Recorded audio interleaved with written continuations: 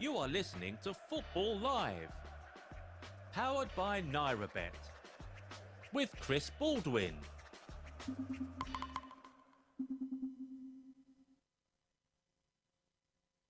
Yes, and a very good afternoon to you. It's Football Live here on Brila FM with me, Chris Baldwin, in the hot seat for the next 4.5 hours as we guide you through today's action in the Premier League and, of course, the top European leagues as well, with our team of reporters. Now, of course, 2 of those Premier League matches are already underway, and there's been a goal already at Turf Moor. The goals, powered by NairaBet. Where I can tell you it is now Burnley 0, Aston Villa 1. So a really early goal there for the Villains. Matty Cash has opened their account this afternoon, scoring in the 8th minute. Very shortly, we're going to be crossing over to our reporter, Kane Wears, who's across that game for us this afternoon. Sheffield United against Manchester City. That is the other match in progress at the moment. They kicked off there at 2 o'clock as well. Currently goalless, and we'll be catching up with our reporter, Billy Andrews, who will be keeping tabs on that game for us this afternoon. And, of course, later on in today's edition of Football Live, we'll be across all the action taking place at St James's Park, where Newcastle play host to Liverpool. Kick-off at 4:30. We'll bring you all the build-up to that encounter with our reporter, Jack Hessen, later this afternoon. Our featured match in the German Bundesliga is at the Allianz Arena as champions Bayern Munich entertain Augsburg, a first home game of the season for Bayern. Coverage too here on Football Live of Barcelona's trip to Villarreal in La Liga. Both of those matches getting underway also at 4:30. Our featured match in the Dutch Eredivisie sees champions final in action at home to top flight newbies Almere City. Now, they kicked off at 1:30 p.m. However, they only managed to get in about 8 minutes worth of play before play was interrupted due to very heavy rain. I can tell you Feyenoord leading in that game by a goal to 0. A very early goal there from Santiago Thomas Jimenez in the 4th minute there. So they lead 1-0, but as it stands at the moment, that match is still currently interrupted and play has not yet resumed. We'll be crossing over to Ethan Gardner, who's reporting on that match for us this afternoon for an update on how things, or what's happening and occurring there in the match between Feyenoord and Almere City. But without further ado, then, let's cross straight away to Turf Moor, because we've got goal news, of course, there. Aston Villa taking the lead in that game. Let's hear all about that goal. As we say, a very good afternoon to Kane Wears. Yeah, good afternoon. Burnley have made 2 changes from the side that started the opening week defeat to Manchester City, with Delcro and Benson both coming in.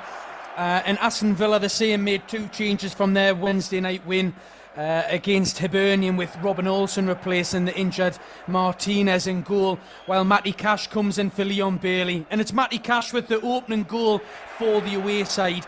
And it's just Lucas Digne just chips a ball down the left-hand side to Ollie Watkins, who gets 1v1 with the goalkeeper and actually dinks it over the goalkeeper at the back post for an onrush and Matty Cash, who just then taps in the ball into an open goal. It's about 14 minutes in, and it's been a lively one so far, but it's Burnley 0 now, Aston Villa 1. So a great start to that game then for Aston Villa. Of course, they got the season off to a very, very poor start, didn't they, when they were trounced at Newcastle by 5-1, but then they hammered Everton for 4 last weekend in that 4-0 win, and Matty Cash giving them the lead early on in their encounter at Burnley this afternoon. Burnley 0, Aston Villa 1. Any further news on that game from our reporter Kane Wears? You will hear it first here on Football Live on Brila FM. Let's cross now to Bramall Lane. Let's get news, some team news, a little bit of team news, and news of the early exchanges in that match between Sheffield United and Manchester City. Billy Andrews. Good afternoon, and welcome to Bramall Lane. As you'd expect, Chris, all Manchester City at the moment, and Pep Guardiola, despite having back surgery, has made 2 changes. The Manchester City side that beat Newcastle 1-0. Phil Foden's form, not good enough to keep him in the team. And Bernardo Silva is back following illness. And Nathan Ake replaces Manuel Akanji. And it's Nathan Ake and Josko Gvardiol sort of interchanging in that left-back position.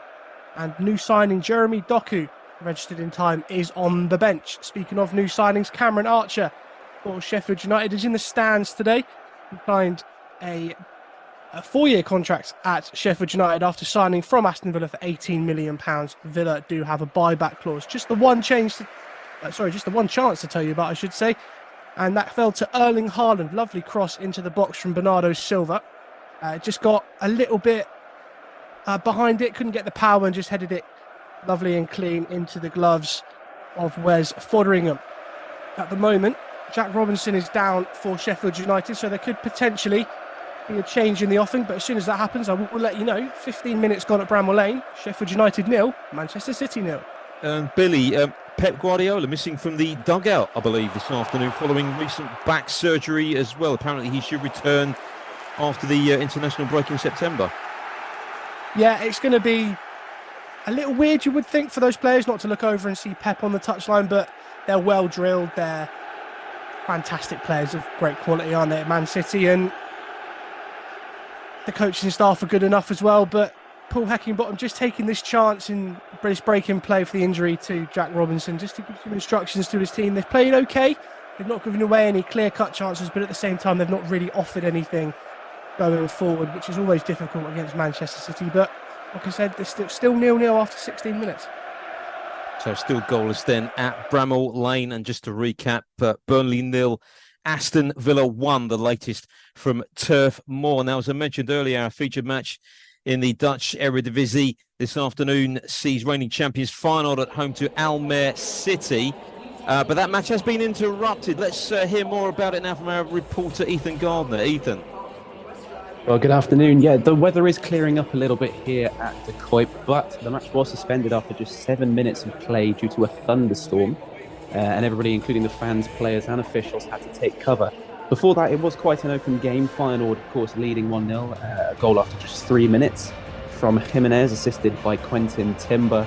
There were chances for both sides, though. Almira also had a chance in the 5th minute. Unfortunately for them, though, play, of course, broken up by the suspension. We're just waiting on the players to come out and warm up again, and then play will get back underway.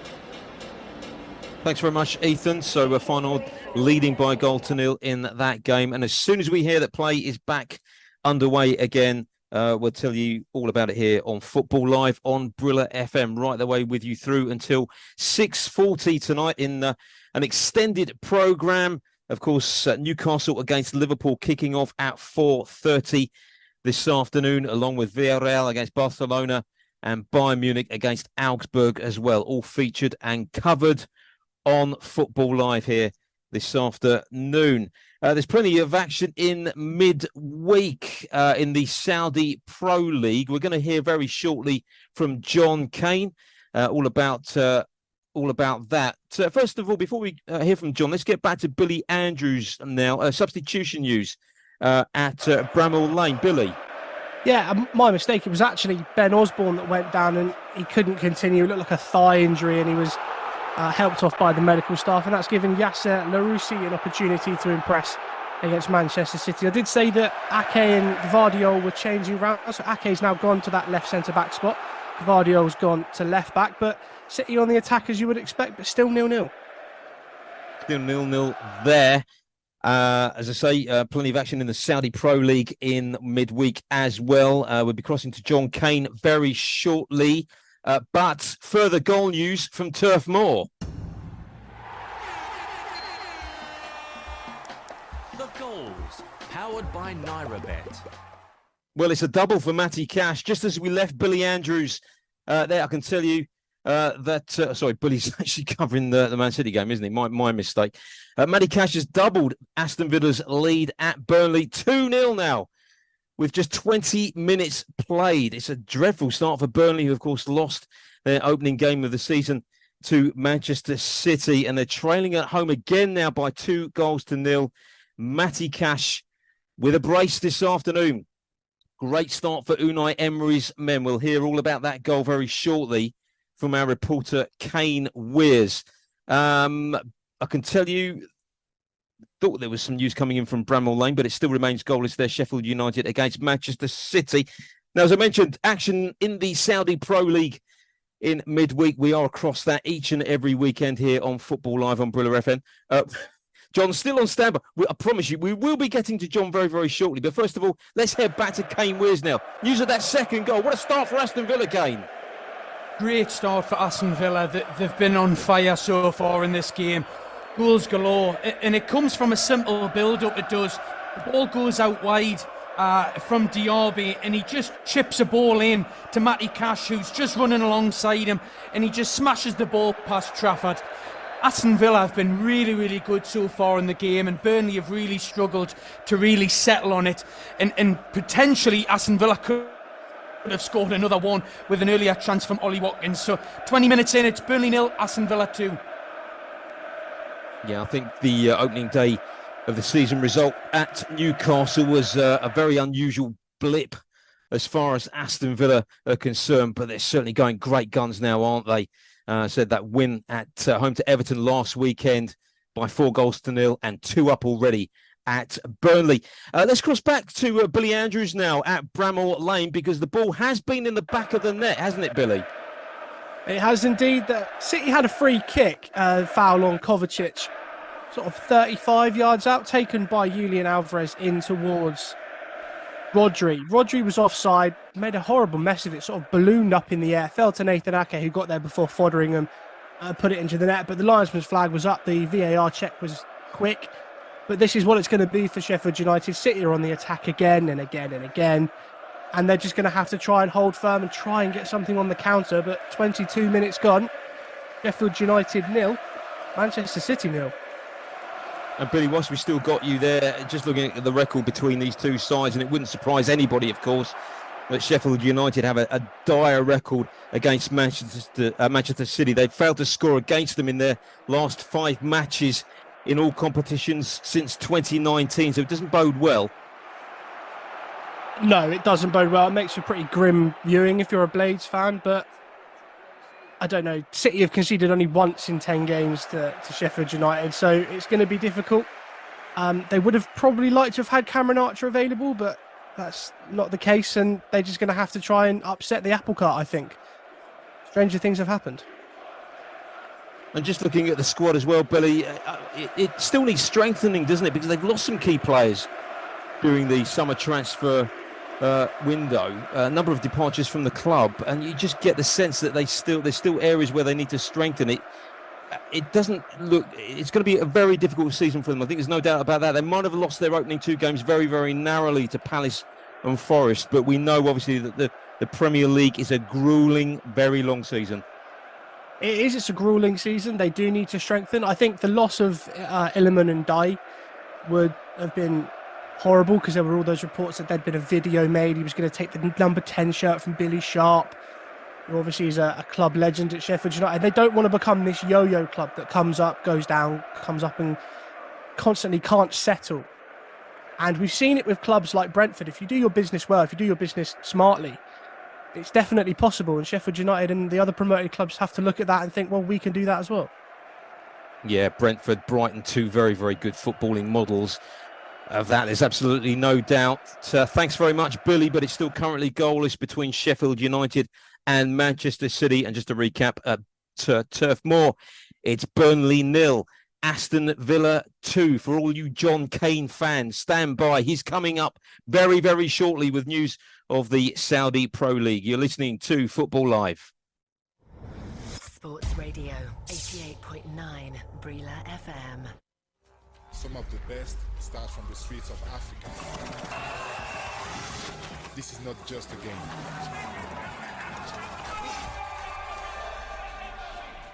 It's a feeling within us. It's expressive. It's a passion. Play for the fun. Play for the thrill. Play responsibly. Proudly African. Bet with the best. NairaBet. Take Brila anywhere, everywhere. Yes, you can take Brila with you anywhere, everywhere. The Brila app is available for free download on Google Play. It is also there on the Apple iTunes Store. Yes, on Google Play and the Apple iTunes Store. Look out for the Brila football and microphone logo with the letters BRILA in green colour. That is our authentic app. It gives you Brila FM, Brila.net, BrilaSports.tv, and all the extra betting tips, live score, plus our Twitter, Facebook, Instagram, Google Plus, and YouTube posts. Sports fun. You can post your videos and eyewitness reports. Brila, B-R-I-L-A. Available for download on Google Play and the Apple iTunes Store. Here is what's coming up on Football Live. Coming up next Saturday with Josh Bailey. Chelsea taking on Nottingham Forest. The Premier League. Join us again next weekend.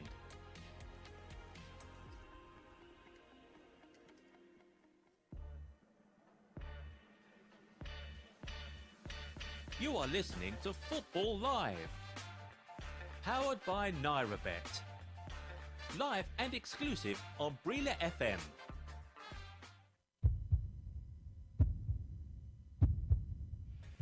Around the grounds, chasing the goals. A goal that is going to blow open the title race in the Bundesliga. Well, this wasn't supposed to happen. It's been an unbelievable day here on Football Live. 4 hours of football every Saturday and Sunday on Brila FM with Football Live. Let's get back to the action on Football Live. You are listening to Football Live. Powered by NairaBet. With Chris Baldwin. And welcome back. 27 minutes past 2 on this Sunday afternoon. No further goal news to tell you about in the two Premier League matches currently in progress. It remains Burnley 0, Aston Villa 2, Sheffield United 0, Manchester City 0. A very good afternoon now to John Kane. John, of course, is our resident Saudi Pro League expert here on Football Live. And John, there was plenty of action in midweek, most notably a hat-trick for Cristiano Ronaldo, his first in the Saudi Pro League, and a couple of goals for Sadio Mane as well. Yes, good afternoon, Chris, and good afternoon, everyone. Yeah, that game was a big game for Al Nassr. Ronaldo scoring a hat-trick and Sadio Mane scoring a couple with their away win against Al Fateh in round 3 of the Saudi Pro League. Of course, also Karim Benzema has scored for Al Ittihad for their 4-0 away win against Al Riyadh. And of course, Al Ahly, who is one of the most outstanding clubs at the moment. Of course, they've only just been promoted. They were in the top 5, but they got relegated in a very big shock in the Saudi Pro League a couple of seasons ago. They came back, and they came back very strong indeed. They are second at the moment on goal difference, with 9 points away from the Al Ittihad. But the players that they managed to get, they got on really big names such as Riyad Mahrez and few others. They did beat Al Khudud by 1-0, and the other game was Al Hilal, which is one of the big clubs. Of course, they've signed Neymar for a lot of money, I can tell you, that's for sure. But it was Alexander Mitrovic, the new arrival from Fulham, who actually started the scoring. It was an assist from Ruben Neves against away to a ride. And Salim Al-Dawsri, the guy who actually scored that brilliant goal against Argentina, has scored a couple of goals as well in that game. Savic Milinkovic, the guy who came from Lazio, he got sent off in that game about 30 minutes before full time. The other games that happened, Al-Shabab was one of the big clubs as well. It drew 1-0 to Dhamak. At Ta'awun, they beat Abha by 1-0. Al-Fayha and Al-Hazm, it was 0-0 draw. Al-Ittifaq, led by Steven Gerrard, they drew 1-0 against Al-Khalij. And Al-Ta'i lost at home to Al-Wahda by 3-0, which leaves the league table with Al-Ittihad and Ahli joined top at 9 points. Al-Hilal, one of the biggest clubs, at 7 points at 3rd place, and Steven Gerrard's Al Ittifaq, which is not one of the big clubs in Saudi Arabia.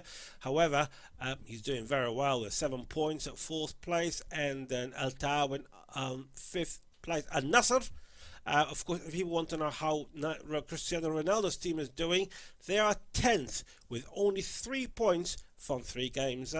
It's very, very interesting, Chris. We thought Al-Nassr will be one of the top 5, but their results haven't been that great lately.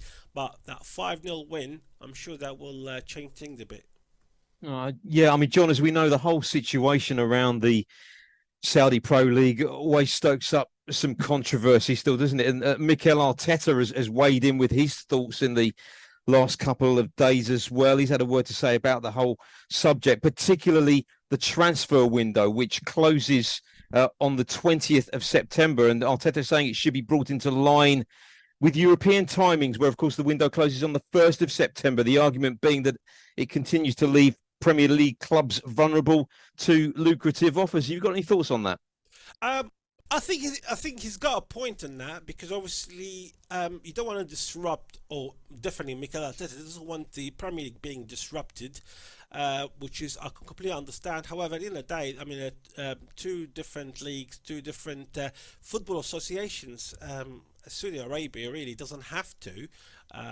They are part of the Asian Football Association, the Premier League, Serie A, and Bundesliga. They're all part of the UEFA. So trying to implement that is going to be very hard. But I think I can understand where Mikel Arteta is coming from. But I think it's a long process, isn't it? It's all teething problems for the Pro League. I know the Pro League has existed for quite a few years, but I think this is the first time that we've seen them throwing so much money on these big names. And as mentioned yesterday, I mean, one of my favourite players, midfielders in the world, is Brozovic, and he's not really a retirement age, isn't he? And yet he left and has gone to Al-Nassr, and I thought that was the shockest move of all, because I still think he's got about 2-3 years ahead of him to play in top European football. But he decided to go to the Pro League, and we're probably going to see some more.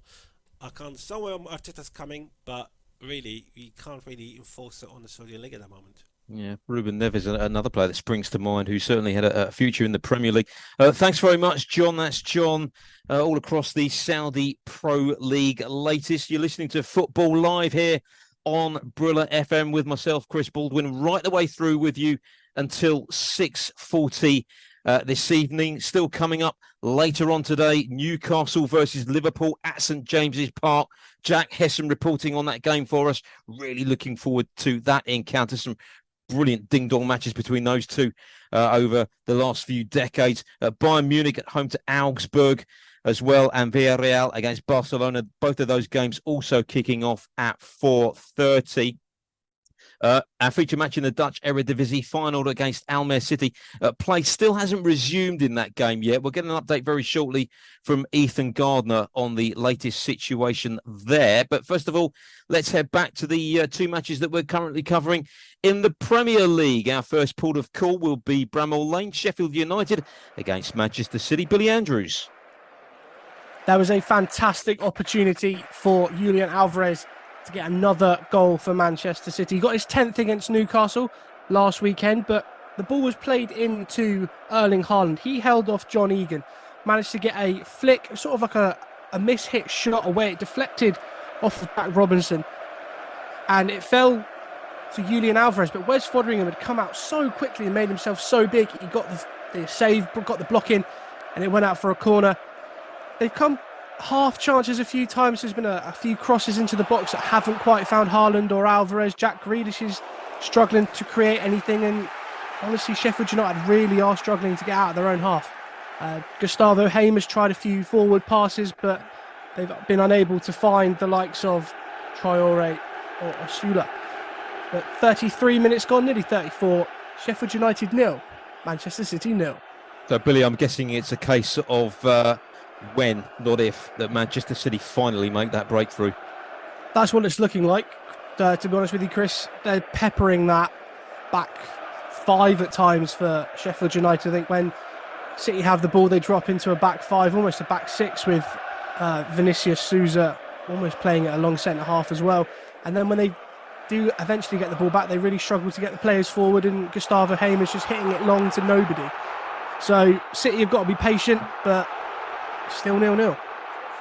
Still goalless at Bramall Lane. Let's head briefly back to Turf Moor. But Burnley against Aston Villa. Kane Wears. Yeah, still 2-0 to the away side here, but there's still chances coming in this game. Pau Torres picks the ball up in a back three for Aston Villa today, and he clips the ball in down to Lucas Digne, who slides in Ollie Watkins, who gets a massive chance to make it 3-0. And from the resulting corner, Diego Carlos gets up, a big leap, but just heads it over. Burnley are now starting to see a little bit of the ball for the first time really in the game, and had a big chance as well to get on the score sheet with Sander Berg just sliding the ball in for Foster, who gets 1v1 with Robin Olsen, who's in goal today for Aston Villa. He's brought down in the box and it should be a penalty, but the flag goes up from the linesman. So it's still Burnley 0, Aston Villa 2. I can tell you a penalty has been awarded at Bramall Lane for Manchester City. A handball by John Egan of Sheffield United, and City have been awarded a penalty in that game. And I'm hearing that Erling Haaland is stepping up to take the spot kick. Apparently, you'd back him all day long to score. He's missed it. Erling Haaland has missed from the penalty spot. Billy Andrews will be telling us all about that very, very shortly. But a golden opportunity there for the citizens to take the lead in that game. They've certainly been in control. They've certainly been creating chances, and an absolute gift having been awarded that penalty. But Erling Haaland hasn't capitalised on that. Let's hear all about it now from Billy Andrews. Billy, you put your mortgage on Erling Haaland scoring from the penalty spot. You'd put your house, the cat, the car, everything on Erling Haaland to bury that penalty, but he's struck the right-hand post and it went out for a corner. So I will just say, I don't think personally the penalty should have been given. John Egan's sliding backwards, but his arm is out to break his fall almost, a little bit high, but it's one of those ones. It happened yesterday and it happens constantly. We don't see them given. VAR did just check whether Fotheringham was off his line, but he wasn't. Erling Haaland has missed his second penalty for City. Of course, he did miss that one against Leipzig. He's taken 10. He's missed 2. And somehow at Bramall Lane, it's still Sheffield United 0, Manchester City 0. Thanks very much, Billy. Let's head straight back to Bramall Lane now, because I believe that Aston Villa are pressing for a third goal in that game. Kane Wears. Yeah, for a player who's only scored 1 goal in the whole of last season, Matty Cash is looking really good on the ball and loving this attacking lark.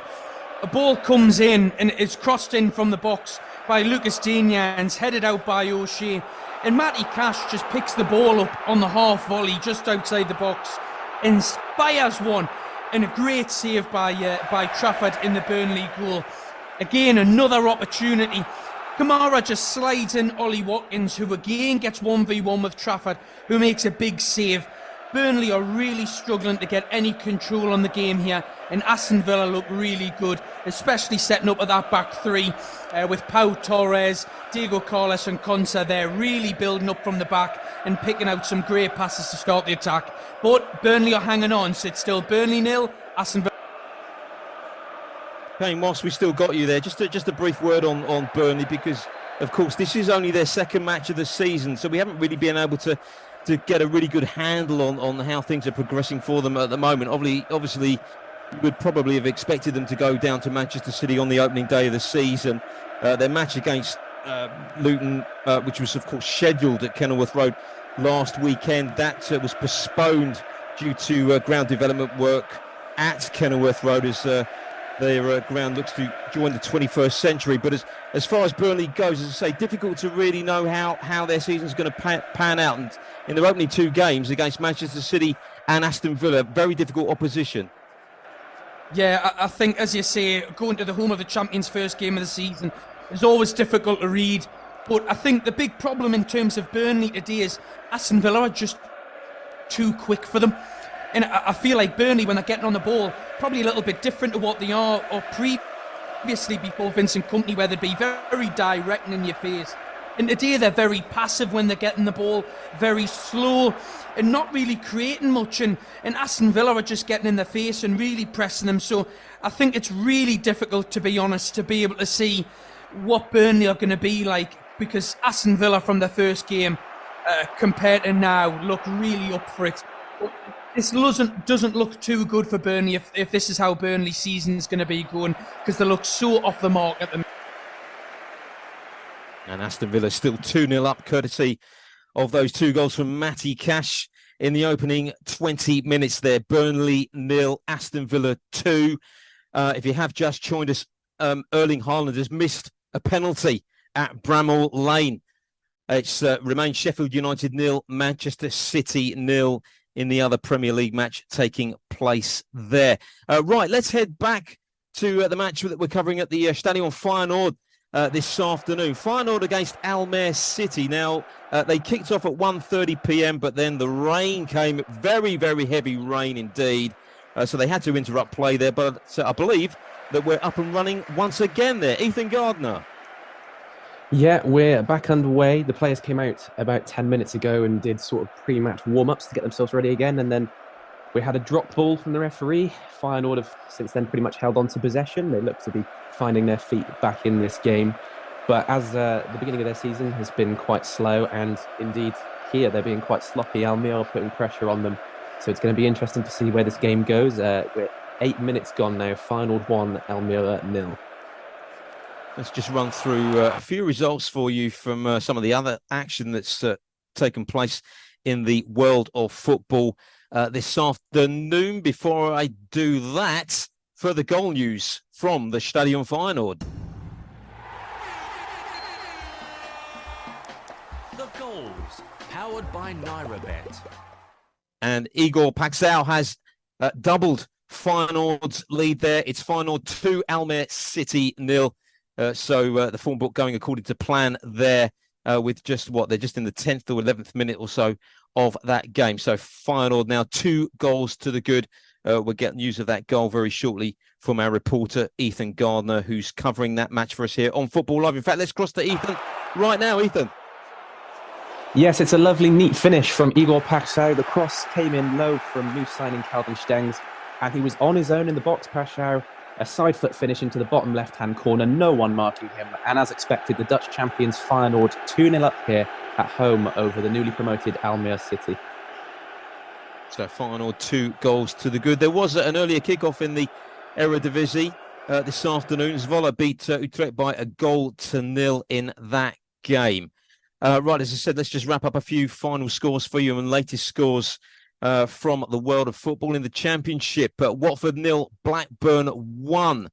Good win that for Blackburn. The goal coming in the 72nd minute from Ryan Hedges. Watford haven't scored now since the first half on the opening day of the season when they beat QPR 4-0. So a defeat for the Hornets this afternoon. Just looking at the Championship table, of course, from the action, that took place yesterday as well. Leicester with a 100% record, 4 wins from 4 matches, 2 points clear of Norwich, who are also going very, very well in the Championship at the moment on 10 points, along with Birmingham, Southampton and Preston as well. Elsewhere, other latest scores to give you in the German Bundesliga. Mainz 0, Frankfurt 0. They're into the 14th minute of that game. And I think we're pretty much up to date with everything, apart from the fact that in the Jupiler Pro League, there was a match scheduled today, Club Brugge against Genk. That's been postponed. Saint-Trodon against Cercle Brugge. That kicks off at 3 o'clock this afternoon.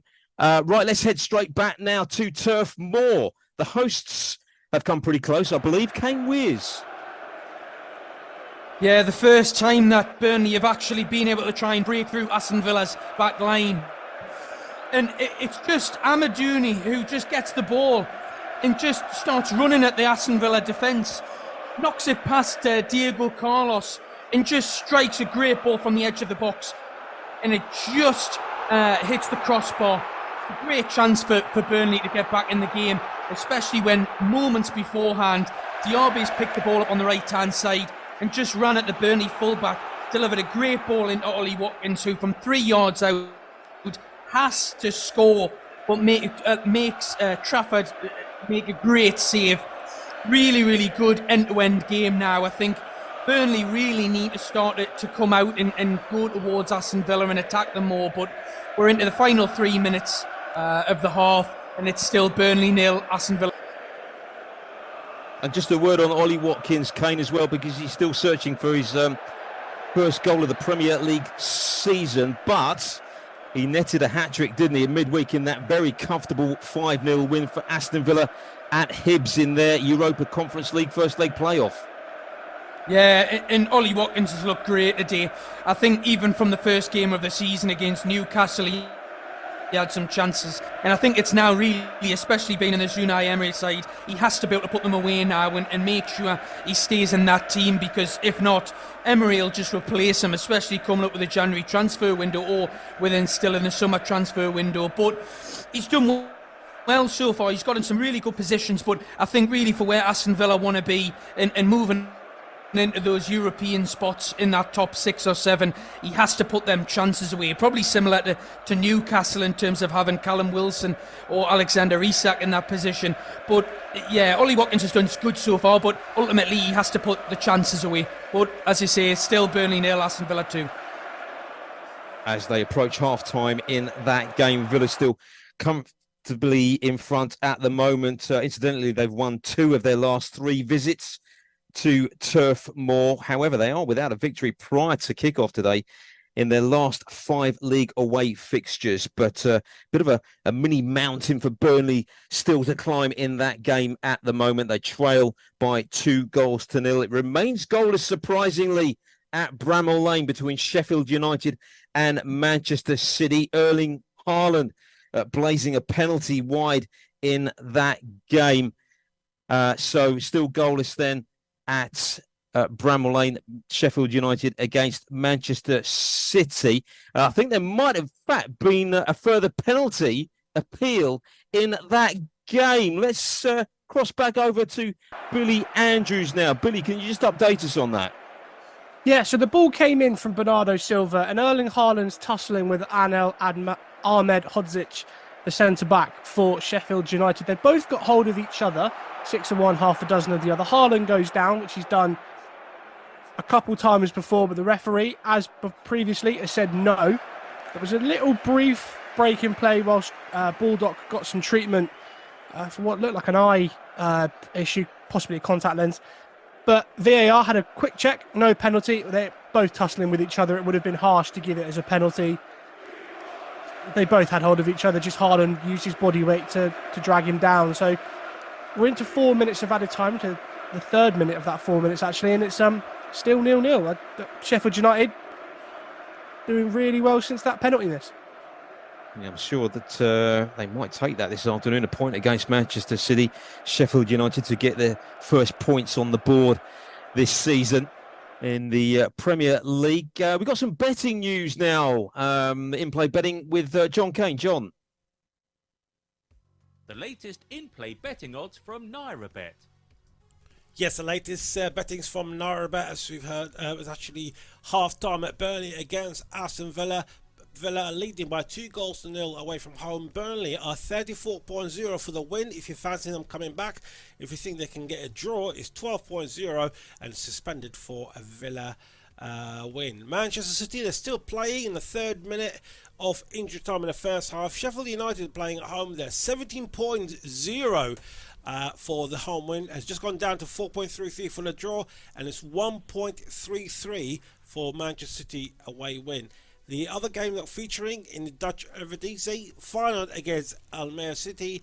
Feyenoord is suspended. The draw has just gone down to 21.0, and if you fancy Almere coming in from behind and winning that game, they're 67.0. Mainz, Eintracht Frankfurt, they are 19th minute, still 0-0 in the German Bundesliga. Mainz, it's 2.88 for the win. The draw is 3.0, and if you think Eintracht Frankfurt win away from home, they're 2.80. Just quickly on the French Ligue 1, it's 0-0 between Clermont-Foot and Metz at half time. Came up for 2.20 for the win. The draw is 2.50. Away win for Metz is 5.50. Montpellier at home losing at half-time by 2-1 to Stade Rennes. Montpellier are up to 6.0. The draw is 3.40 and Stade Rennes away win is 1.75. And finally, at half-time as well, Strasbourg against Toulouse or Stade Milan still 0-0. Strasbourg are 2.88 for the win. The draw is 2.25 and finally for Toulouse win is 4.0. Of course, all these prices from Nairabet and they're all subject to change. That's John Kane with all the latest betting news here from Nairabet on Football Live. So the halftime whistle has blown at Turf Moor, and it's been a very, very comfortable first opening 45 minutes for Aston Villa. Kane Wears. Yeah, Aston Villa have a strong grip on the game so far in what's been obviously an excellent week for them after their 5-0 win in midweek in European football. Burnley have really struggled to create anything. I think that sees in terms of touches in the opposition's box. Burnley only having 4, Aston Villa having 16. And as much as Burnley having 56% possession in the game, they really haven't created a lot. And it's really just been built up in terms of their back line. But Aston Villa are now just sitting in, being nice and organised, thanks to 2 goals from Matty Cash. And now we're just looking to hit Burnley on the counter-attack. And there's loads of chances with the pace up there. I think it's really, though, worth saying that Aston Villa's back 3 of Konsa, Diego Carlos and Pau Torres look outstanding. Really do look outstanding. Both their passing distribution and how they're building up from the back and creating chances, but actually then what they're like out of possession. So Burnley really haven't laid a glove on Aston Villa, which is a shame, and we'd think that they'd do a lot better. But it's currently at half-time, Burnley 0, Aston Villa. So Burnley 0, Aston Villa 2 is the latest score there. Further goal news in our feature match in the Eredivisie final against Almere City. The goals, powered by Nairabet. And fine order running right at the moment. Gertrude has made it final 3, Almere City 0. I expect the visitors probably would have wanted the rain to continue in that game after that very long interruption. They're now trailing by 3-0. Half-time whistle, I think, has blown at Bramall Lane as well. And a surprising scoreline at the break. Billy Andrews. Yeah, Sheffield United 0, Manchester City 0 at half-time. And I think very few people inside Bramall Lane would have expected it to be 0-0 at half-time. Just a rundown of the key incidents for you. Wes Foderingham made a fantastic close-range save from Julian Alvarez. Just got his body, made his body big, got the block in. And City had the perfect opportunity to go ahead after a penalty was awarded following a handball from John Egan. He was falling backwards after making a slide tackle. It cannoned off his elbow, and the referee awarded a spot kick. Erling Haaland stepped up, having scored 8 of his last 9, apart from that miss away at Leipzig last season. And he cannoned it off the inside of the right-hand post, and out it went for a corner, following some defending from Baldock. There is a yellow card for George Baldock. He just dived down Jack Grealish needlessly just before half-time, so now he's got to play 45 minutes more carefully than he did in the first half. Sheffield United really struggling to create anything. Gustavo Hamer's not really had an outlet for his fantastic range of passing, but Anel Ahmed Hodzic doing really well up against Erling Haaland, keeping him quiet and playing some mind games, trying to get in his head, which could possibly be putting the big man off. But there's still plenty of time in this game for City to show their quality and class. The benches, you think, will make a difference as well. But at half-time, it's Sheffield United 0, Manchester City 0. So goalless at the break then at Bramall Lane. You're listening to Football Live here on Brila FM. Still coming up later on this afternoon, of course, in the Premier League. Newcastle versus Liverpool kicking off at 4:30, along with Villarreal against Barcelona and Bayern Munich against Augsburg, named the Battle of Bavaria, that match as well. We're about to cross over to Tony and our colleagues in Nigeria for all of your social media comments. And Tony, just talking of derbies, the top 50 football rivalries were announced a few days ago. Any idea who's at number 1?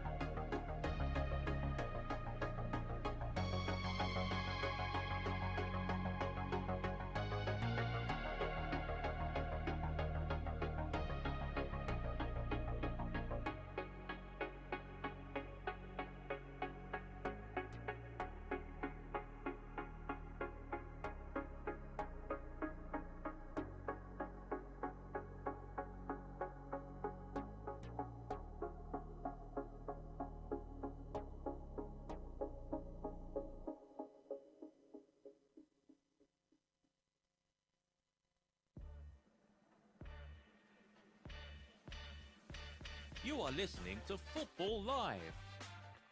Powered by NairaBet. Live and exclusive on Brila FM.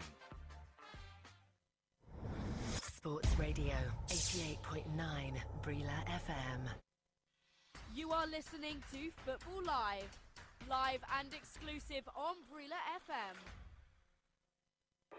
Take Brila anywhere, everywhere. Yes, you can take Brila with you anywhere, everywhere.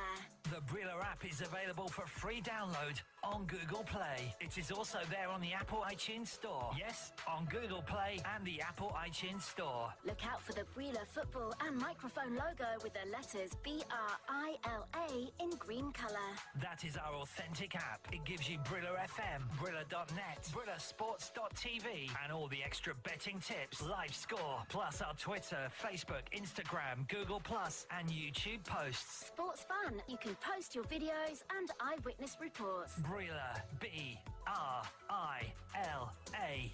Available for download on Google Play and the Apple iTunes Store.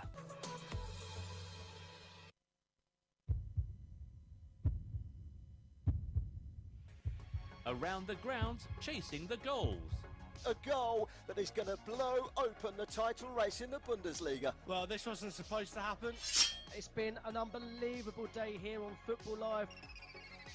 4 hours of football every Saturday and Sunday on Brila FM with Football Live.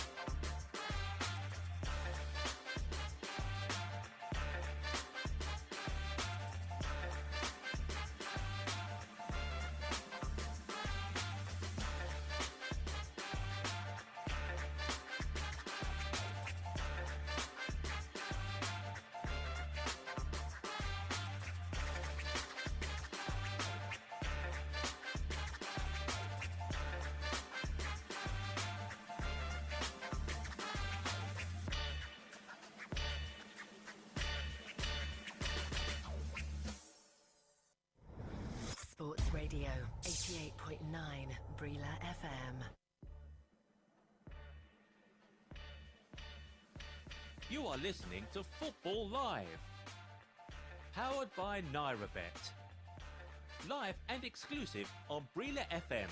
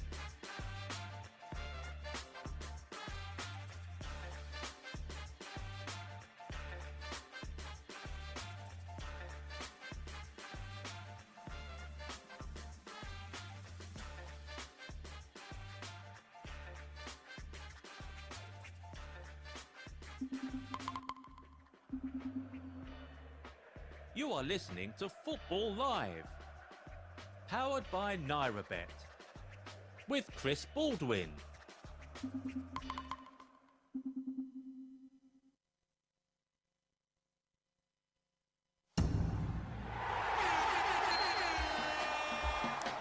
The Goals, powered by NairaBet.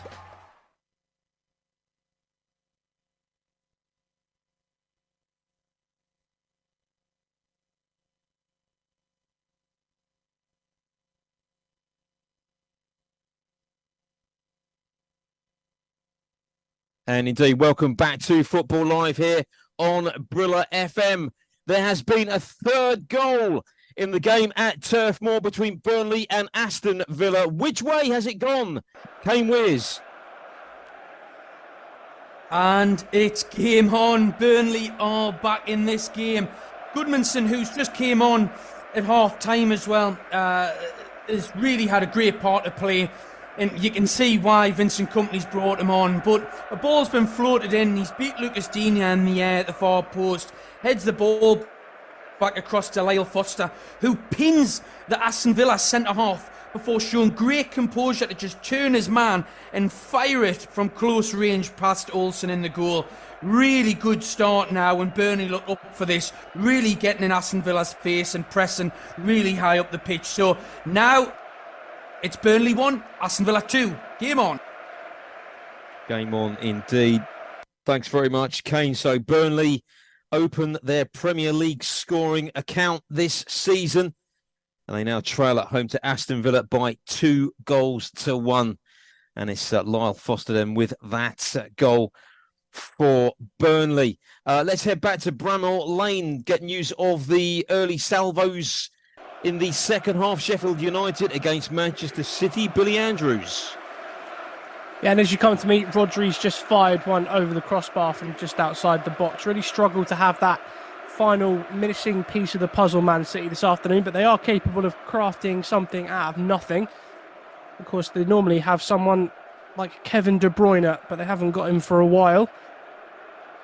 Will we see Jeremy Doku at some point to really hit Sheffield United with his pace? But beware the wounded animal of Erling Haaland. They can't switch off these three centre-halves for Sheffield United because he is still exceptionally dangerous, penalty miss or not. City just working the ball so easily from one side to the other.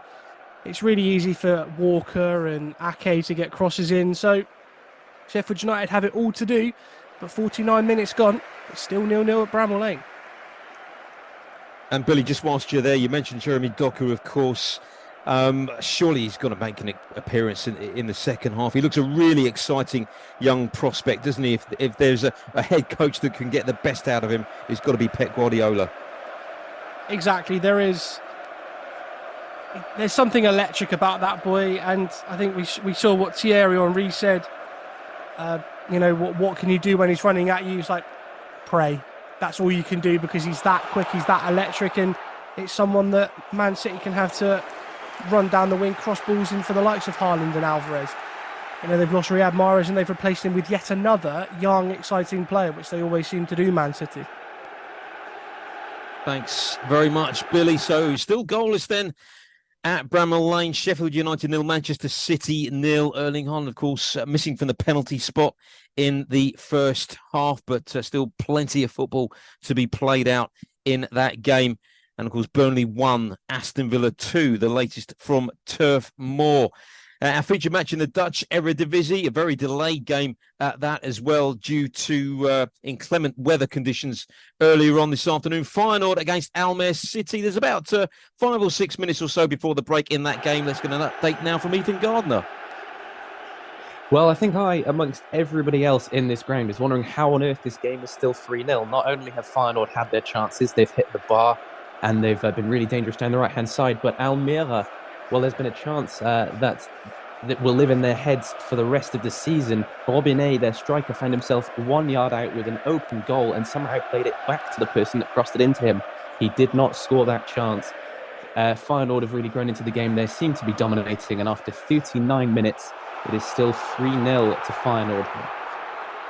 The Feyenoord still very much comfortably in control of that game as we head back now to Bramall Lane. Sheffield United against Manchester City, and I think Erling Haaland coming close to making amends for that penalty miss in the first half. Billy Andrews. Coming closer and closer, Chris. They're facing the City fans now. Manchester City, they're attacking that away end. His ball's worked out nicely by Bernardo Silva to the former Sheffield United man, Kyle Walker. He's whipped a first-time cross into Erling Haaland, who's got away from Arnel Ahmedhodzic. And he's just fired it about a foot wide of Fotheringham's right post. So he's getting the chances. So far, he's not got his shooting boots on, but we do know he can score from nowhere. I think he's had about 9 touches this afternoon so far, Haaland, which is by far the lowest of anyone on the pitch. But he doesn't need a lot of touches to score a lot of goals. But still, as we approach 52 minutes, 0-0 at Bramall Lane. So it remains goalless at Bramall Lane. Thanks very much, Billy. Sheffield United 0, Man City 0 then, and Burnley 1, Aston Villa 2, the latest in the Premier League. A reminder, of course, coming up later on this afternoon at St James's Park, a real cracker of a game to look forward to. Newcastle against Liverpool. Newcastle have a dreadful record against Liverpool. They failed to beat them in their last 13 Premier League encounters. You have to go all the way back to 2015, the last time they secured all 3 points. And they've won 20 of their 34 Premier League matches under Eddie Howe at home as well. So that's a decent enough record too. That's Newcastle against Liverpool, kicking off at 4:30, along with, of course, Villarreal against Barcelona in Spanish La Liga. Matt Key will be keeping tabs on that game for us this afternoon. And in the German Bundesliga, Bayern Munich at home to Augsburg. The Battle of Bavaria at the Allianz Arena. Lyle Anthony Golden, will be watching and assessing that match for us this afternoon here on Football Live on Brila FM. And, of course, we'll keep you up to date with all the other latest scores and the goals as they go in. Let's head back to Turf Moor. Burnley had brought it back to 2-1, and it sounds as though they're threatening an equaliser. Kane Wiz. Yeah, Burnley are really up for the challenge now, and Aston Villa have been rattled by Burnley's start of the second half. Unai Emery is on the touchline asking his players to show their composure because they're really going to have to try and see through this period. But it's just a ball where it comes in from Burnley's first corner of the game. Goodmanson just whips the ball in, and Del Crow just peels away at the back post and gets free. And really, it should be a tap in front, but somehow he hooks the ball over the top. And then again, a minute or so later, another great opportunity from Burnley. This time it's from Sanderberg, who gets in the box and sees his effort only just cleared away. A delivery into the Villa area that causes some confusion between Pau Torres and Olsen. But the Villa defender manages to smash the ball away. Really, really good start to the second half for Burnley here, and Aston Villa really now need to try and get a hold of the ball and just calm down a bit. But from Aston Villa, potentially looking to have been 3 or 4-0 up, Vincent Kompany's done something at half time, and you can see why. Burnley were unbeaten at home last season. So great opportunity, but it's still Burnley 1. Yeah, but it certainly sounds as though Burnley are knocking on the door for an equaliser in that game. Earlier on Football Live, as we were discussing this game, we were just saying it was very difficult to assess and get a handle on sort of Burnley's fortunes and how things will pan out for them this season. But on the evidence of their second half display so far, under the management, of course, of Vincent Kompany, who's a born winner himself, it could bode well this season. Very early days, of course. But I think Burnley will be okay this season, despite the fact they're still training at home to Aston Villa by 2-1. Let's just bring you up to date with some of the other latest scores and results from the world of football today in the Championship in England. Watford 0, Blackburn 1. That was the early noon kickoff. In the Scottish Premiership, a couple of games that kicked off at 3 o'clock. Currently goalless, Dundee against Hearts and St Mirren entertaining Aberdeen. In the German Bundesliga, they are approaching half-time in the match between Mainz and Frankfurt. Mainz leading by 1-0 in that game. Jae-Sung Lee with the only goal of the game so far there. Elsewhere, in the Dutch Eredivisie. Result from earlier on today: Zwolle 1, Utrecht 0. And as we know, Feyenoord 3-0 up at home to Almere City. Again, approaching half-time in that game. And in French Ligue 1, a few latest scores to give you. Clermont 0, Metz 0, Montpellier 1, Reims 3. And Strasbourg are leading Toulouse at home by 1-0. A result from earlier on today in Ligue 1. It finished Rennes 2, Le Havre 2. Le Havre were reduced to 10 men in that game. So you're up to date with all of the latest scores from around Europe. No further goals to tell you about in our two Premier League matches between Burnley and Aston Villa. Aston Villa leading 2-1. Sheffield United 0, Manchester City 0. Still the latest score there from Bramall Lane. Let's head back to the Stadion Feyenoord now, where Feyenoord, of course, are at home to Almere City. They were 3-0 up. They're approaching half-time, and they're still trying to extend their lead further in that game. Ethan Gardner. Well, it should be for a massive chance for Feyenoord right winger Yankuba Minte, the young Gambian international who's on loan from Newcastle. He rolled his defender and was one-on-one with the goalkeeper from an angle, but it is an excellent save from Baka in the Almira goal. We have also just had a yellow card for Almira attacking midfielder Doye Westin, but approaching half-time, Feyenoord in control. We also have had an injury, unfortunately. Almira winger Lim Bombe has had to be substituted off. And that has meant that they're even weaker now and still trailing 3-0 away here against Feyenoord. So Feyenoord, no doubt, will be going into the break with that commanding lead at the Stadion Feyenoord. You're listening to Football Live here on Brila FM. Betting news next. The latest in-play betting odds from NairaBet. Yes, latest odds from NairaBet. Of course, all these prices are subject to change. They're from the NairaBet website. You concentrate on the Premier League. 58 minutes gone. Still Sheffield United 0, Manchester City 0. As you heard from Billy Andrews, Sheffield United are 17.0 for the win. They just need one goal, really, and try and keep cover. So 17.0 is not a bad odds. 3.40 for the draw and 1.44 for a away win. I can tell you, Burnley Villa has been suspended because there's a goal at Burnley. Will go to Chris Baldwin very, very shortly on the news of that goal. Feyenoord Almere, and Feyenoord is more or less suspended. The draw is 221.0 and an away win for Almere is 67.0. Mainz Eintracht quickly. Mainz are leading by a goal to nil. 1.44 for Mainz win, 4.20 for an away for the draw, and finally Eintracht Frankfurt are 8.50. And of course, all these prices, I beg your pardon, are subject to change here from NairaBet. And now more news on that goal.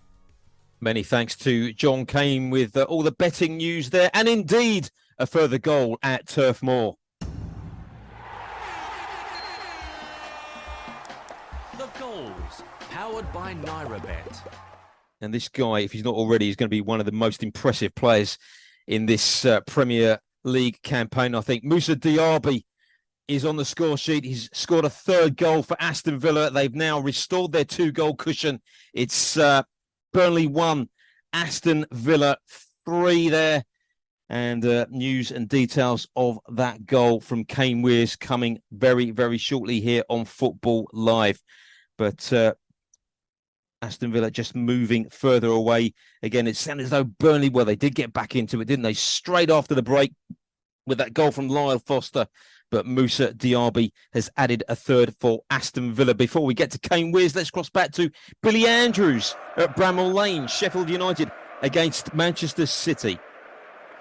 Yeah, a bit of a controversial booking, this one that the home crowd not happy with. Is Fotheringham makes another fantastic save from Haaland. I'll tell you about that in a second. But William Osula, the ball's played up to him. He's jumped up to gather it. He's being dragged back by Josko Gvardiol. Now, as he's dragged back, his arm flays behind him, catches Josko Gvardiol in the face. They both go down. Referee gives a free kick to Manchester City and books William Osula for being fouled by Gvardiol.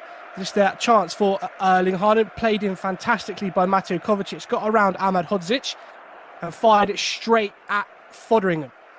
So they're coming again, Manchester City. The corner's just come to nothing, but 60 minutes gone, still 0-0 at Bramall Lane.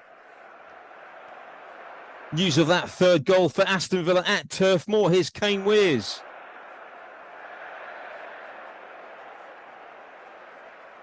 We'll be crossing to Kane very, very shortly. It is Burnley 1, Aston Villa 3. Moussa Diaby, of course, they're signing from Bayer Leverkusen in the summer. He scored on his debut. He was very unlucky not to score against Everton in their 4-0 success last weekend. Very promising signs early on. He's got his second goal of his Premier League career at Aston Villa. They lead Burnley by 3-1. Let's try and see if we can just check back in with Kane once again. Kane, are you there? Yeah, and you wouldn't, you just couldn't believe this, to be honest, in terms of Aston Villa have been camped for the whole of this second half in their box. And Sander Berg for Burnley actually goes through and nearly scores an equaliser. From that, Aston Villa then go up the left-hand side with Lucas Digne. And it's a little 1-2 with John McGinn, who shows great strength and composure to then set back to Digne, who's getting in behind the Burnley back line. The Aston Villa fullback then just pulls the ball back to the edge of the box. And then Diaby just strikes the ball into the bottom corner. There was a brief VAR check to see if Watkins was actually blocking Trafford's vision on Diaby's strike, but the goal stands. Really, really difficult. But at the end of the day, that is the Premier League. If you don't take your chances, well, then you're going to be punished. So it's now Burnley 1, Aston Villa. The deadlock has finally been broken at Bramall Lane. The goals, powered by NairaBet. Let's check in with Billy Andrews. Who scored it, Billy? It's come for Manchester City, and I did say beware a wounded beast, and it's Erling Haaland who's made amends for his penalty miss in the first half. The ball's worked out to Jack Grealish by Mateo Kovacic. He's out there with George Baldock, and now he's on a yellow card. He backs off and he backs off and he backs off again. Jack Grealish just takes it round him, chips it beautifully to the back post, and Haaland gets above John Egan to head past Fotheringham. There's no celebration from the big Norwegian, more relief that he's finally scored again. He got 2 on the opening day against Burnley, didn't score against Sevilla, didn't score against Newcastle. He's back amongst the goals. 63 minutes gone, deadlock broken at Bramall Lane. It's Sheffield United 0, Manchester City 1. The breakthrough finally coming, and Erling Haaland atoning for that first half penalty miss. But City now leading Sheffield United by 1-0 at Bramall Lane. And just to recap, at Turf Moor is Burnley 1, Aston Villa 3. The half-time whistle has blown in our featured match in the Dutch Eredivisie at the Stadion Feyenoord. Let's get a half-time report now. Feyenoord against Almere City. Ethan Gardner. Well, unsurprisingly, the Dutch champions are dominating. Following the suspension of the match, when the game came back, there was a little bit of a settling period for both teams. But not long into that, there was another goal. The second goal coming from Igor Paschal, following the first after just 3 minutes from Jimenez. And then not long after that, again, it was 3-0. Lucharel Geertruida with the goal for Feyenoord. Since then, there have been chances galore for both teams. Theo Robinet, the striker for Almere, missing on the goal line, a chance he'll want to have back. And Feyenoord have hit the bar. They've had opportunities with their winger, Yankuba Minte, who's one to keep an eye on, the young Gambian international. But overall, it's gone much as you would expect. Feyenoord leading 3-0 at home at half-time over Almere City. And we'll be back with Ethan as they begin the second half there, but Feyenoord 3-0 up at the break, as you just heard. Let's go back to Bramall Lane now. Sheffield United against Manchester City. We just heard from Billy with details of that goal for Erling Haaland and some significant injury news in that game, and it's not good news for Blades fans. Billy? It's not good news at all. Wes Fotheringham just getting some treatment on his ankle. He's carried on at the moment, just tentatively testing out that left foot to see if he's able to carry on. He's convinced the medical staff he's okay, but the sub-keeper is just getting warmed up if he can't continue. And incidentally, just to give you an idea of the absolute peppering he's had to deal with this afternoon, Sheffield United have had no shots this afternoon. Manchester City have had 23, and they scored with their 23rd shot on goal this afternoon. So 65 minutes gone, one to keep an eye on with Fotheringham, but Sheffield United now struggling to get out of their own half. It's Sheffield United 0, Manchester City 1. This is Football Live here on Brila FM with me, Chris Baldwin, right away with you through until 6:40 this evening in our extended programme. Still to come, of course, Newcastle against Liverpool at St James's Park, kicking off at 4:30. Really looking forward to that one. Jack Hesson will be across that game for us throughout the whole game here on Football Line. We'll be getting team news very, very shortly. In the next, 5-10 minutes or so, that should filter through to us, and we'll bring you that just as soon as we possibly can. The other matches, of course, that we are featuring later on this afternoon here on Football Live in Spanish La Liga, Villarreal against Barcelona at the Estadio de la Ceramica. Matt Key observing that game for us here on Football Live, and Bayern Munich against Augsburg at the Allianz Arena. Lyle Anthony Golden will be keeping tabs on that game, also kicking off at 4:30 p.m. We'll rattle through some of the latest scores for you a little bit later on here on Football Live. Of course, there's plenty of action yesterday, and in fact, over the whole weekend, it all got underway, didn't it? Of course, this weekend's Premier League action on Friday, as Chelsea put 3 past Luton to win by 3-0. A very comfortable win for the Blues. 2 goals, of course, for Raheem Sterling as well. A brilliant solo goal for the opener. Nicholas Jackson also scoring his first goal for Chelsea since his move from Villarreal. As for Luton, very, very, very poor indeed. They created very little, if anything, to be honest with you. And of course, that followed their 4-1 defeat at Brighton on the opening day of the season, after their match at home to Burnley, which was, of course, scheduled just over a week ago, was postponed as the ground wasn't quite up to scratch. And just looking at the lowest points in Premier League history, have you got any idea? I think probably most people do know. Well, the bottom 3, Huddersfield, 16 points. That's all they accumulated in the 2018-2019 season. Sunderland, 15 points in the 2005-2006 season. And I'm sure you're aware, Derby County, just 11 points accrued in the 2007-2008 season. Could Luton break that record this season? We shall wait and see. Further action, of course, took place yesterday as well at the Vitality Stadium. Tottenham beating Bournemouth by 2-0, a victory that saw Spurs go top of the table for a few hours anyway. James Maddison scoring his first goal in a Spurs shirt. A great start to the new campaign for Spurs' new boss, Ange Postecoglou, who seems to be getting the best out of his players, doesn't he? But it's still not happening for Richarlison. Desperately, desperately unlucky. He still can't score. 7 points, though, from their first 3 matches for Tottenham. Worrying signs for the Cherries. They've only taken 1 point from their opening 3 games, albeit those defeats were to Liverpool and Spurs. They travel up the M3 motorway to Brentford next weekend. That's going to be a very difficult game for them as well. We'll just be reflecting on some of the action that took place yesterday a little bit later on here on Football Live on Brila FM. There is some news, I think, filtering through from Bramall Lane. We'll confirm that very, very shortly indeed. As it stands at the moment, though, it remains Sheffield United 0, Manchester City 1, we are hearing. It's still that Erling Haaland goal that's separating the two sides.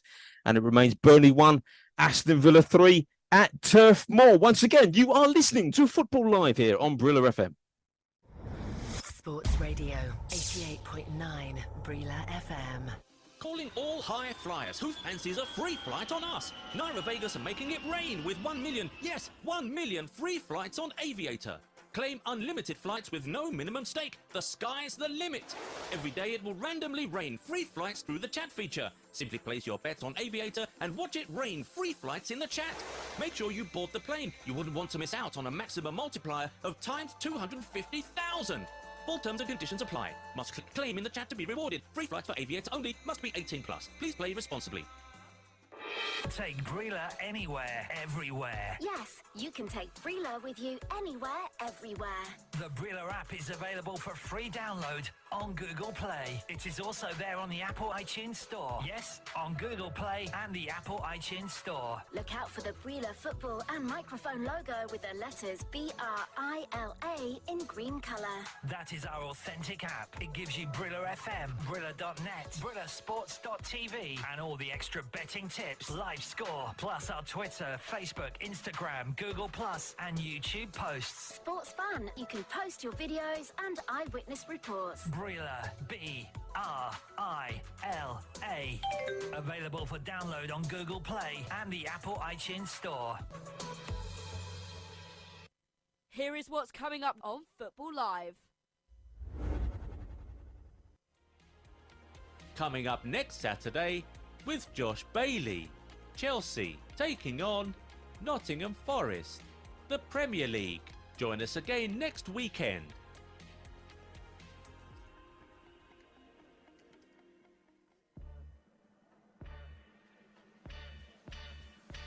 You are listening to Football Live.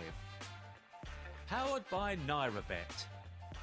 Live and exclusive on Brila FM.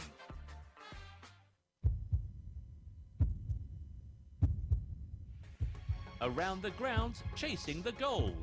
A goal that is going to blow open the title race in the Bundesliga. Well, this wasn't supposed to happen. It's been an unbelievable day here on Football Live. 4 hours of football every Saturday and Sunday on Brila FM with Football Live. Let's get back to the action on Football Live. You are listening to Football Live. Powered by NairaBet. With Chris Baldwin. Yes, indeed. Welcome back to Football Live. Just a reminder, we'll be crossing back over to Tony and our colleagues in Nigeria for all of your social media comments a little bit later on. That'll be at around about 3:55 or so. I was listening into some of the comments that some people were making, most of them about Arsenal's performance, of course, against Fulham yesterday in that 2-2 draw. Someone saying that if it's not broken, don't fix it, because there's been a lot of criticism around Mikel Arteta and the way he's setting his Arsenal side up at the moment following that draw yesterday. No doubt you'll have a lot more to say about that in the next hour or so. Football Live here on Brila FM. Let's go around the grounds again now to our 2 Premier League matches that we are featuring at the moment. No further goal news, I believe, to tell you about. As we head back to Bramall Lane, that the Blades have had an opportunity there. Billy Andrews. Yeah, they've had an opportunity, had 2 opportunities actually, just as you come to me. The first one come from a long throw. It was thrown in by Baldock.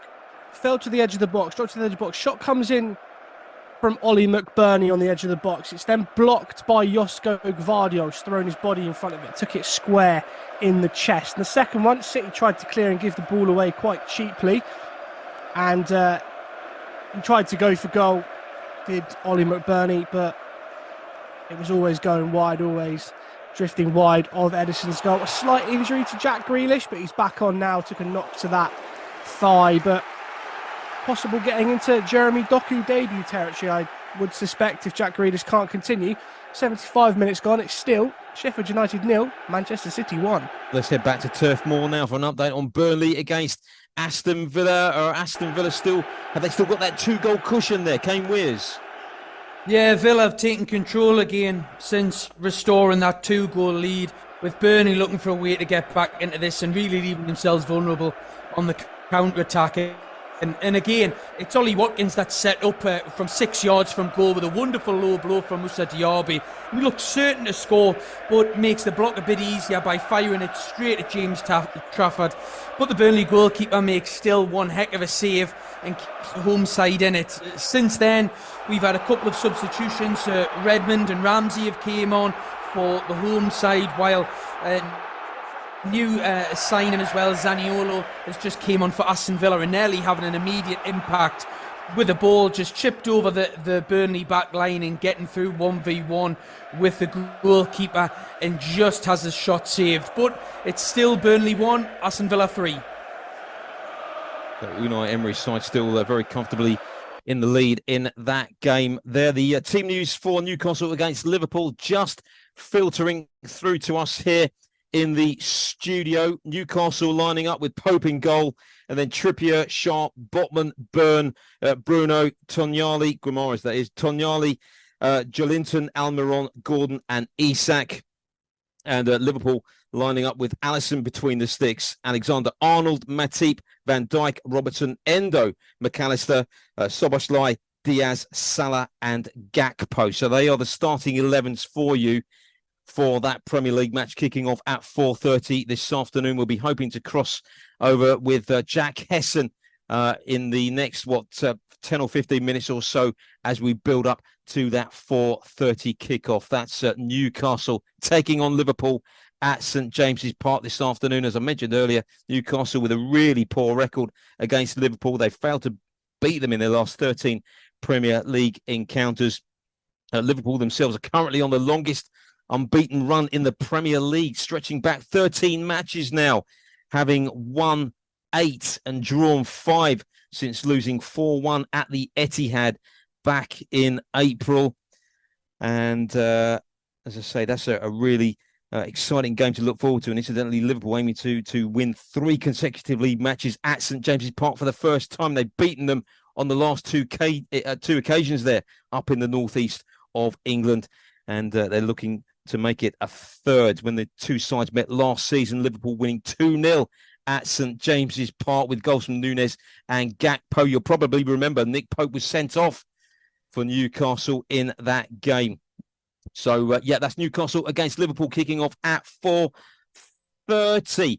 Let's turn to matters taking place as we speak. Let's head back to Bramall Lane now for an update on Sheffield United against Manchester City. Could it be, Billy, that Sheffield United might still get a point out of this game with about 11 minutes remaining? Well, they're showing tremendous fight, Chris, I'll be honest. And since Ollie McBurney's come on, he's presented a massive threat considerably for Sheffield United. His latest chance, came from a corner. No one picked him up.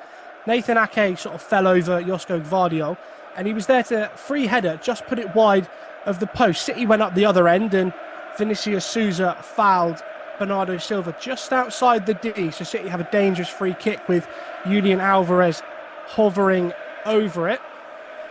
It's a good save, actually, by Fotheringham, palmed out for a corner. So it's a lot more open since that goal went in.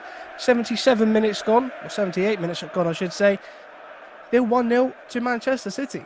Yeah, still a very, very slender lead at the moment as it stands for City. Of course, Pep Guardiola not in attendance this afternoon following some recent back surgery. He is expected to return to the dugout after the international break in September. Man City still currently leading courtesy of Erling Haaland's second half goal by 1-0 in that game. Burnley 1, Aston Villa 3 is how it remains at Turf Moor. They're into the 82nd minute there.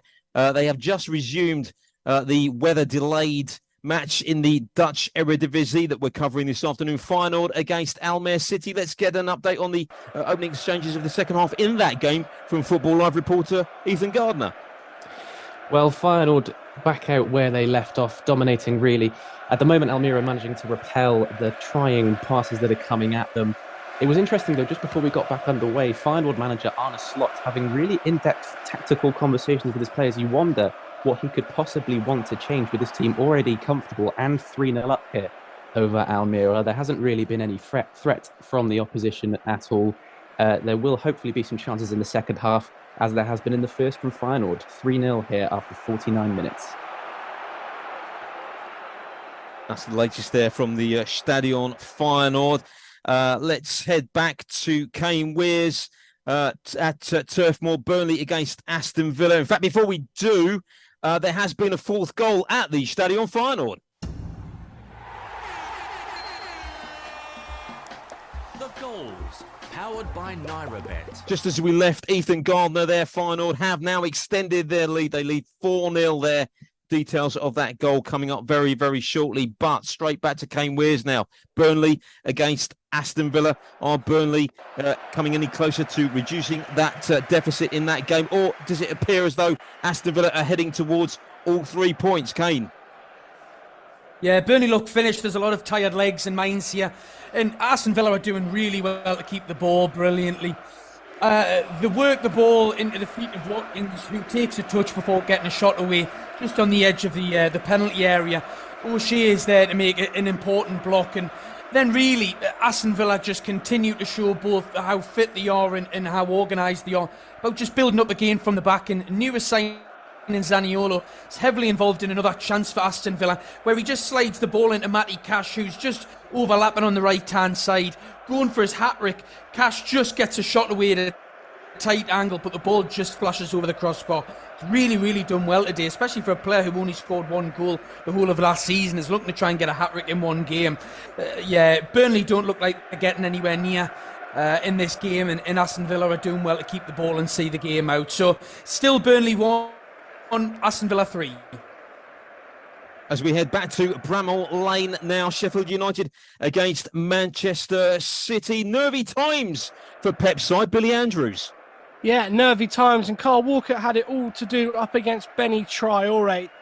Matched him for pace, Benny Traore, but then just slipped at the last minute. A few claims from the Sheffield United fans and players for a penalty, but they had a brief check and said no, he did just slip, did Traore. But honestly, since that goal went in, Chris, to make it 1-0 to City, Sheffield United have come out of their shell. They're playing more in City's half. They've had some chances. Ollie McBurney's been a threat. Dancing through City at the moment is Oliver Norwood. So there's still like 7 minutes plus some added time, but there's still something in them for here if they can avoid conceding a second on the break. It's still 1-0 to City at Bramall Lane. Let's get all the details of that fourth goal for Feyenoord at home to Almere City in the Dutch Eredivisie. Ethan Gardner. Well, it was a very nicely worked routine. Corner taker Igor Pacheco just rolled it short to attacking midfielder Calvin Stengs, who crossed and found central midfielder Weifer on his own on the penalty spot. And he side-footed calmly and very nicely on the volley into the bottom left-hand corner. It's redemption for him, as he actually hit the bar with the goal at his mercy in the first half, so he will be relieved after 52 minutes. It's Feyenoord 4, Almere 0. Newcastle against Liverpool kicking off in just over 45 minutes' time. We have that game covered for you here on Football Live. Let's head now over to Jack Hesson, St James's Park. That's the venue, of course, for a preview of that game and with some of the important team news as well. Jack. Yeah, very good afternoon to you, Chris. And this is always a great fixture. Liverpool, Newcastle versus Liverpool, and for Liverpool has been a famously tough fixture for the Magpies in recent times, without a win against the Reds in 14. They've lost the last 4 in straight succession, and Liverpool were the only team to do the double over them last season. But this is perhaps the best shape Newcastle have been in to end that dire run. As for Newcastle, they've made no changes from their 1-0 win away to Man City last weekend. There was doubt over a potential injury to Joe Linton, but he is in the lineup, and the lineup then goes as for Newcastle United. The lineup goes Nick Pope in goals, Trippier, Shah, Botman and Bunn make up the back line, Nali, Guimaraes and Joe Linton make up the midfield, and Almiron, Isaac and Anthony Gordon lead the line. For Liverpool, they make one change from the 3-1 win at home to Bournemouth last weekend. Kanate's injured and will be replaced by Joe Matip. It always guarantees goals, this fixture, and I'm sure there'll be plenty of goals this afternoon, Chris. Newcastle versus Liverpool. Massive goal at Bramall Lane. The goals, powered by NairaBet. Billy Andrews, is it fair to say that this one has been coming? Well, since the goal went in, they've pushed and they've pushed and they've pushed, and Bramall Lane is in raptures. It's Jayden Bogle with the goal for the home side. The City players absolutely furious, remonstrating with the referee. Carl Walker now with the captain's armband. Gotta say, he's got to do better. But Jayden Bogle, he's found his way onto the right-hand side of the box. Lovely work again by Benny Traore. It's just Walker's back heel so lazy. It falls to Benny Traore. Works his way out to the edge of the box, finds Jayden Bogle. He takes one touch and fires it across goal past Ederson. City are claiming for an offside by Ollie McBurney, who is in an offside position, but doesn't touch the ball, I don't think. Doesn't look like he touches the ball. VAR obviously will have a check, but he's not in Ederson's way. Ederson is not getting to this ball. It's that far into the corner, if Ollie McBurney's there, he's still not getting to this ball. I will come back to you when VAR have had their check and done it. But as it stands, with 5 minutes to go, Bramall Lane is in party mode. Sheffield United 1, Manchester City 1. Wow, what a finish there. And Sheffield United could be getting their first points of the season, subject to that VAR check. And I can confirm that the goal has been given. So Sheffield United 1, Manchester City 1 is the latest score from Bramall Lane. Let's head back to Jack Heston, St James's Park, Newcastle against Liverpool, because we had to leave Jack there to bring you goal news there from Bramall Lane. Jack, so if you'd just like to give us a recap on the team news as we look ahead to that 4:30 kickoff. No, absolutely not a problem, and I'm sure both these sides, Newcastle and Liverpool, will be rubbing their hands if the result stays that way with Manchester City. Yeah, as I was saying, for Newcastle, there was doubts over Joe Linton potentially being injured, but he starts in the midfield. Of course, Alexander Isak leading the line. The full lineup for Liverpool then: Alisson starts in goals, Andy Robertson, Virgil van Dijk and Joe Matip, as I said, replacing Konate at centre-half, and Trent Alexander-Arnold makes up the full-back line. A midfield three of Wataru Endo, Alexis McAllister and Dominic Szoboszlai, and the attacking front three of Luis Diaz, Mohamed Salah and Cody Gakpo leads the line. And Jack, as we mentioned earlier, it's always a standout fixture for me, this one, Newcastle against Liverpool, or Liverpool against Newcastle. But Newcastle have a really dire record against the Reds, don't they? Yeah, I think it's that one team now that just they can't get over the line with. Even last season, how good they were, they still lost both times to them, which is incredible to think. But you feel like they're in better shape today to change that. Thanks very much, Jack. There's been another goal at Bramall Lane. Would you believe it? The goals, powered by NairaBet. Sheffield United had equalised to make it 1-1 there. But there's been a third goal in that game as they approach full time. And it's gone the way of the... Well, I'll tell you what, let's head over to Billy Andrews, who can tell us. Billy! I think I'm going to have a lie down after this. Literally minutes after going level, Sheffield United have conceded, and it's Rodri with potentially a match-winning goal to keep City's 100% start in the Premier League alive. It's deflected in it. The ball bounces kindly for Jack Grealish. He's up against George Baldock again. He cuts it and whips it in across. It completely misses everyone and falls to Bernardo Silva. He finds Phil Foden in the box, whose touch is bad, but following up is Rodri, who just lashes it into the top left-hand corner to give Manchester City a 2-1 lead. I did say they could create something out of nothing. It's slightly a goal out of nothing because it's a poor touch that leads to Rodri getting the ball, but he won't care. Pep Guardiola at home won't care. Those fans behind the goal won't care. And with 2 minutes plus added time to go, it's Sheffield United 1, Manchester City 2. Billy, any suggestion there that Sheffield United players might have got a bit carried away and switched off momentarily? Possibly a rush of blood to the head, maybe, but I did say earlier in this game at half-time when it was 0-0 that City can create something from nothing, and it's what they've done here.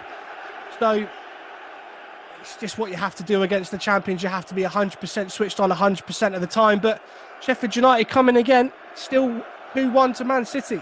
Well, what a grandstand finish we have there at Bramall Lane. Sheffield United 1, Manchester City 2. 2 goals in as many minutes. Let's get an update now from Turf Moor. Aston Villa still closing out on all 3 points there in their match at Burnley. Kane Wears.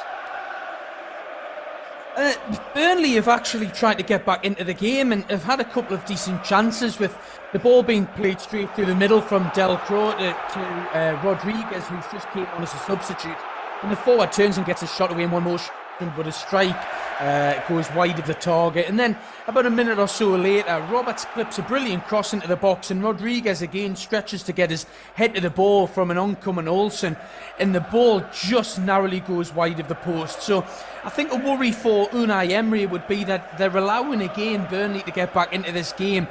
But the boards just went up and there's 5 minutes of additional time being added on. So it's still Burnley 1.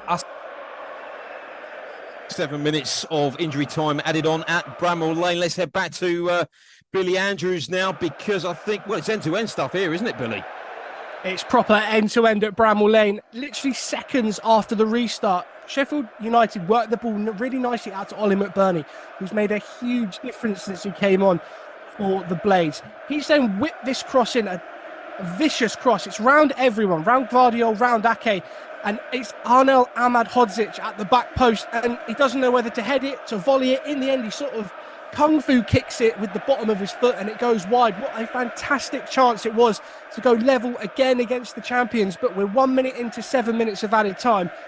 This could go anywhere at the moment. Sheffield United are on the attack again, but it's still 2-1 to Manchester City. Still time, though, for Sheffield United to get something out of that game, or even Manchester City to extend their lead still further there with they're into, I think, the 3rd minute of time added on there. It remains Sheffield United 1, Manchester City 2 there. What an extraordinary end to that game. And Burnley 1, Aston Villa 3. It remains at Turf Moor. Let's just get an update from our featured match in the Dutch Eredivisie. Feyenoord against Almere City at the Stadion Feyenoord. Here's Ethan Gardner. Well, Geert Ruida looking to do his best Matty Cash impression and score 2 goals from right back today. He had a low-driven shot across the box that hit the post, and he's actually also just been past the captain's armband as 2 substitutions have been made for Feyenoord. One of those 2 is Leo Sauer, the young man who made his professional debut last week and scored a 91st minute equaliser for Feyenoord in the Rotterdam derby away at Sparta. I'm sure he'll be looking to have the same impact today against Almere. After 61.5 minutes here, Feyenoord 4, Almere 0 it remains.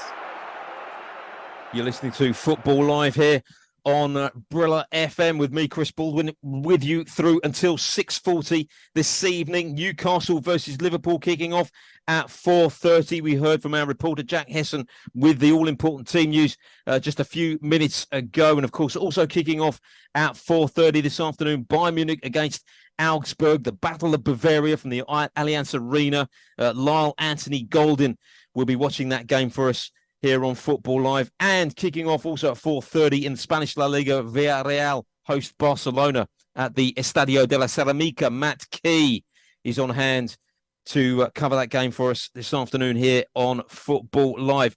We will be heading over to Tony and our colleagues in Nigeria very, very shortly for all of your social media comments. Plenty of discussion points. Not least of all, of course, that incredible match between Sheffield United and Manchester City at Bramall Lane. We'll be heading back to Billy Andrews very, very shortly in there, just to get an update to see if there's been any further goals. But 2 very, very late goals. Of course, you remember Erling Haaland missing a penalty in the first half. He gave City the lead in the 63rd minute. And then Sheffield United equalising 5 minutes before the full time or normal time through Jayden Bogle. But then Rodri scoring a second just 4 minutes later in the 89th minute to give City that 2-1 lead. So back to Billy very, very shortly. Final whistle has gone at Turf Moor. Burnley against Aston Villa. Let's get a full-time report now from Kane Wiz. Yeah, Aston Villa complete a brilliant week with a 3rd straight win. For a little period at the start of the second half, Burnley made this a really interesting game, getting back in with a goal from Lyle Foster, but Villa's extra qualities shine through in the end, and it's goals hereafter. And Unai Emery's side are definitely one to watch. I think the only worry for Emery would be to see his side again allow a team to try and get back into the game in spells, and I think especially when you're coming up against a team with more quality, they might get punished throughout the season. On the other hand, the home side didn't really threaten that much. They had some chances, but again, with a lack of experience in their side and also not many goals in there, it looks like it's going to be a bit of a struggle for them. But Aston Villa have topped off another great week with some good wins, obviously in European football through the week, and then again at a tough place to go. So it's full time here. Burnley 1, Aston Villa 3. We are deep, deep into time added on at Bramall Lane. Sheffield United against Manchester City. Billy Andrews. Yeah, City now just trying to keep the ball and work it into the corners, but Sheffield United not making it easy for them. They really have been fantastic since that ball went in. When they stopped defending and started pushing forward, if they can play like this for the rest of the season, you would think they're going to be fine. But like just under a minute now left at Bramall Lane. City on the attack at the moment, just trying to work the ball with Grealish into the corner flag. 2-1 to City at Bramall Lane.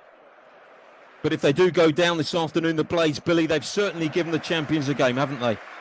Oh, massively. More than most clubs will this season. City have had to work. They've had to earn this 3 points. They really have had to play at their absolute best. And Rodri, the clutch player that comes up with a goal when they need it most so often for Man City, and yet criminally underrated, in my opinion. Still deep into time, added on there, literally seconds to go. It remains Sheffield United 1, Manchester City 2 at Bramall Lane. I can tell you, in our featured match in the Dutch Eredivisie, Feyenoord has got a 5th goal there. They lead Almere City by 5-0. And it's that man once again, Santiago Thomas Jimenez, who has scored his 2nd goal of the game there. They lead by 5-0 at home to Almere City. Full time at Bramall Lane. Let's just very, very quickly hot-foot it back to Billy Andrews. Billy. Yeah, full time here. Sheffield United fans and the players as well, understandably crestfallen at full time. The away end at City, jubilant, but they've got a lot of positives to take from this. Have Sheffield United and Man City some slight issues over the defending at times, especially from Kyle Walker with that mindless back heel when he could have just let it go out for a goal kick. But they've worked hard, they've earned it, they created something from nothing with that Rodri goal to win it in the dying minutes of the game. But Paul Heckingbottom will be disappointed, but he'll be happy with his team's efforts. Ollie McBurney's given him something to think about. Finished at Bramall Lane. Sheffield United 1, Manchester City 2. And thanks very much, Billy. Right now, we head back over to Tony and the crew in Nigeria for all of your social media comments on all the action that's taken place this weekend in the Premier League. Tony, what a pulsating finish at Bramall Lane as City win by 2-1.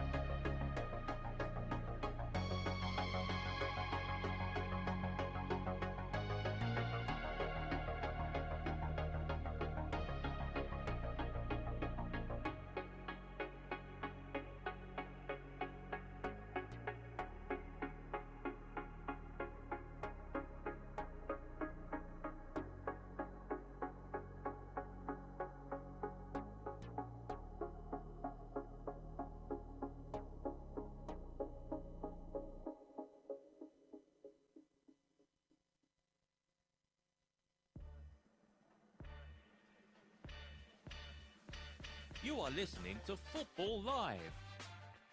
Powered by NairaBet. Live and exclusive on Brila FM. Sports Radio 88.9 Brila FM. You are listening to Football Live. Live and exclusive on Brila FM. Take Brila anywhere, everywhere. Yes, you can take Brila with you anywhere, everywhere. The Brila app is available for free download on Google Play. It is also there on the Apple iTunes Store. Yes, on Google Play and the Apple iTunes Store. Look out for the Brila football and microphone logo with the letters BRILA in green colour. That is our authentic app. It gives you Brila FM, Brila.net, BrilaSports.tv and all the extra betting tips, live score, plus our Twitter, Facebook, Instagram, Google Plus and YouTube posts. Sports fun. You can post your videos and eyewitness reports. Brila, B-R-I-L-A. Available for download on Google Play and the Apple iTunes Store.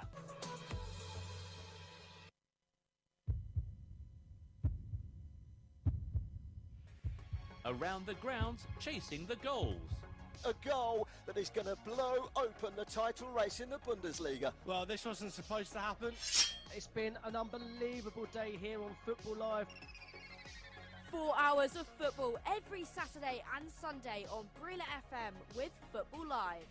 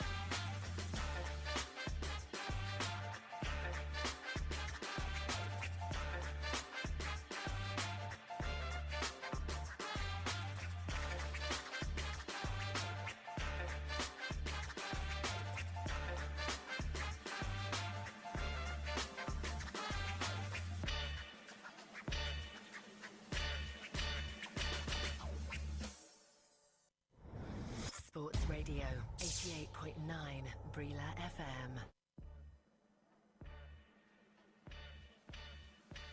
You are listening to Football Live. Powered by NairaBet. Live and exclusive on Brila FM.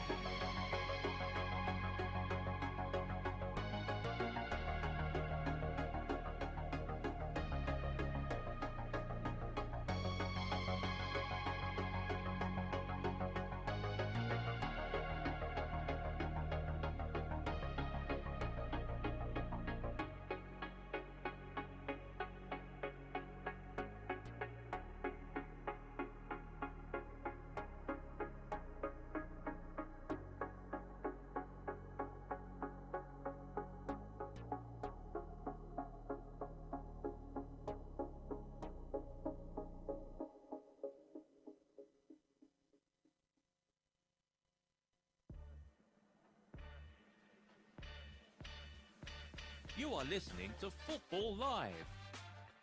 Powered by NairaBet. Live and exclusive on Brila FM. Sports Radio 88.9 Brila FM.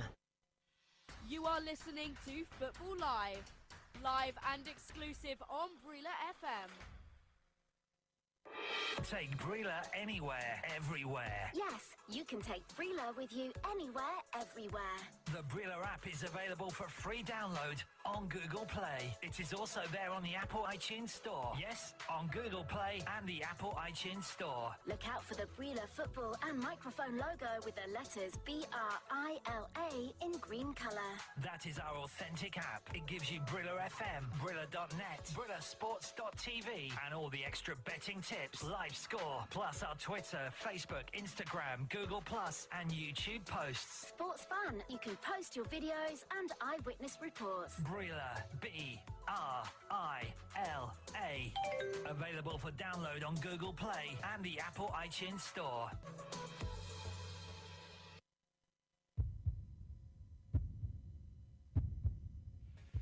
Around the grounds, chasing the goals. A goal that is going to blow open the title race in the Bundesliga. Well, this wasn't supposed to happen. It's been an unbelievable day here on Football Live. 4 hours of football every Saturday and Sunday on Brila FM with Football Live.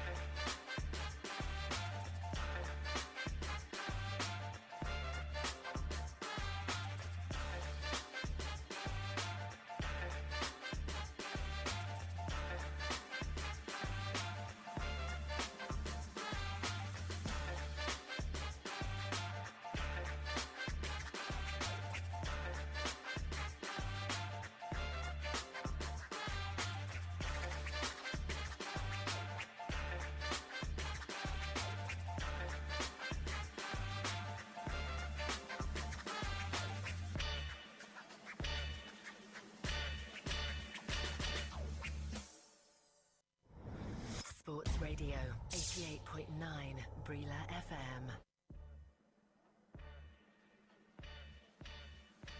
You are listening to Football Live.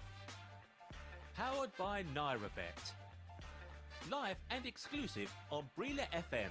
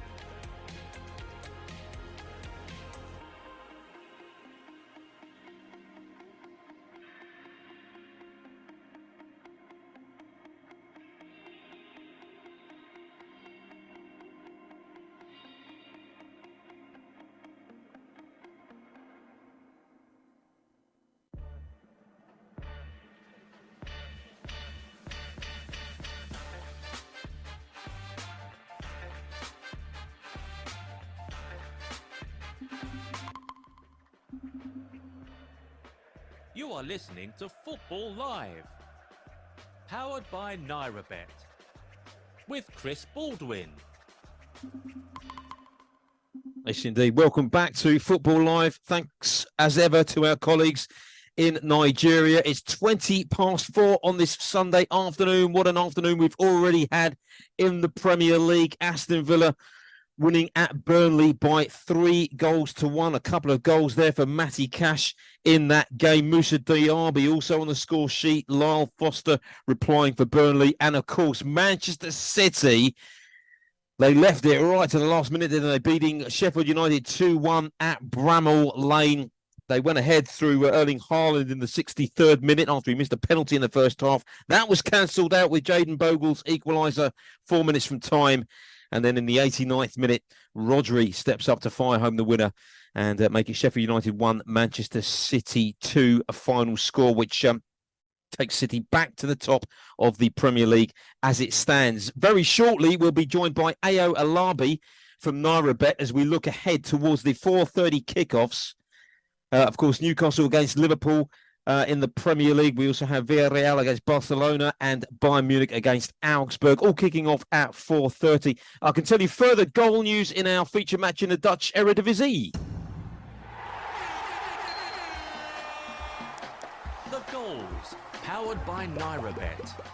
Approaching full time there, and a consolation goal for Almere City as they trail at final by 5-1. We'll be catching up as soon as we can with Ethan Gardner with further details of that game. But they're into the second minute of time added on there. Let's hook foot it straight away now to St James's Park. Newcastle against Liverpool. Jack Hesson is our man on the spot this afternoon here on Football Live. Really looking forward to this match this afternoon, Jack. Yeah, absolutely. The atmosphere is already picking up at St James's Park. It's almost going to be certainly rapturous for the Newcastle United team. And yeah, as I said before the break there, this feels like really in the shape they're in, that this is the best possible chance and the best possible shape they're in to finally get a win against Liverpool this afternoon. But of course, you can't write off Liverpool's talents. It'll be interesting, the new man, Watto in the midfield, who they signed from Stuttgart, to see how he will fare today. He obviously comes in as a replacement for Jordan Henderson, who's left a sort of gap in that defensive midfield slot. And it'll be interesting to see how he plays under Jurgen Klopp's side this afternoon. Thanks very much, Jack. That's Jack Hesson, who will be right across Newcastle against Liverpool, kicking off in about 7 minutes' time. It is, of course, the third of today's Premier League fixtures. I'm delighted to say that we are joined now by Ayo Alabi from NairaBet. Very good afternoon to you, Ayo.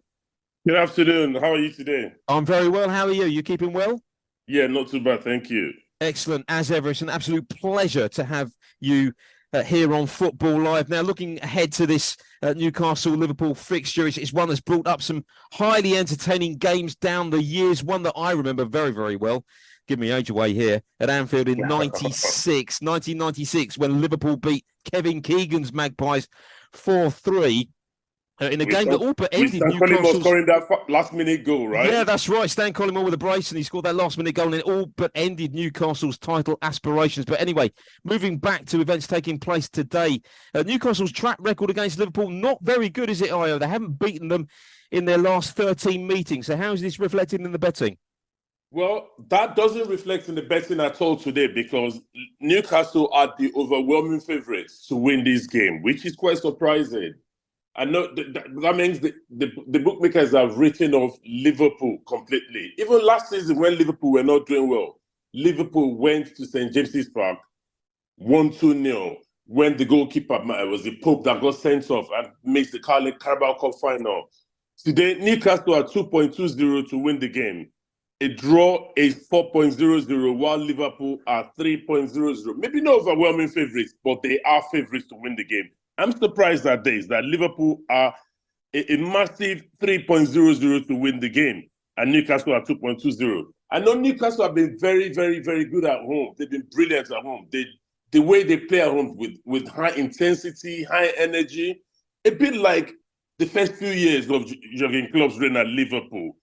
And this is reflected in the betting now, the way it is. Newcastle are 2.20 to win. It's going to be a tough game. I think a draw at 4.00 is probably the best bet in this game. Total number of goals, if we're talking about, do we think there'll be loads of goals in this game?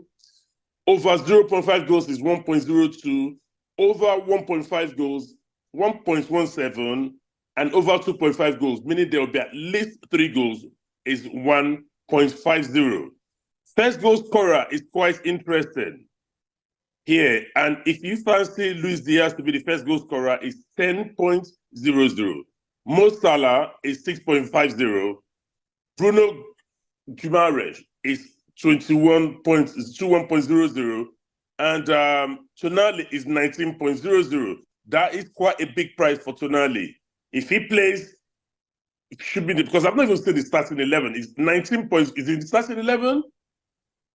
It's 19.00 to score and to score the first goal. And Darwin Núñez is 8.50. But I think the scoreline of 2-2 probably will be the best bet of this game for me, or I need for it to be a draw. Okay, thanks, Ayo. So, Ayo, going for the draw at 4.00. As you mentioned, Newcastle do have a great record at home at St James's Park.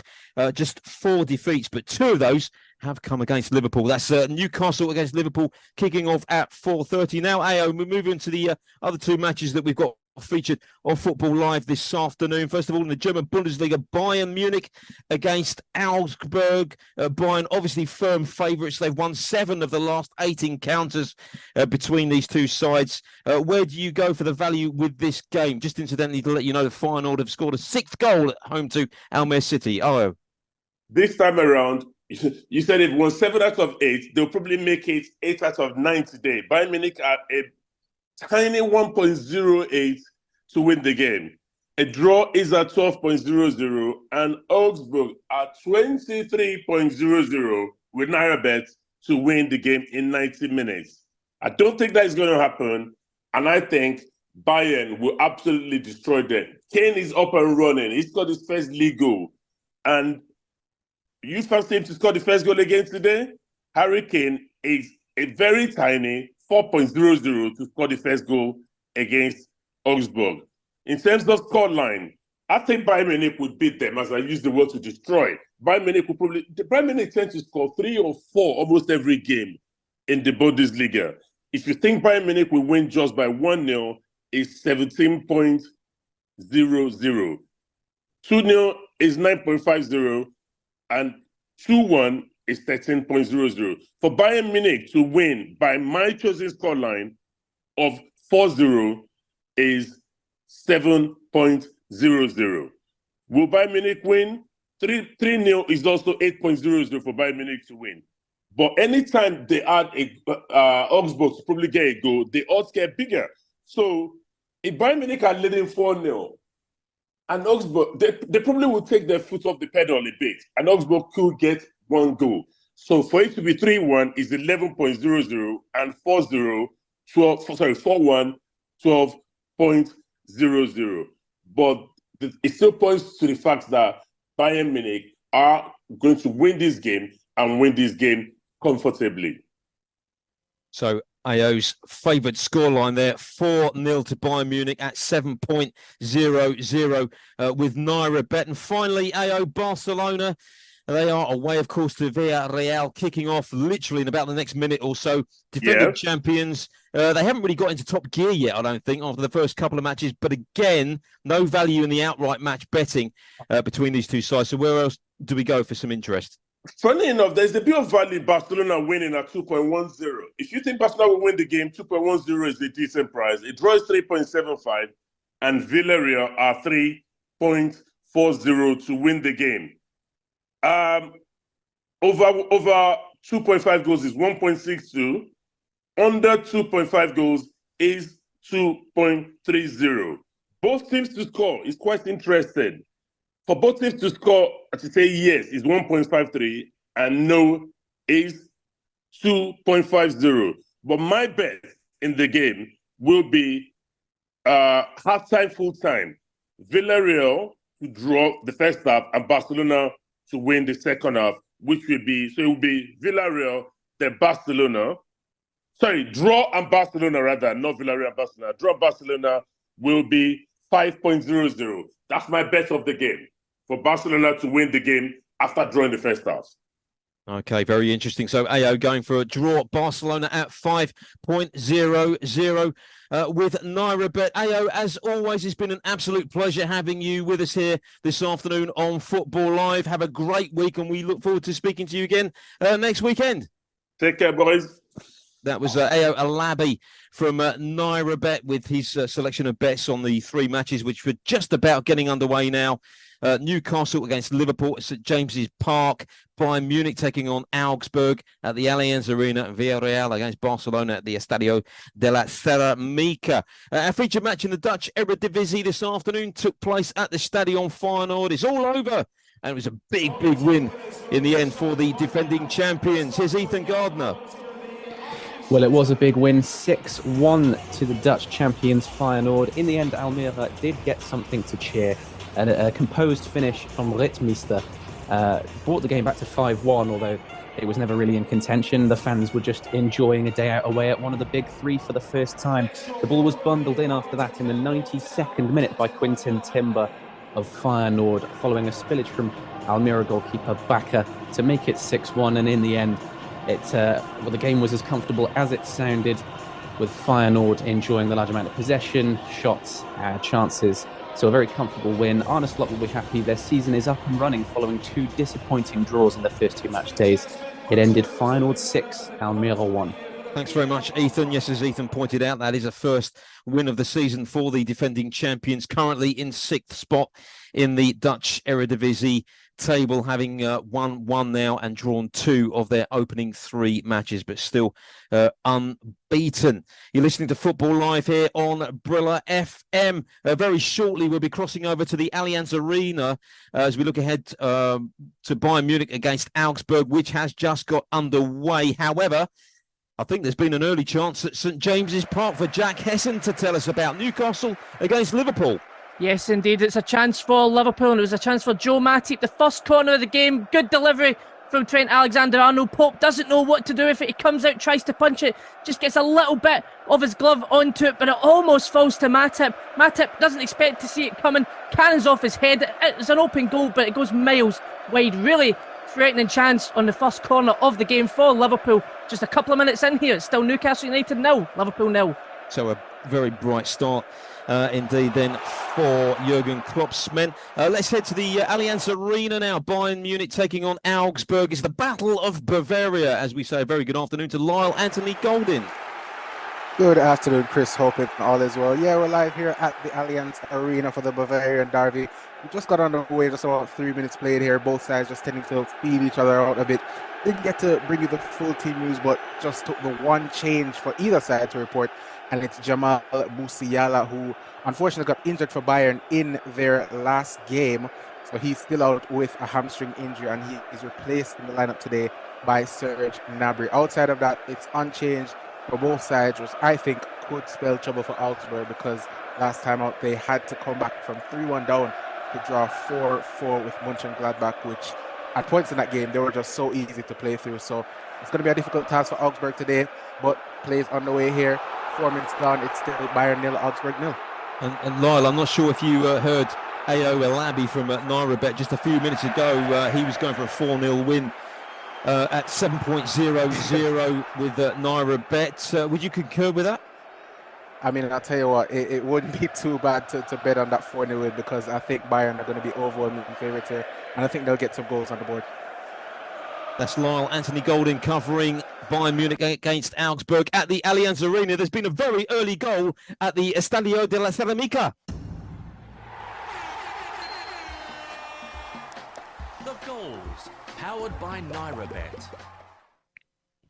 And I can tell, in fact, is there a goal there? Maybe someone can actually enlighten me a little bit. No, I think it was being disallowed.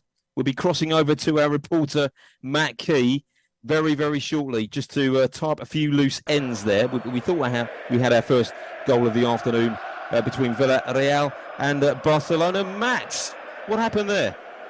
Well, good evening, Chris. Good evening, Football Live listeners. And yeah, what a start we almost had here in Spain. It was a goal for Villarreal that's been chalked off, and oh my word, was it tight. It was Alexander Sorof, the old Crystal Palace striker, that went through in on goal, and he looked miles offside on first viewing, and in fact he sort of casually sort of passed the ball into the net with the look of someone that knew he was offside. All the Barcelona players completely stopped. Ter Stegen didn't really make much of an attempt to save it, but the replay showed it was seriously close. Koundé, the Barcelona fullback, had his foot out.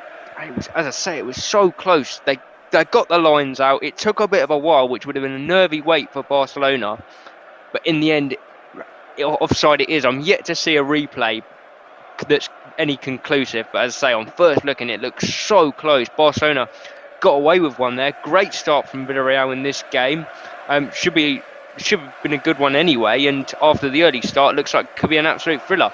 6 minutes gone, and it's Villarreal 0, Barcelona 0. Yeah, sounds like a really good start, as you say, for Villarreal there, Matt. But just looking at their record at home to Barcelona, if we can just stay with you for a minute, Barcelona's last 14 visits to the Estadio de la Ceramica, 10 wins and 4 draws.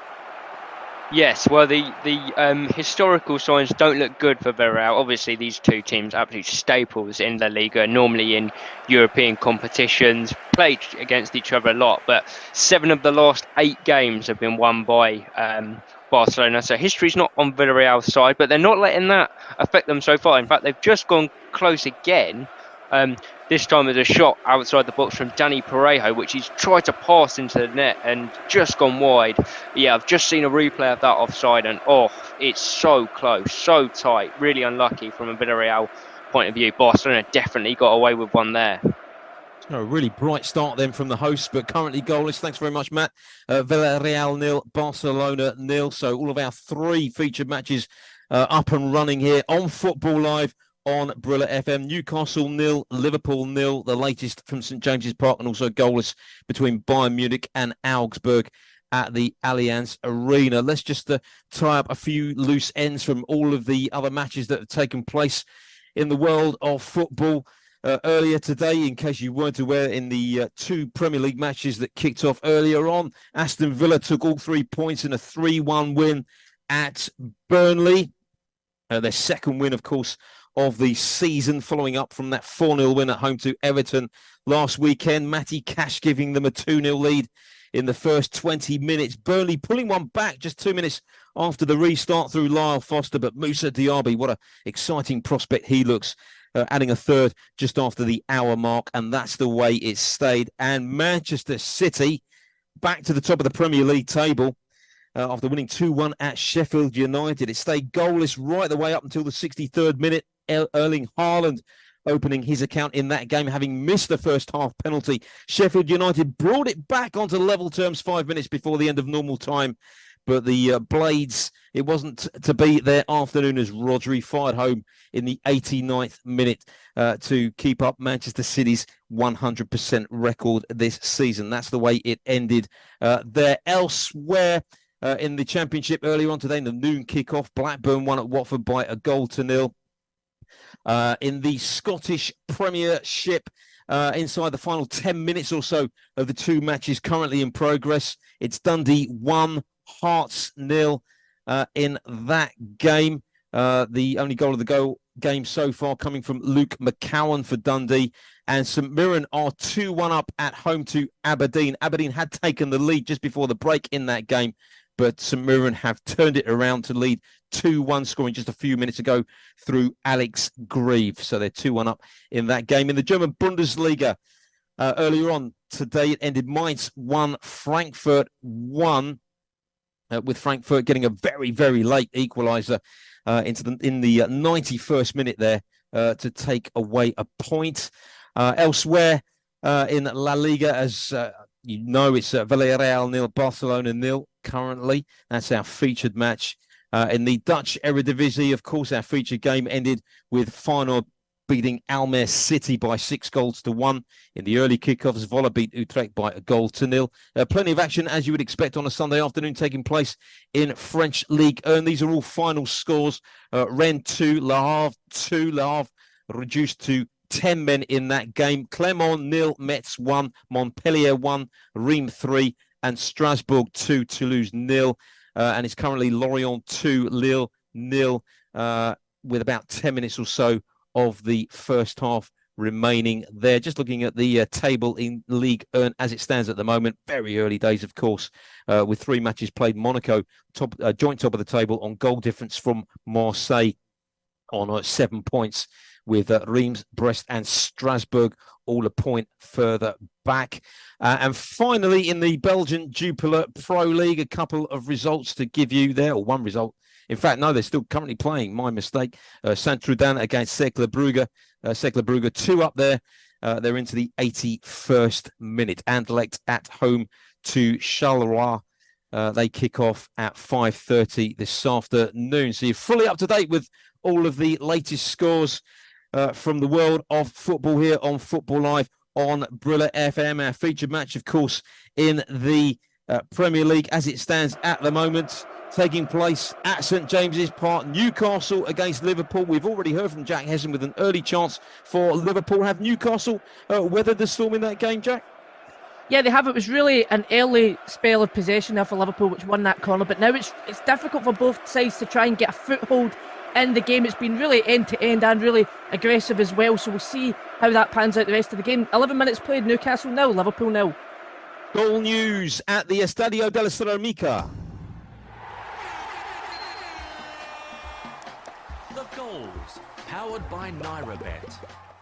Well, it sounded as though Villarreal had made a very, very bright start to that game.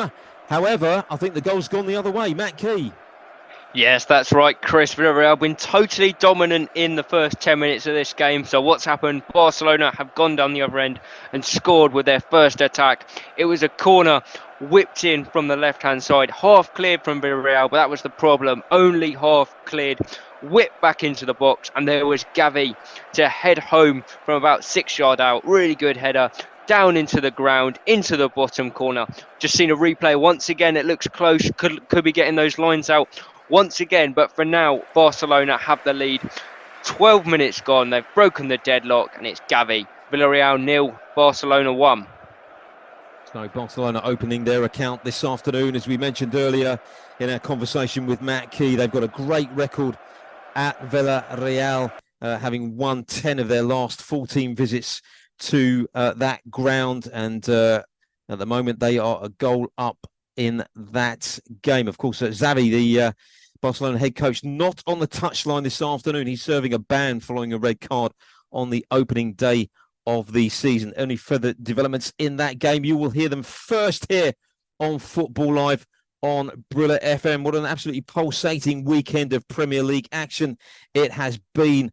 Of course, there was plenty of action that took place yesterday in the Premier League. Manchester United, of course, beating Fulham 3-2 at Old Trafford.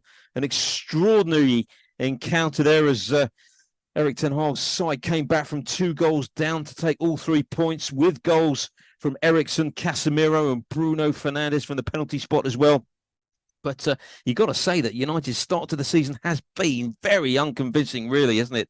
To say the least. They had that fortuitous win over Wolves, followed up by that pretty miserable defeat at Tottenham as well. However, it is 2 wins from 3 at the start of the new Premier League campaign. Taiwo Awoniyi, of course, on the score sheet as well for Forest yesterday for the 3rd consecutive time this season, as United took all 3 points, but a battling performance there from Fulham.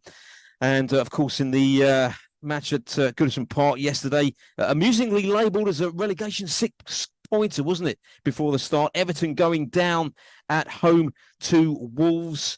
Sean Dyche's side, well, their woes continue as Sasa Kalajic scored a late winner to earn all 3 points for Gary O'Neill's side. Everton rooted to the foot of the table, still yet to even register a goal this season. Huge game next weekend for Everton. They travel to Sheffield United on Saturday. Further goal news in Spanish La Liga. The goals, powered by NairaBet. And Barcelona have a 2-goal cushion now at the Estadio de la Ceramica. Frankie de Jong has scored to make it Villarreal 0, Barcelona 2. We'll be hearing news of that goal from Matt Key, our reporter on the spot this afternoon, very, very shortly. You're listening to Football Live on Brila FM. Sports Radio 88.9 Brila FM. Domestic football is back and NairaBet has you covered. Fancy a free bet to get the season underway? Place an ACCA with 11 plus selections and get a 500 Naira free bet every day. Football is finally flowing again and you have plenty to pick from. Whether it is the Premier League, Ligue 1, La Liga, MLS or even the Saudi Pro League, make it more interesting with NairaBet. All you need to do is head to the website and place your combi bet to get involved. Must be 18 plus. Maximum of 1 free bet awarded each day. Minimum stake of 500 Naira. Minimum odds of 1.2 per selection. General and free bet terms and conditions apply. Visit www.nairabet.com/bonus for full details. Please gamble responsibly. Take Brila anywhere, everywhere. Yes, you can take Brila with you anywhere, everywhere. The Brila app is available for free download on Google Play. It is also there on the Apple iTunes Store. Yes, on Google Play and the Apple iTunes Store. Look out for the Brila football and microphone logo with the letters BRILA in green colour. That is our authentic app. It gives you Brila FM, Brila.net, Brilasports.tv and all the extra betting tips, live score, plus our Twitter, Facebook, Instagram, Google Plus and YouTube posts. Sports fun. You can post your videos and eyewitness reports. Brila, B-R-I-L-A. Available for download on Google Play and the Apple iTunes Store. Here is what's coming up on Football Live. Coming up next Saturday with Josh Bailey. Chelsea taking on Nottingham Forest. The Premier League. Join us again next weekend.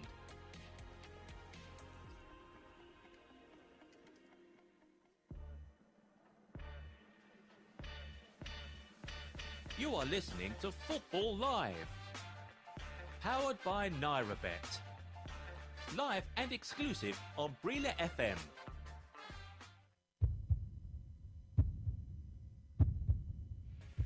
Around the grounds, chasing the goals. A goal that is going to blow open the title race in the Bundesliga. Well, this wasn't supposed to happen. It's been an unbelievable day here on Football Live. 4 hours of football every Saturday and Sunday on Brila FM with Football Live. Let's get back to the action on Football Live. You are listening to Football Live. Powered by NairaBet. With Chris Baldwin. Yes, indeed. Welcome back. You are listening to Football Live here on Brila FM. Chris Baldwin here with you right the way through until 6:40 with all of the football action taking place this Sunday afternoon. We're going to be heading to Jack Hessen very shortly at St James's Park. Newcastle against Liverpool. A couple of chances already in that game for Jack to tell us about very, very shortly. But let's get news of that second goal for Barcelona at Villarreal. Here's Matt Key. Yeah, so it's absolutely extraordinary, Chris. Villarreal have had 7 shots in the first 18 minutes of this game. Barcelona have had 2, and they lead by 2-0. This goal was quite well worked again. It was Lewandowski that managed to pick the ball up in a bit of space. He looked to drive. He was actually tackled really well just before he was going to shoot by Mateo Gabbia, but the ball fell so kindly for Frankie de Jong, and he obliged, took the opportunity, and first time hit it with his right foot, low and hard into the bottom corner. Goalkeeper had no chance. Villarreal have been absolutely stunned here because they responded really well to going behind, but now they find themselves 2 goals behind. I wouldn't say this game's over by any stretch of the imagination, the way the first 20 minutes have gone, and neither team really looks like they have a midfield at the moment. It's attack versus attack, and I don't think we've seen the end of goals in this one. 20 minutes gone, and it's Villarreal 0, Barcelona 2.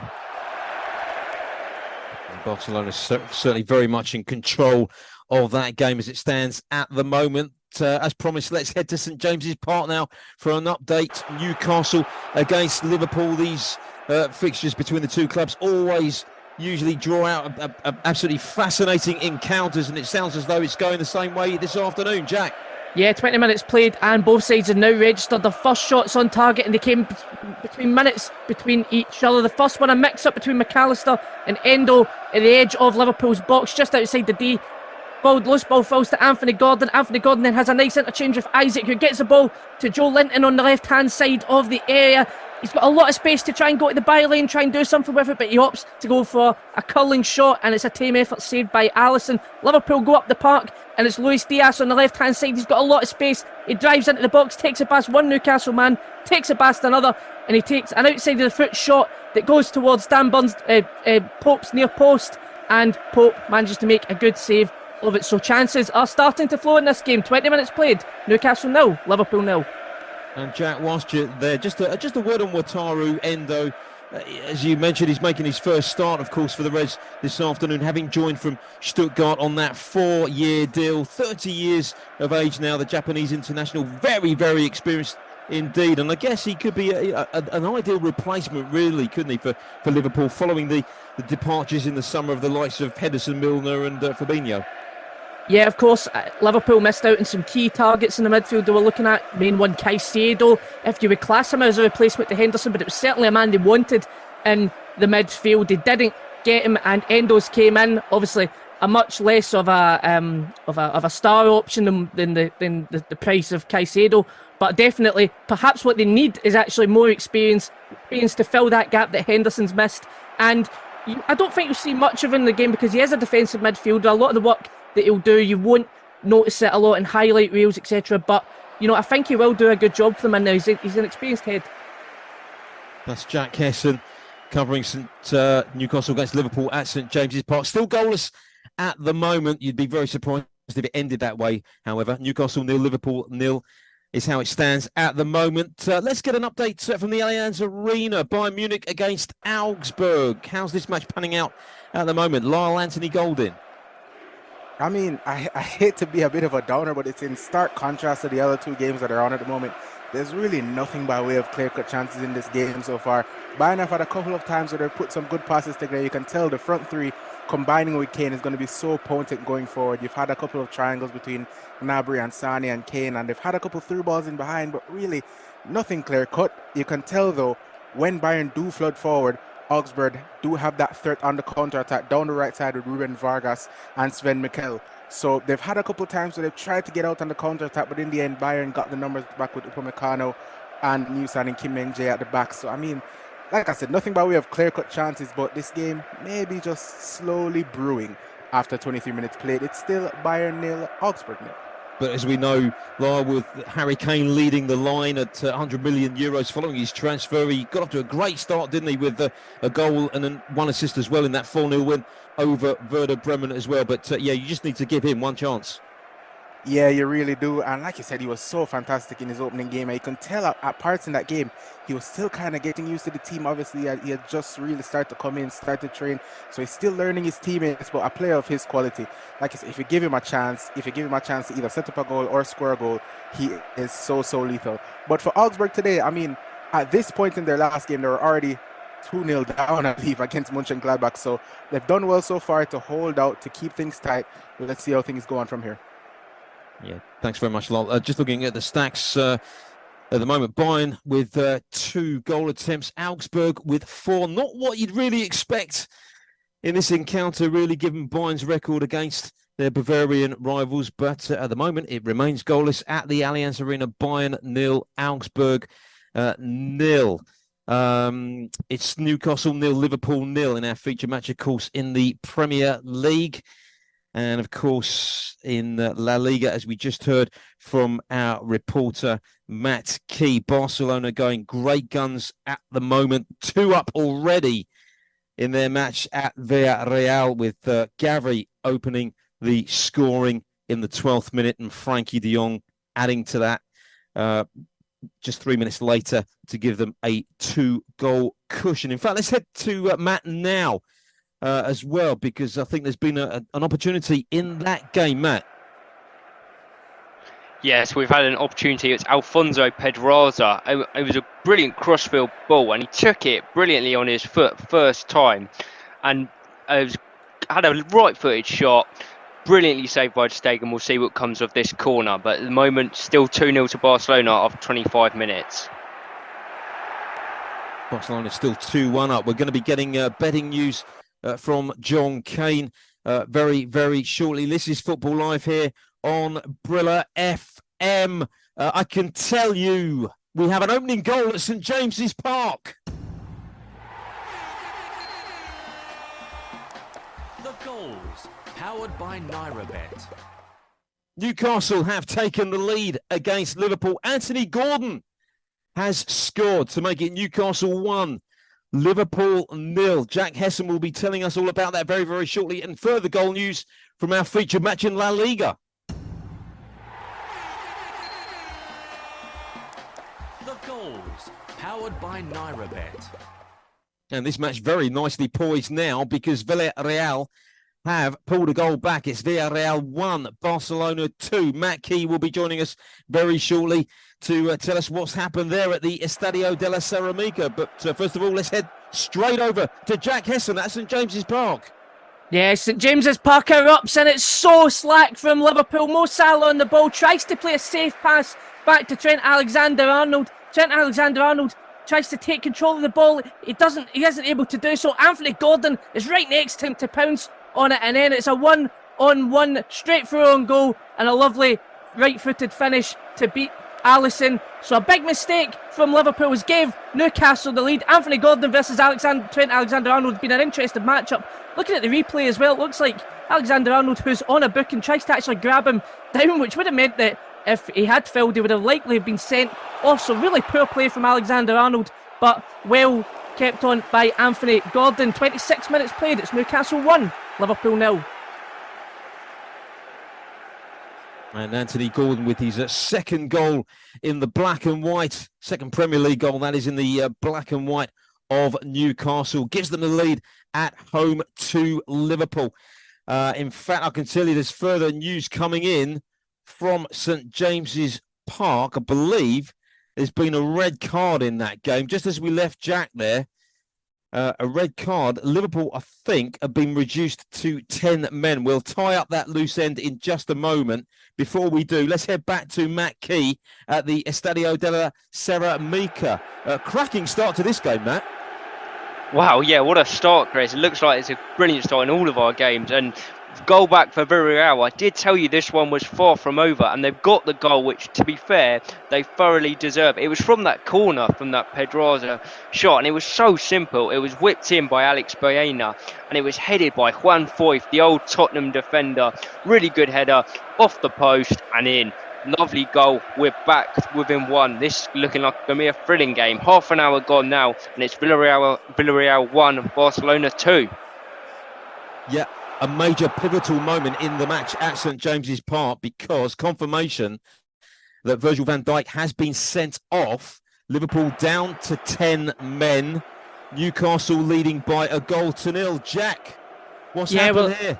It's interesting because a couple of minutes ago I was just telling you about how Trent Alexander-Arnold really did run the line potentially with getting sent off, and it looked like he might have been the one to likely be the one to be sent off, but it's actually a more experienced head than Virgil van Dijk that gets sent off. The pass straight through from Anthony Gordon to Isaac. He looks like he's bearing down on goal, and Virgil van Dijk gets a foot out. It looks like he takes the man before he wins the ball, and the referee's deemed that a foul. He's deemed it last man, and he said red card. I think they're looking at it at the moment, but I think it has definitely been given, and he's definitely going to be sent off here. It looks like it's a tight one. Jurgen Klopp is obviously upped by it, but if it is a foul, then it's because he's taken the man before he's won the ball. Last man could be a question, but obviously they've looked at it, and I think that's the right call by referee John Brooks. 28 minutes played, it's Newcastle United 1, Liverpool 0. Wow, Jurgen Klopp's side really up against it then at the moment, trailing as we approach the half-hour mark, and Virgil van Dijk sent off as well. We'll be back with Jack Hesson very, very shortly for further updates on that game, Newcastle against Liverpool. Before we get there, let's head back to the Allianz Arena for an update on Bayern Munich against Augsburg. Is it still currently goalless there, Lyle Anthony Goldin? Yep, it's still goalless, but we've had a couple of chances here at the Allianz Arena. It was first actually for Augsburg and it was Demirovic with the chance. He was played through really beautifully by Sven Mikkel. He rode the challenge of Mazoric, threw him to the ground. He got in the box at the right side of the box, tried to pull his shot across the keeper, but it was just wide. And then coming back down the other end, Bayern worked it really well through the thirds. It came to Leon Goretzka, and he took it first time, struck across his body. It was a really powerful shot, but in the end, it was just a bit too central. And it was an easy save for Gilbert Dahmen in goal for Augsburg. So 30 minutes played, it's still 0-0, but we're just having a bit more action now. But still nicely poised, although you would expect Bayern Munich to clinch all 3 points this afternoon. But Augsburg still doing a sterling job at the moment, currently still goalless at the Allianz Arena. So Virgil van Dijk sent off at St James's Park. You have to go back to the 2016-2017 season for the last time he received his marching orders, when he was playing for Southampton at the time. But Liverpool really up against it at the moment. We were hoping to get over to John Kane with some betting. I'm delighted to say we can do that next. The latest in-play betting odds from NairaBet. Yes, the latest betting odds from NairaBet. Of course, all these prices are subject to change, and after 31 minutes, I mean, who would have thought Newcastle would not only be 1-0 up, but Liverpool would have a man down. That was Virgil van Dijk, the rock of that defence. No wonder why Newcastle now are 1.17 for the win. The draw has just gone up to 7.50. And if you think Liverpool can still win this game, they're 19.0, 19.0. I can tell you Bayern Munich have taken the lead against Augsburg, so betting is suspended on that. We'll go to Chris Baldwin very shortly on that. Villarreal, Barcelona. Villarreal are losing by 2-1 already after 32 minutes. Villarreal are 6.50 for the win. The draw is 4.33, and the Barcelona away win is 1.50. Lorient Lille in Ligue 1 is half time. Lorient are leading Lille by 2-0. Lorient at 1.22. The draw is 6.50, and Lille for our away win is 15.0. Just recap the Premier League once before I go back to Chris quickly. 32 minutes gone. Newcastle 1, Liverpool 0. Liverpool are with 10 men, with Van Dijk being sent off. Newcastle are 1.17. The draw is 7.50, and Liverpool to win are 19.0. Of course, all these prices from NairaBet, and they're all subject to change. Thanks very much to John Kane with the latest betting news there, courtesy of NairaBet. Confirmation of that goal at the Allianz Arena. The goals, powered by NairaBet. And let's furnish you with all the details now as we cross back to Lyle Anthony Golden. I'll tell you what, it is so unfortunate for Augsburg. Like we've been saying, they've defended so well. They've started this first half an hour really brightly, but Bayern take the lead, and it's Leroy Sané. He was played through beautifully. It's a wonderful through ball from Serge Gnabry. Plays Sané in behind. He doesn't need to take a touch. Hits it first time. It actually comes off the post and then comes right back into the feet of Felix Udokai, the Augsburg defender. He can do nothing about it. It ricochets off him, comes back off the post and trickles over the line, and it's so unlucky. It's going to go down as an own goal for Udokai, but I mean, Augsburg, it's head in hands moment, but there's really nothing that the centre back could do about it that time. And goal line technology was required. It was barely over the line, but it was. So 33 minutes played. It's the host, Bayern Munich 1, Augsburg 0. This is Football Live on Brila FM as we head back now to St James's Park. A formation change for Liverpool following that sending off of Virgil van Dijk. Here's Jack Hesson. Yeah, I think you have to when you lose your centre-half, and it is Luis Diaz who came the closest for Liverpool so far this afternoon with that great run towards the box, well saved by Pope in goals, but he's the one to be sacrificed for Joe Gomez to come on and play centre-half. So it looks like they're keeping with the back four, trying to keep the three in the midfield, but switching to two up front, Gakpo and Salah. I'd imagine they maybe play a bit more centrally as well, now that they're not playing three up top. It's obviously going to be difficult for Liverpool. It means Newcastle could potentially bring more numbers forward, however, and it'll be up to Liverpool then to try and catch them, I think, on the break. 35 minutes played, it's Newcastle United 1, Liverpool 0. But the Magpies still a goal to the good there. Liverpool, of course, as it stands at the moment, prior to this fixture, currently on the longest unbeaten run in the Premier League, stretching back 13 matches with 8 wins and 5 draws after they lost at Manchester City 4-1 at the Etihad in April. That's seriously under threat at the moment, trailing by a goal to nil and down to 10 men as well. Couple of final scores to give you from the Scottish Premiership. Well, in fact, one final score. Dundee have beaten Hearts by a goal to nil. A great game going on between St Mirren and Aberdeen. It's currently 2 apiece there. They're into the 16th minute of time added on at the end of that game. So into the 106th minute, it's St Mirren 2, Aberdeen 2. Let's just recap some of the latest scores for you once again from around Europe. Bayern 1, Augsburg 0, as we just heard. That's our featured match from the Allianz Arena with about 9 minutes of the first half remaining there. Villarreal 1, Barcelona 2, with about 9 minutes of the first half remaining there as well. We'll be crossing over to Matt Key very, very shortly for an update on that game. Elsewhere in the Dutch Eredivisie, a latest score, Heerenveen 0, Sparta Rotterdam 2. Sparta have just gone 2 up in that game. Of course, Feyenoord demolished Almere City earlier on by 6 goals to 1. Sparta Rotterdam, as it stands at the moment, that would take them to the top of the Dutch Eredivisie on 7 points. They're currently 2 up in their match at the moment. And finally, in French Ligue 1, at half-time, the latest score we have for you between Lorient and Lille. Lorient leading by 2 goals to 0. And let's just rattle through the final scores from the earlier matches that took place in the top flight of French football earlier on today. Rennes 2, Le Havre 2, Clermont 0, Metz 1, Montpellier 1, Reims 3, and Strasbourg 2, Toulouse 0. They are all final scores. This is Football Live here on Brila FM. We'll be crossing over to FJ and our colleagues in Nigeria in around about just under 15 minutes time for all of your social media comments on everything that's happened this weekend. So many talking points, not least of all the events taking place at St James's Park this afternoon. Speaking of which, let's get an update there now from Jack Hesson. Oh, absolutely huge chance for Newcastle United there. Corner into the box. It falls to Trent Alexander-Arnold to try and clear it. His headed clearance only goes as far as Almiron, just inside the penalty area. He takes control of it with his chest and hits it with his left foot. It's a great strike. Alisson makes a good save of it, but the rebound cannons off the post and straight back onto Alisson. Alisson then has to try and quickly react to get it away. He does so, and that saves it from going 2-0 to Newcastle. 37 minutes played. Newcastle 1, Liverpool 0, and Newcastle are well in control of this game. Liverpool living dangerously then as they approach half-time there at St James's Park. We head back to the Estadio de la Ceramica now for an update on Villarreal against Barcelona. Barcelona still edging that game at the moment. Matt Key?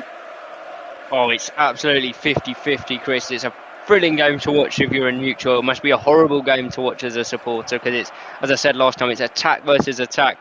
Chances at both ends in the last few minutes.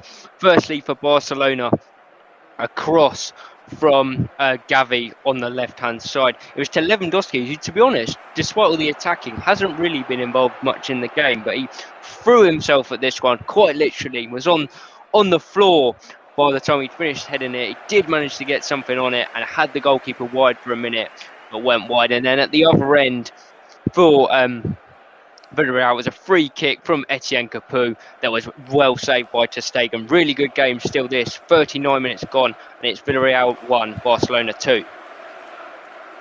Penalty news coming in from the Allianz Arena. Bayern against Augsburg.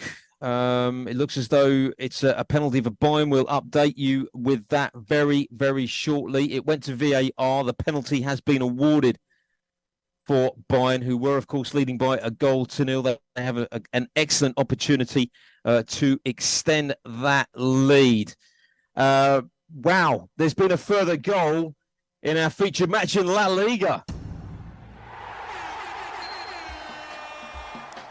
The goals, powered by NairaBet. Matt, what a match you have on your hands this afternoon. Wow, Chris, I'm going to need a lie down at half-time at this rate. It's 2-2. Unbelievable scenes here. It's a brilliantly worked goal from Villarreal. It was going to be close. It's going to be a VAR check once again, but for now it's 2-2. And it was a really nice pass from Tani Parejo. He dissected the defence. He found Bayern once again with the assist. Rolled it across. There was Alexander Soloff. He couldn't miss. We've just got to wait for this VAR check for now. But at the moment, it's 2-2. 40 minutes gone. Villarreal 2, Barcelona 2. What a game we're having here in Spain. Yeah, great game. We'll top and tail that VAR decision for you very shortly, because it stands at the moment, it's 2 apiece at the Estadio de la Ceramica. Let's head back to the Allianz Arena for details of that penalty. In fact, there was a goal scored. The goals, powered by NairaBet. The penalty was converted. No prizes for guessing who it was. Lyle, Anthony Golden. I mean, you took the words right out of my mouth, Chris. Absolutely no prizes for guessing who stepped up and dispatched the penalty. It was indeed Harry Kane. Slotted it right down the middle. Keeper dived to his left. And as you expect from Harry Kane, he's converted from the spot. Just a word on the penalty decision overall. It was actually a lovely flowing move from Bayern. It was moved from left to right. Sane got the ball on the edge of the box. He thought he was going to shoot. It was a lovely fake. Backheeled it to Joshua Kimmich, who took the shot on first time.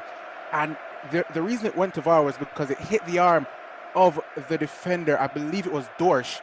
And then it was, whether or not it was in the box, it was just on the line.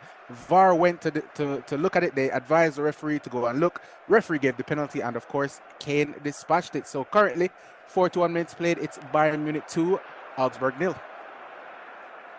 So Bayern Munich heading towards the interval with a 2-goal cushion as it stands at the moment. Let's head back to the Estadio de la Ceramica for details of that VAR decision. Matt Key. Well, you can tell Bayern Munich that 2-0 leads are very dangerous indeed, because it has been a goal that has been awarded. It was Soloff, the goal scorer, that the check was going on for, but not for when he scored the goal. He was involved in the build-up first off, peeled his run to the right-hand side really well, and once again, like he had with the first goal, which was before the actual goal scoring started, that would have made it 1-0 to Villarreal at the time, but that one was ruled off. This one again, so close, but goes in the favour of Villarreal this time. So 2-0, and you've got a penny for the thoughts of the person sitting next to Xavi, Chris. I know you mentioned earlier he's suspended for this one. He is going absolutely crazy sitting down in the stands here, really shouting at the person that's sitting next to him about what's going wrong. It's not his fault, but there's nothing Xavi can do about it. That's where he is because of that suspension. 2 minutes to go in this breathless first half, plus a bit of added time, I'd imagine. And it's Villarreal 2, Barcelona 2. And Matt, defending champions, but since the start of La Liga, they're not firing on all cylinders at the moment, Barcelona, are they? No, that's absolutely right. The first game against Getafe, that was 0-0. That was the complete opposite to this. No real clear-cut chances for either side during those 90 minutes. Last week they did manage to pick up their first victory of the season, but it wasn't convincing. And you have to look at the way Real Madrid have started the season, won all their games so far. Jude Bellingham's come in and looked like he's played for Real Madrid for 10 years, both in terms of his performances and when you consider how young he is. He's settled into that Real Madrid team so well. They're certainly the early pace setters, and well, Barcelona would have been very happy at 2-0 up, but certainly not at the moment here. And you'd have to say, on balance of the game, it's no less than Villarreal deserve. They've been really good, really taken the game to Barcelona, and now they're reaping the rewards. Thanks very much, Matt. That's a cracking game this afternoon as they approach half-time at the Estadio de la Ceramica. 2 apiece there, Villarreal against Barcelona. They are also approaching, of course, the interval at St James's Park. Newcastle against Liverpool. Certainly plenty of talking points in the opening 45 minutes in this game, Jack Hesson. Absolutely, and on the cusp of half-time, it has been a great game of football so far. Liverpool, since the red card on the goal, have actually had a bit more of the ball now, as I think they're trying to weather out the storm that Newcastle have been causing since that goal and that red card. They also had, it looked like it was going to be a decent opportunity in on goal when Sabalai's pass towards Gakpo looked like it split the Newcastle defence, but the ball went just too far wide for Gakpo to be able to do anything about it, and he was drifted into the corner. So Liverpool, as I said, they could potentially catch Newcastle United on the break, but Newcastle were getting a lot of space in the midfield, and if they keep getting that amount of space in the midfield, it's inevitable that a second goal might be coming. 44 minutes played, it's Newcastle United 1, Liverpool 0. This is Football Live here on Brila FM. So just to recap the other scores in our other two featured matches that we have currently in progress in Spanish La Liga, Villarreal 2, Barcelona 2, nearly half-time there. And in the German Bundesliga, Bayern 2-0 up at home to Augsburg. Harry Kane converting the second goal from the penalty spot. His second, of course, of the season, having scored on his Bundesliga debut against Werder Bremen last weekend in that 4-0 win. Just a reminder that we will be crossing over to FJ and the crew in about 10 minutes' time here on Football Live. Once again, to hear all of your comments about all the action that's taken place over the weekend. Of course, just reflecting briefly on yesterday's action, Brentford and Palace, a share of the spoils in a 1-1 draw at the G-Tech Community Stadium. One of the most predictable results, I think, really, of the weekend. The Bees remain unbeaten after their opening 3 matches of the campaign. And, of course, in the tea time match yesterday, what a great game that was at the Amex as it ended Brighton 1, West Ham 3. A really clinical display from West Ham. They look really good against the Brighton side, who have also, of course, impressed us this season. James Ward-Prowse scoring the opening goal of the match. I reckon he could be the bargain of the season, £30 million, but he just seems such a perfect fit for this West Ham side. Jared Bowen adding a second as well with a delightful goal. And what about Mikel Antonio too? He took his goal superbly, scoring now in back-to-back Premier League matches as well. And of course, Hammers were temporarily top of the table before Manchester City beat Sheffield United 3-1 at Bramall Lane earlier on this afternoon. And of course, just looking ahead to next weekend's fixtures as far as West Ham fans go, Luton away.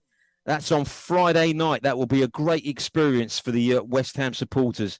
Luton versus West Ham at Kenilworth Road on Friday evening. That sets us up for the Premier League's action next weekend. Time added on at the end of the first half at the Estadio de la Sala Amiga. 6 minutes of time added on there. 4 minutes of time added on at the end of the first half at St James's Park. And 3 minutes of time added on at Bayern Munich. We'll be crossing over to the guys very, very shortly for the closing stages of the first halves. Just looking ahead to next weekend, plenty to look forward to. Manchester City against Fulham, Chelsea against Nottingham Forest as well, Burnley taking on Tottenham, Brentford against Bournemouth, Brighton against Newcastle at the Amex. That'll all be covered for you here. All that Premier League action when Josh Bailey will be your host. That's all coming up on Saturday next weekend here on Football Live on Brila FM. Let's go around the grounds once again now as we close in on half-time. First of all, to St James's Park, Newcastle against Liverpool, and Newcastle very much in control of this game at the moment. Jack Hesson. They absolutely are, but Liverpool, as I mentioned before, they were getting more into the game, and it's still been the case right now where they look like they're getting a bit more of the ball. They look like there's a bit more purpose. They're trying to find their feet in this new shape that they've had to try and work up since the red card, and they've looked a lot better for it. To their credit as well, a lot of teams come to Newcastle and they find themselves a goal down, and then that's that. Manchester United last season, Tottenham last season completely capitulated, but Liverpool have been able to keep their structure, and coming in to the end of the first half, it is still Newcastle United 1, Liverpool 0. Half-time whistle has blown at the Allianz Arena. Bayern Munich against Augsburg. Here's Lyle Anthony Golden. Yeah, I mean, I think Augsburg are really, really unfortunate to be 2-0 down here. It's been a decent first half for them in reality, and Bayern, although they're 2-0 up, they haven't really been at their flying best. The first goal, obviously, was that own goal from Felix Udokai. It was so unfortunate for him because he was just in the wrong place at the wrong time after the ball ricocheted off the post from Leroy Sané's effort. And then, of course, the handball decision that went to VAR. Eventually, the penalty was given, and Harry Kane, from the spot, he knew he was always going to put it away. There was a chance towards the end of the half, actually, for Berisha of Augsburg. It was a cross into the box, and he had a pretty free header, but the header, in the end, he got it all wrong, and it went high and wide over the bar. So at halftime here in Bavaria, it is Bayern Munich 2, Augsburg 0, but I really do expect that Augsburg are going to come out in the second half all guns blazing. Back to the action taking place in La Liga. Our feature match, of course, Villarreal against Barcelona. They're approaching half-time there, Matt Key. Yeah, so we've had 6 minutes added due to all the goals and VAR and incidents that we've had. It's just got one more minute of that left, but it's almost Barcelona that went into half-time with the lead. It was a really important block from Juan Foyth that stopped that from happening. It was Lamine Yamal, Chris, and he is just 16 years old. He's only just had his 16th birthday, born in July 2007, that's made a really good driving run, cut inside, hit a fierce left-footed shot, which, as I say, was blocked brilliantly from Foyth. I know when I was 16, I was playing a very modest level of football, Chris. I don't know what you were doing when you were 16, but God, it makes me feel old. We've got 1 minute of half-time left, just about to approach that now, and it's still Villarreal 2, Barcelona 2. Yeah, I can't actually remember that far back now, unfortunately, Matt, but thanks very much anyway. So still 2 apiece there at the Estadio de la Ceramica. The half-time whistle has blown at St James's Park. Liverpool up against it, Jack Hesson. Absolutely, and Newcastle 45 minutes away from getting that long-awaited win over Newcastle, the long-awaited win over Liverpool, which stretches all the way back to 2015, and they won't have a better opportunity than today to secure that. The game started in a way that both teams trying to get hold of possession and get chances going, but it was Newcastle that broke the deadlock on 25 minutes. Salah's pass back to Trent Alexander-Arnold. Alexander-Arnold couldn't control the ball. Anthony Gordon was there to pounce, and he was left with a one-on-one to beat Alisson, which he did. And then just 3 minutes later, Anthony Gordon's pass splits the Liverpool defence to get the ball to Isaac, and Virgil van Dijk tries to win the ball. He does win the ball, but he goes right through Isaac to get there. The referee deemed it last man, and it was deemed a red card. Since then, Liverpool have got into the game a little bit more. Newcastle did, of course, hit the post, but they managed to weather that storm, Liverpool, and keep it at 1-0 going in to half-time. So Newcastle, yeah, definitely the dominant team in that first half. They look good for the win, but when Liverpool have guys like Mohamed Salah in there, you can never write them off. Second half, in about 15 minutes' time, it's Newcastle United 1, Liverpool 0. Jack, what do you think Jurgen Klopp's strategy is going to be for the second half? Because obviously being down at 10 men, you're always going to be up against it and trailing 1-0 as well. What will he be saying to his players at the half-time interval? Yeah, as I said, I think the shape going into just after they hit the post and managed to weather that Newcastle storm, the shape has actually been really good. They've got a bit more of the ball. The possession was sitting at about 60% at the time of the red card. It's now at about 53% to Newcastle United, so they got more of the ball, but it's difficult for Liverpool because they're trying to kill the game. They're trying to kill Newcastle's momentum more than anything else. Really, they're just trying to keep the game at 1-0 and then try and nick on to just a bit of luck to get them back into the game. And as I said, you cannot write them off going into the second half. Thanks very much, Jack. So Newcastle won up at the break. Of course, Fulham rescued a point at Arsenal, didn't they, with 10 men after Calvin Bassey was sent off, albeit 7 minutes before the final whistle. Let's head back now to the Estadio de la Ceramica. The halftime whistle has gone there as well. Villarreal against Barcelona, and a highly entertaining first half for Matt Key to tell us about. Yeah, well, I think I'm going to go for a 15-minute lie down, Chris, to be honest with you. You've got to bear with me while I remember everything that's happened, but it was Villarreal that thought they'd taken the lead to start with Sorloth slotting in, but was given offside. Then Gavi took the lead for Barcelona with a header before Sergio Roberto made it 2-0 with a nice right-footed finish. And at that point, you thought it was going to be it for Barcelona. They were going to cruise to a win, but that's not been the case. Goals from Foyth were a header from a corner, and just before half-time, Sorloth, once again a lengthy VAR check, but this time it went in his favour, and that's where we find ourselves. 2-2 at half-time, and I don't think we've had the end of the goals. I'll be shocked if it ends that way. Half-time here in Spain, Villarreal 2, Barcelona 2. And we'll be back with Jack and Matt and Lyle Anthony Golden as well throughout the course of the second halves in each of those 3 featured matches that we're covering here on Football Live on Brila FM. Of course, earlier on today in the Premier League, Aston Villa beat Burnley 3-1 at Turf Moor. Matty Cash grabbing a couple of goals in that game. And Manchester City went back to the top of the Premier League table with a 2-1 win at Bramall Lane against Sheffield United. Erling Haaland missing a first half penalty. He gave City the lead in the 63rd minute. That was cancelled out with an equaliser from Jayden Bogle on 85 minutes. But Rodri was there. He was the man on the spot to take all 3 points back to the Etihad with a goal in the 89th minute. Right, sir, we've reached that part of the programme when we hand back over to our colleagues in Nigeria. We're going to be handing back to FJ for all of your social media comments.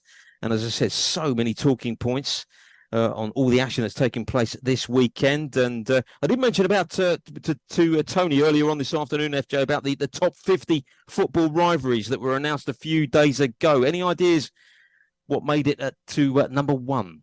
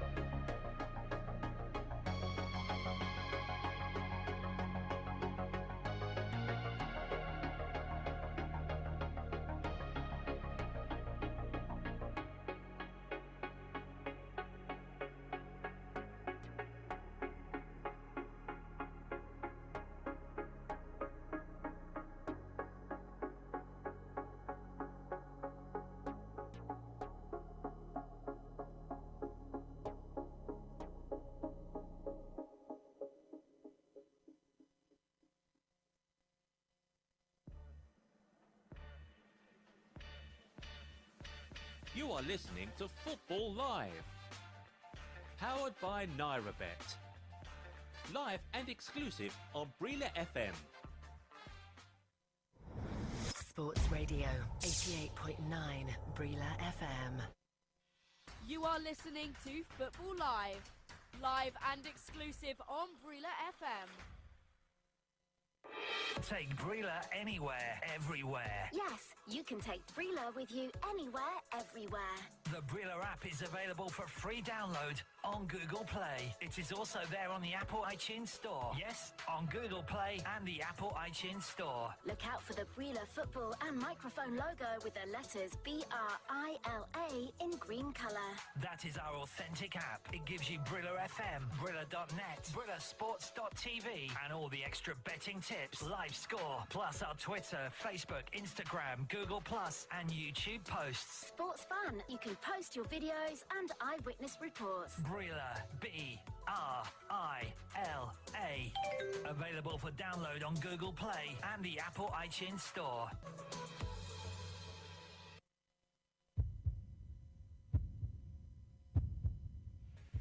Around the grounds, chasing the goals. A goal that is going to blow open the title race in the Bundesliga. Well, this wasn't supposed to happen. It's been an unbelievable day here on Football Live. 4 hours of football every Saturday and Sunday on Brila FM with Football Live.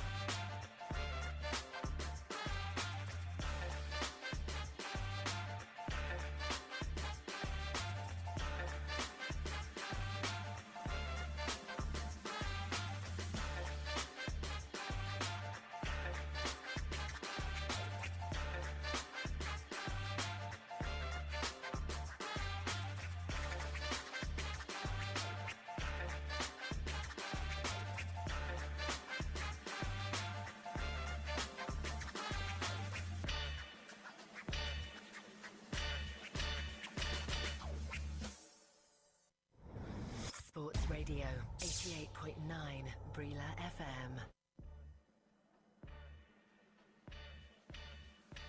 You are listening to Football Live. Powered by NairaBet. Live and exclusive on Brila FM.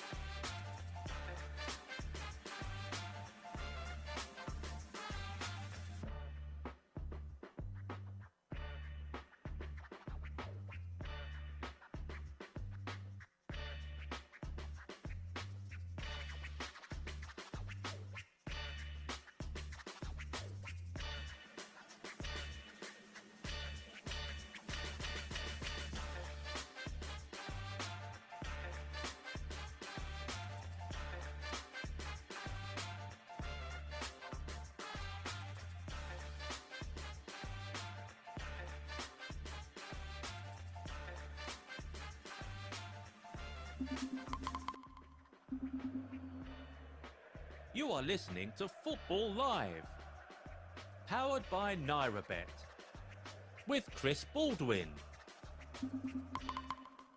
Yeah, welcome back to Football Live. Many thanks, as ever, to FJ and our colleagues in Nigeria with all of your thoughts and comments. And I can't get anything past FJ at all. The top 50 fiercest football rivalries announced a few days ago at number one. Indeed, couldn't be anything else, could it really? Boca Juniors versus River Plate in at 2. Barcelona versus Real Madrid at 3. Celtic against Rangers.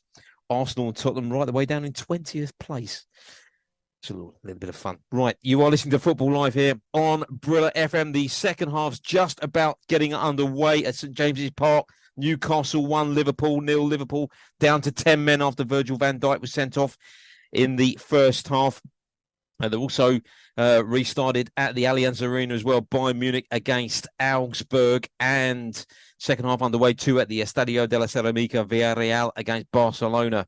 What a game that was in the first half. 2 apiece there. And of course, Bayern Munich rather, 2 up at home to Augsburg. Will be around the grounds very, very shortly here on Football Live. Reminder, of course, that we will be back again next weekend on Saturday. Josh Bailey will be your host, guiding you through all of the action taking place. Manchester City, currently, of course, top of the Premier League after their 2-1 win at Sheffield United this afternoon at home to Fulham. Andrew Bonacore keeping tabs on that game for us. Chelsea at home to Nottingham Forest. Jackson Cole will be watching that. Burnley against Tottenham. Duka Dumba is watching that game for us. Brentford taking on Bournemouth at the GTEC Community Stadium. That will be watched by Matt Temporal. And Jack Hesson covering Brighton against Newcastle United at the Amex next Saturday. Speaking of which, Jack is also, of course, covering the action as it unfolds at St James's Park. Newcastle against Liverpool. They're into the opening 4 minutes or so of that game. Any changes at the start of the second half there, Jack? No changes for either side, but Newcastle, there is a sense of urgency that they want to try and get that second goal and the comfort of a second goal. Anthony Gordon on the left-hand side causing so much problems for Trent Alexander-Arnold. Just a couple of minutes ago, absolutely skinned him on the ball, advanced towards the byline, tried to play it across to Isaac at the near post, and Isaac couldn't control it, and it looked like it could have been a good chance, but Trent Alexander-Arnold on his 200th game is having an absolute time of it in the early stages of the game. He was lucky not to get sent off while on a booking. He brought down Anthony Gordon. Eddie Howe was up that it wasn't a second yellow card. Of course, he was the mistake for Anthony Gordon's goal, and Anthony Gordon's just done him again there. So this really has not been a good afternoon so far for Trent Alexander-Arnold. 49 minutes played. It's Newcastle United 1, Liverpool 0. Let's head back now to the Allianz Arena for an update on Bayern Munich against Augsburg. Bayern taking in that comfortable 2-0 lead at the break. Here's Lyle Anthony Golden. Yeah, I mean, it's been a really subdued start. It's similar to the first half, really, at the start of the second half. The real big chance so far, 6 minutes into the second half, was to Harry Kane again, and you'd assume in the position that he got in, he would have made it 3-0 and got his second goal of the game. But it was Kingsley Coman driving in from the left side towards the center of the box. Harry Kane made a lovely run off his left shoulder to the left side. It's a brilliant reverse pass from Coman into Kane. Sort of kind of sliced his shot, and it went high and wide. So it's unfortunately was the goal for Kane there, but it's still Bayern Munich 2, Augsburg 0, 51 minutes played. Thanks very much, Lyle. Bayern, of course, 11 consecutive Bundesliga titles. Can we look outside of Bayern and Dortmund for title contenders this season? Just looking at the table as it stands, Union Berlin, of course, who have just go from strength to strength season after season, are currently top of the table on goal difference from Bayern on 6 points. As I say, as it stands, Union Berlin, of course, who won in their match yesterday at Darmstadt by 4-1, had a man sent off in that game as well, but a very comfortable win for them. They are currently top of the table in the Bundesliga. Oh, wow, what a game we are having this afternoon at the Estadio de la Ceramica. They've only just started the second half, and we already had another goal in that game.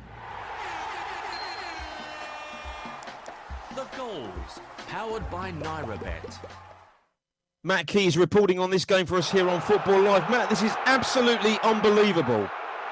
Yes, it is incredible. From 2-0 down, Villarreal have the lead 5 minutes into the second half. It is 3-2 to the home side, the men in yellow, and what a goal it is.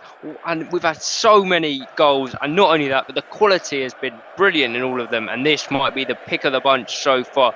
Pedraza on the left-hand side, he makes a darting run from left-back from a crossfield ball.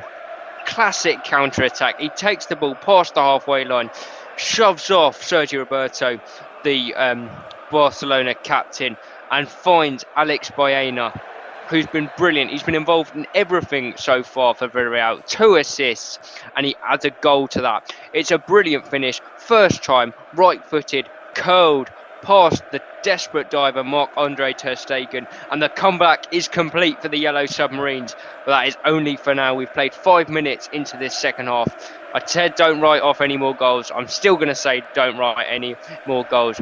52 minutes gone, and it's Villarreal 3, Barcelona 2. Incredible scenes here in Spain. Well, an absolutely unbelievable game unfolding there at the Estadio de la Ceramica, as Matt alluded to. Barcelona 2-0 up within the first 15 minutes or so, comfortably in control of the game. But it's been turned on its head. What a comeback from Villarreal. Now 3-2 up with that third goal from Alex Baena 5 minutes into the second half. Xavi, who, of course, isn't in attendance at this afternoon, the Barcelona head coach. He's on a touchline ban, having been sent off on the opening date of the season. He must be tearing his hair out and can't believe what he's seeing at the moment. But Barcelona, when was the last time they threw away a 2-goal lead? Maybe our producer John Kane could dig deep and find that little bit of information out for us. But yeah, great game there. Villarreal leading Barcelona by 3-2. So let's quickly recap the latest scores for you once again in our featured matches in the Premier League. Newcastle 1, Liverpool 0. That's how it remains at St James's Park. Anthony Gordon scoring in the 25th minute for Eddie Howe's side. Virgil van Dijk sent off 3 minutes later. As you just heard there, Villarreal 3, Barcelona 2. And in our featured match in the German Bundesliga, Bayern Munich are still 2-0 up at home to Augsburg. Elsewhere in the world of football, let's just give you a few other latest scores. They're underway in Italian Serie A this afternoon. Fiorentina are leading Lecce by 1-0. They played about 10 minutes of that game. Nicolas Gonzalez, the Argentinian, has put Fiorentina ahead there.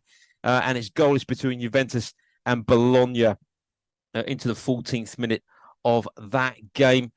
In Ligue 1, they're approaching full time, where it's Lorient 4, Lille 1 there into the 84th minute or so of that game. In the Belgian Jupiler Pro League, Anderlecht currently goalless at home to Charleroi. It's 0-0 there. 13 minutes played. And elsewhere in the Dutch Eredivisie, it ended Heerenveen 1, Sparta Rotterdam 3.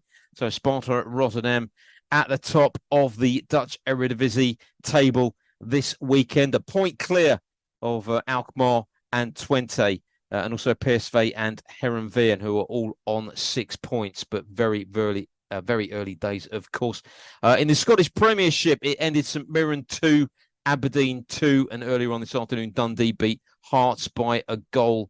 So you're up to date with all of the latest scores in the world of football here on Football Live on Brila FM. We'll be back around the grounds very, very shortly here. We're with you, of course, right the way through until 6:40 this evening. Earlier on today, of course, Aston Villa beating Burnley by 3-1 at Turf Moor. Manchester City going back to the top of the table with a 2-1 win at Sheffield United as well. Sheffield United, of course, still without a point this season. Just looking at the Premier League table as it stands, of course, we have Newcastle and Liverpool currently in progress. But looking at the top of the table, Manchester City, 100% record, the only Premier League side now with 100% record. 3 wins from 3 on 9 points. West Ham occupying second place on 7 points following their 3-1 win at Brighton yesterday. Also on 7 points, of course, Tottenham and Arsenal as well, the North London rivals. Brighton currently a point further back on 6 points in 5th spot. And at the bottom of the table, well, no prizes for guessing who's anchoring the Premier League at the moment. It's Everton. What a disastrous start to the campaign they've had. Of course, narrowly avoiding relegation last season by the skin of their teeth. But 3 matches played, 3 defeats without a goal as well. Very worrying times for the Goodison Park faithful. Luton in 19th spot, not doing much better, really. They are currently 2 matches in, of course, and 2 defeats as well. And Burnley occupying 18th spot, also without a point as well. So that's how the table looks in the Premier League as it stands. Let's head back to the Estadio della Ceramica because we've had 5 goals already, and I think we've very nearly had a 6th there. Matt Key. Yes, for the first time, well, for what seems the first time in the game, we've had a shot that's not gone in. It's hit the post this time, the inside of the post, and it was Barcelona this time trying to mount the comeback. And it was the 16-year-old Lamine Yamal. It was really good hold-up play from Robert Lewandowski, doing what he does best, keeping the possession alive for Barcelona, controlled it on his knee, found Yamal, whose fierce right foot shot after getting it out of his feet really well had the goalkeeper Philip Jorgensen beaten. But as I say, inside of the post, agonisingly bounces out for Barcelona. For the Villarreal, they'll be delighted that that hasn't gone in. Still so frantic this game. We've not heard the end of the goals here, I can assure you. 58 minutes gone, Villarreal 3, Barcelona 2. Just looking at the latest betting, courtesy of Naira Bet, subject to change, of course. 6.50 Barcelona for the win now. 6.50 for the win with Naira Bet, subject to change. Having had that 2-0 in. I wonder what price they were when they were 2-0 up in that game. Maybe John could just... No, I'm only joking, John. Right, let's head back now to St James's Park. Let's get an update on Newcastle against Liverpool and Jurgen Klopp ringing the changes there. Jack Hesson. He is, and I think he has to because it's been complete dominance in this second half. 80% possession for Newcastle so far in the second half. 4 shots, 2 on target. Liverpool yet to muster even a single shot on target in this second half, and they've ran through the changes. Endo coming off on his debut. It's a difficult game for him, but he makes way for a more attacking option in Elliott, and the other change that was made as well was bringing on Diego Jota for Gakpo, who was completely non-existent in that first half and into the second half. So spring the changes, attacking-minded changes, which shows that Liverpool perhaps trying to get a change of mentality, perhaps trying to sneak a goal back. 60 minutes played, it's Newcastle United 1, Liverpool 0. And Jack, just looking at Liverpool's start to the season, obviously it's all gone horribly wrong for them this afternoon. But again, it hasn't really been convincing, has it? When you look at the draw with Chelsea again really take out that win against Luton Town on Friday. Haven't really been in the best of form. And then a win against Bournemouth last weekend. They went behind in that game, and again, they just really don't seem to be clicking at the moment.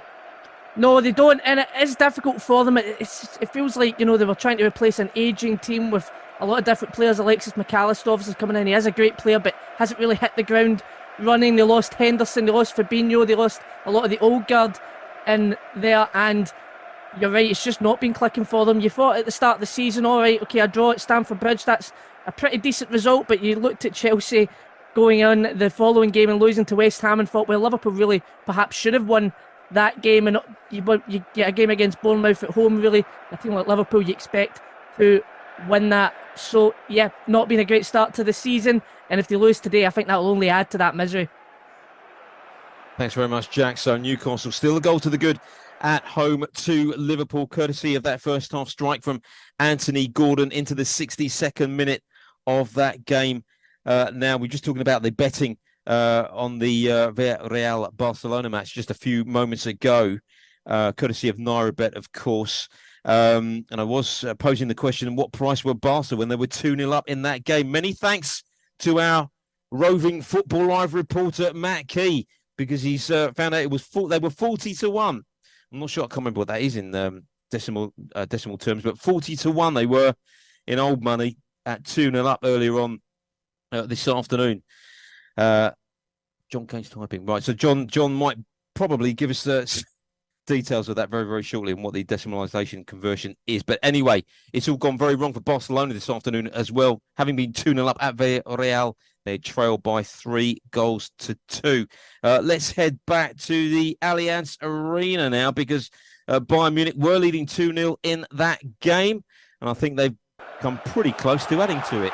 Lyle, Anthony Gordon.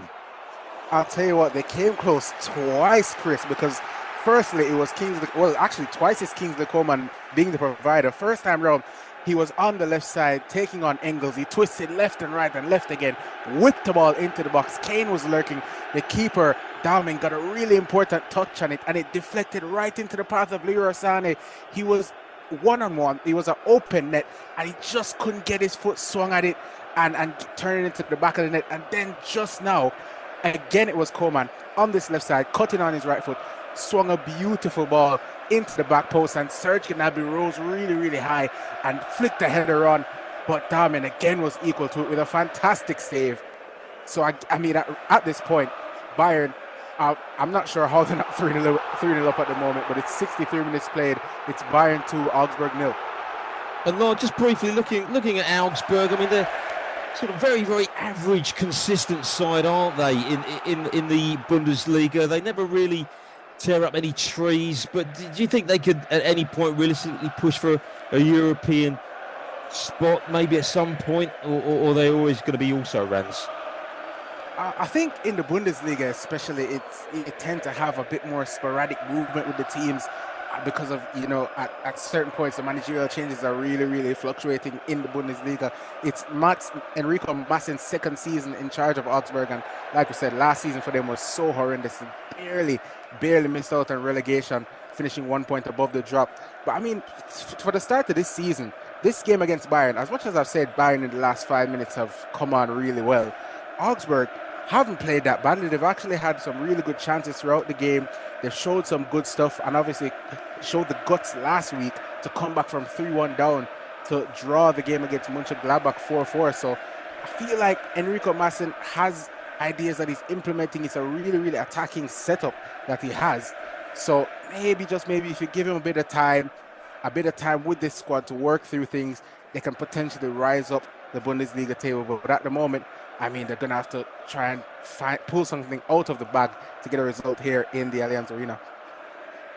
There's a cracking, highly entertaining draw last weekend, as you pointed out there, Lyle, in that 4-4 draw with Mönchengladbach, and a great comeback as well. But currently trailing once again this afternoon at the Allianz Arena. Bayern leading by 2-0 in that game. They opened the scoring, of course, courtesy of an own goal in the 32nd minute from Felix Udekai, and of course Harry Kane scoring his second goal of the season from the penalty spot 5 minutes before the break. And that's the way it stands at the moment. Bayern 2, Augsburg 0. Let's head back now to St James's Park for an update on Newcastle against Liverpool. Jack Hesson. Yeah, there was a good chance there for Anthony Gordon. Of all people, he's been absolutely excellent today on the left-hand side. He advances towards the box. It looks like a shot on goal, destined for the back of the net, and it just goes wide to the left-hand side. But he has been absolutely outstanding today, Anthony Gordon. We haven't always seen the best of him in a Newcastle shirt since signing from Everton last year. But of course, the boyhood Everton fan and former Everton player putting on his style against Liverpool, and it feels like the second goal is coming for Newcastle. 65 minutes played, Newcastle 1, Liverpool 0. Yeah, Newcastle at the moment still sounds as though they're very much in control of that game, albeit with still a very slender lead. Anything can happen, but it's still a mountain to climb really for Liverpool with the 10 men at the moment. You're listening to Football Live here on Brila FM. We have betting news with John Kane next. The latest in-play betting odds from NairaBet. Yes, the latest odds from NairaBet website. I've got all these prices are subject to change. I'm just going to find a few odd ones for you. Alexander Isak to score next in the game between Newcastle and Liverpool is 5.0.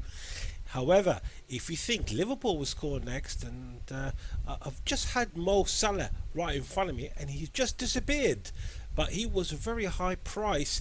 I can tell you Diego Jota is 19.0 to score next for Liverpool. So it's quite a good price for the striker. If you think Anthony Gordon will score next, it's just gone up to 9.0. As for the normal betting odds, well, Bayern Munich is suspended for the home win. Augsburg, as you heard from Anthony Gordon, 26.0 for the draw and 101.0 for an Augsburg win.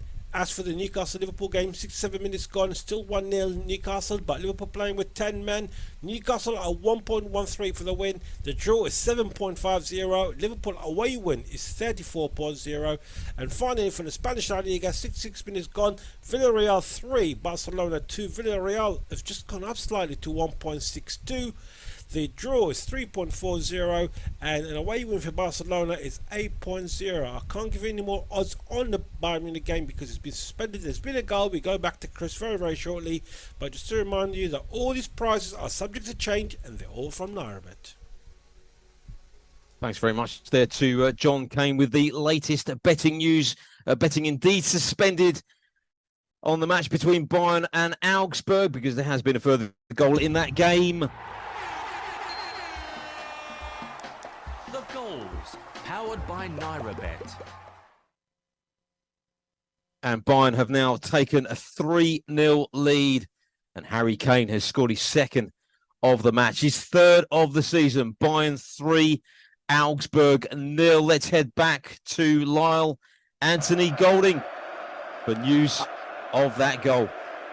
I'll tell you what, it's a lovely flowing Bayern move for this goal. Just before this, actually, Leroy Sané had hit the post after a brilliant move on his own, and he cut inside and tried to bend it into the far corner, hit the post, and they've come right back down the other end. It's a brilliant bit of play from Alphonso Davies and Kingsley Coman with a lovely 1-2 down the left side. Coman slips Davies in behind, and the pace he shows to get back on the ball is fantastic. Takes his first touch out of his feet, looks up. Who else is in the middle but Harry Kane? He just plays it across the box. Kane, first time finish, bosh, into the back of the net. 2 goals on the day for Harry Kane, 3 goals on the day for Bayern Munich. 70 minutes played. The hosts, Bayern Munich 3, Augsburg 0. It's absolutely raining goals at the Estadio de la Salamanca. The goals, powered by NairaBet. Barcelona are back on level terms. It's 3 apiece. Ferran Torres has equalised in that game. We'll be getting all the details very shortly from our reporter Matt Key. That'll be coming up soon here on Football Live. Sports Radio 88.9 Brila FM. If you're betting on sports this week, why not make your money go further? Sign up to NairaBet for 11 days of risk-free betting. If your bet loses, you will get your stake back as a free bet up to 2,000 Naira. All you need to do is register a new account with NairaBet today and qualify to get up to 22,000 Naira in free bets. Visit www.nairabet.com/bonus for more information. General and free bet terms apply. Must be over 18. Must be KYC approved. Must place a qualifying bet. Bets must include football, tennis or basketball markets. Welcome offer only available until Thursday, 31st of August. Please gamble responsibly.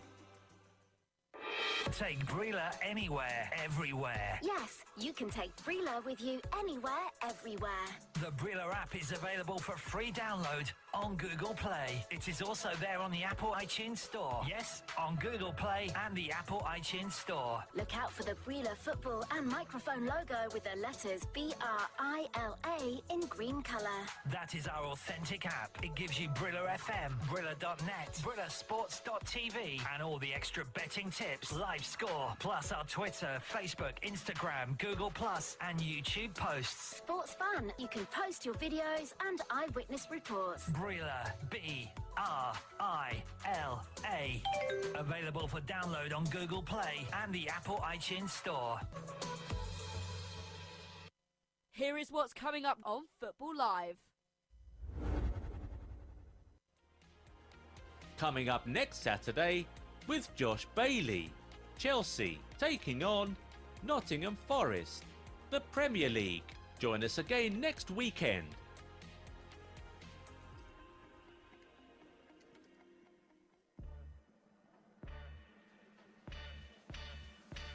You are listening to Football Live, powered by NairaBet. Live and exclusive on Brila FM.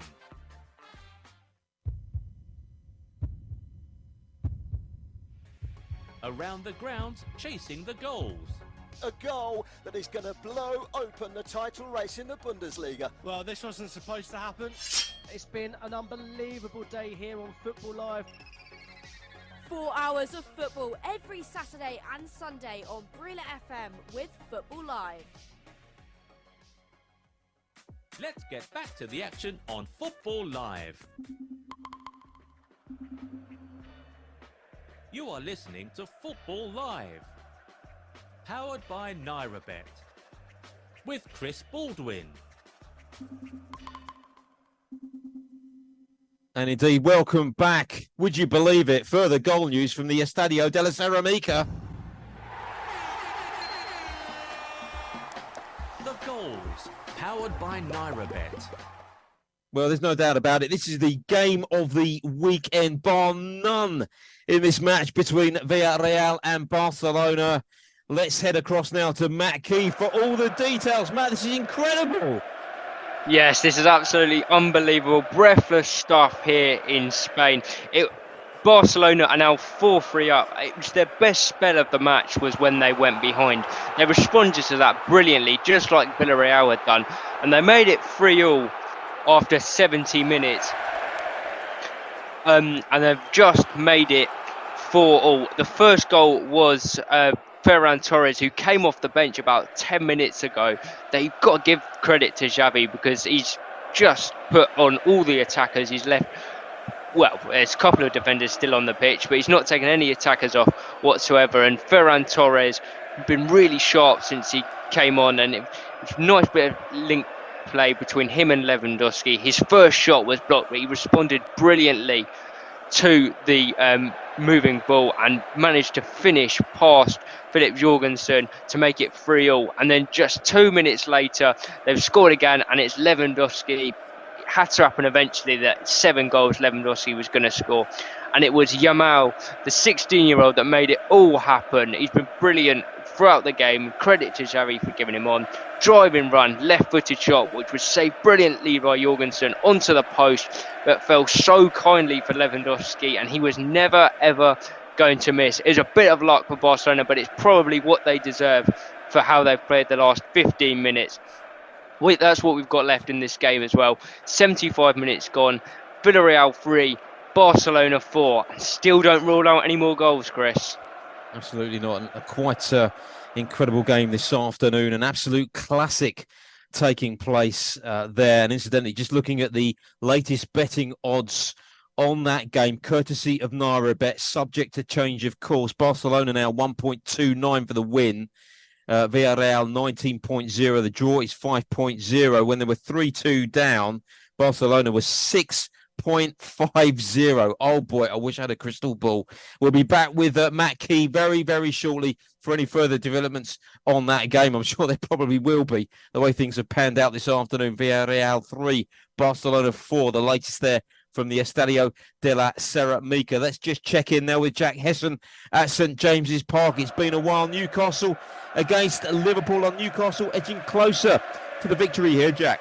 Yeah, actually, as you've just came to me there, Almiron had an absolutely excellent chance on goal, darting towards the box. He gets inside, he takes a curling shot with his left foot, and it hits off the bar and off the post, even gratefully to the right-hand side of Alisson, and out for a corner from the clearance. So Liverpool getting off there, but they did also have their first chance of the game about 10 minutes ago. Great pass from Jota to split the Newcastle United defence, caught napping. Salah looked like he had the goal at his mercy, but then Sven Botman came flying in to save the day, and that really could have gave Liverpool a much needed lifeline in this game. They have ran the changes as well. Alexander Isak is off, Anthony Gordon is also off, and so is Sandro Tonali. And in their place, Sean Longstaff, Callum Wilson and Harvey Barnes. So perhaps a different way of looking at it, a different shape for Newcastle, but you can't write off Callum Wilson. He usually is good at coming off the bench and scoring. He did against Manchester United last season, but this game does not feel far from over 76 minutes played. Newcastle United 1, Liverpool 0. And if Newcastle do secure the victory this afternoon, Jack, it'll be a fairly sort of decent start, really, won't it, to the start of the new campaign. That 5-1 win against Villa on the opening day of the season, a narrow defeat at Manchester City as well. But looking ahead, of course, September, the Champions League comes back into play as well. There's obviously going to have to be some rotation in terms of the squad. How do you think that's going to impact Newcastle's Premier League season, the fact that they're going to be playing Champions League football every week or every other week? Well, I think that is the big test for them, because when that starts, it really can be a hallmark of a team. Some teams really do relish actually not playing European football. I think Newcastle maybe benefited from that last season. Arsenal certainly benefited from that, not having to play top tier Champions League and be able to rest players in the Europa League. And I think you're looking at Tottenham this year. They might be able to also benefit from that as well. But it's a great test of character, and the one thing you can say about this Newcastle side is that they do have a great character in the squad. Within the squad, the players that they bring on as well can do just as well as the players that they start with, and I think that's a good showing going into the Champions League. Also, just to tell you about a couple of more changes, Matip is off for Quinash for Liverpool, and also Nunez is on for Alexis McAllister, so Liverpool potentially really going for it here. 78 minutes played, it's Newcastle 1, Liverpool 0. And Jack, just briefly, you mentioned Callum Wilson replacing Alexander Isak there. What can you say about Callum Wilson? Just looking at the stats, he scored 12 top-flight goals since the beginning of April, more than any other player in the top flight, despite only starting in 6 of the Magpies' 14 games in that period. Quite incredible record. Yeah, it absolutely is, and I think it really does play that kind of role of super sub. You noticed it a few games last season, but he also is an excellent player to start. And you mentioned earlier about them going to be playing Champions League football. It might open up a lot more opportunities for Callum Wilson to potentially start games in the league. And yet, listen, he's a clinical finisher, and the record speaks for itself. He's a great player, and it's great for Newcastle, really, that they have those two options, Alexander Isak and Callum Wilson. It really is a great couple of options for Eddie Howe. About 12 minutes or so of normal time remaining there then, and Newcastle still leading by 1-0. Anthony Gordon's strike in the first half, the difference between the two sides. Let's head back to the Allianz Arena now for an update. Bayern Munich against Augsburg. Lyle, Anthony Goldin. Yeah, I mean, there hasn't been much action here since Bayern took that 3-0 lead. You can see all the Augsburg heads just start to drop. And I mean, this game is done and dusted at the moment as a contest. And Augsburg look like they're just waiting for this final whistle. They did have a slight chance just about a couple minutes ago, and it did fall to Mergin Berisha. It was a lovely bit of play. Sven Michel found himself in the box, was able to turn and just lay it off to Berisha, who took it first time, but his shot, he tried to curl it into the top corner, but in the end, it just went high and wide. Some changes to report for Bayern. They've actually used all 5 of their substitutes. The front 3 behind Harry Kane have all gone off. So that's Kingsley Coman, Serge Gnabry and Leroy Sané are off, as well as Nusser Mazouari and Kim Min-jae. The players on are Kodran Leimer, Matisse Tell, the young 18-year-old Thomas Muller, Matthijs de Ligt and Rian Gravenberg. And there have also been 4 changes for Augsburg, with Berisha, Rekshabai, Vargas and Mikel coming off for Drena Belho, Cardova, Philip Tietz and Brito respectively. So about 9 minutes to play here. It's still at Bayern Munich 3, Augsburg 0. Further goal news from St James's Park. The goals, powered by NairaBet. And 10-man Liverpool are back on level terms. Darwin Núñez has scored for the Reds. It's now Newcastle 1, Liverpool 1, with just around about 10 minutes or so remaining of that game. As I said, they haven't played out, the best part of an hour, well over an hour or so with 10 men. They are back on level terms. Jack Hesson. Yeah, it's a goal out of absolutely nothing for Newcastle, but Liverpool will not be complaining about that at all. The first bit of spell of possession that they've had in the game so far, they walk the ball to Jota in the middle of the park. He tries to play the pass towards Nunez. Ben Botman is there to try and intercept it, but he completely gets muddled up with the ball when the loose ball results in it going to Nunez. He's still got a lot to do, Nunez, as he's darting towards the box, but it's a lovely right-footed finish into the bottom right-hand corner to give Liverpool an unlikely equaliser in this game. 10 men But I did say before that they just needed that one chance to get back in the game. Darwin Núñez has took it. 81. Newcastle 1, Liverpool 1. Yeah, so Jurgen Klopp's side then back on level terms. That's a 10th Premier League goal of his Liverpool career for Darwin Núñez. Much to the chagrin of the Newcastle supporters, it's now 1-1 then at St James's Park. Any other goal news to tell you about? I don't think so. The goals have actually been flying in left, right and centre, haven't they, this afternoon? Let's get an update from the Estadio de la Ceramica now. Villarreal against Barcelona. Here's Matt Key. Yeah, well, it's still 4-3 on the scoreline for once, Chris. We've not had any goals here, but it should be 5-3 to Barcelona. It was Ansu Fati who's come on as a substitute for Yamal, the 16-year-old, who's been so impressive, so impressed by him, so mature for such a young person. But yeah, Fati's come on and he's gone through on goals. One of them, Villarreal, tried to play a high line, got caught out, and Ferran Torres is alongside him. And instead of just shooting himself, he's tried to unselfishly square it to Ferran Torres. And it's been brilliantly intercepted by the Villarreal defender, who's Foyth again, who's himself, despite conceding 4 goals, had an excellent game. Just shows you the way game has gone. But it's really opened up now. Villarreal pushing for that equaliser, but that's allowing Barcelona plenty of chances on the counter-attack as they win it back and they've got another chance of 1 now. 83 minutes gone, Villarreal 3, Barcelona 4. What a game that's been this afternoon. And if Barcelona can hold on and clinch all 3 points, it would move them up to 3rd spot in the table in La Liga. Incidentally, latest betting odds courtesy of NairaBet, subject to change, of course, in the match between Newcastle and Liverpool. Newcastle now 3.20, Liverpool 9.5, and the draw is 1.60. 9.5, I know they're down to 10 men, but you never know. Liverpool now 8.0. Now I've said that. Liverpool 8.0 for the win in that game. So Liverpool back on level terms at St James's Park, 1 apiece there, as we just heard from our Football Live reporter Matt Key. Barcelona still with that 4-3 lead at Villarreal. Let's head back to the Allianz Arena. Bayern Munich against Augsburg. Bayern, I think, looking to increase their lead still further in that game. Lyle Anthony Golding. I'll tell you what, it really should have been 4, and it really should have been a hat-trick for Harry Kane on his Allianz Arena debut. It was a lovely bit of play. They shifted it out to the right side for Konrad Leiber, who's come in. He's naturally a midfielder, but he's come in and he's playing at right back for this second half. He just drives down the byline. He whips in a fantastic cross into Harry Kane. It's a free header. He has to jump for it, and he just tries to head it back where it's coming from, and it goes wide of the post, unfortunately. To be fair to Kane, it was a rapid cross. Leimer absolutely put some fizz on it. But I think Kane, in that position, a striker of his quality should really be putting it away. It should be 4-0, but at the moment, it's still Bayern 3, Augsburg 0.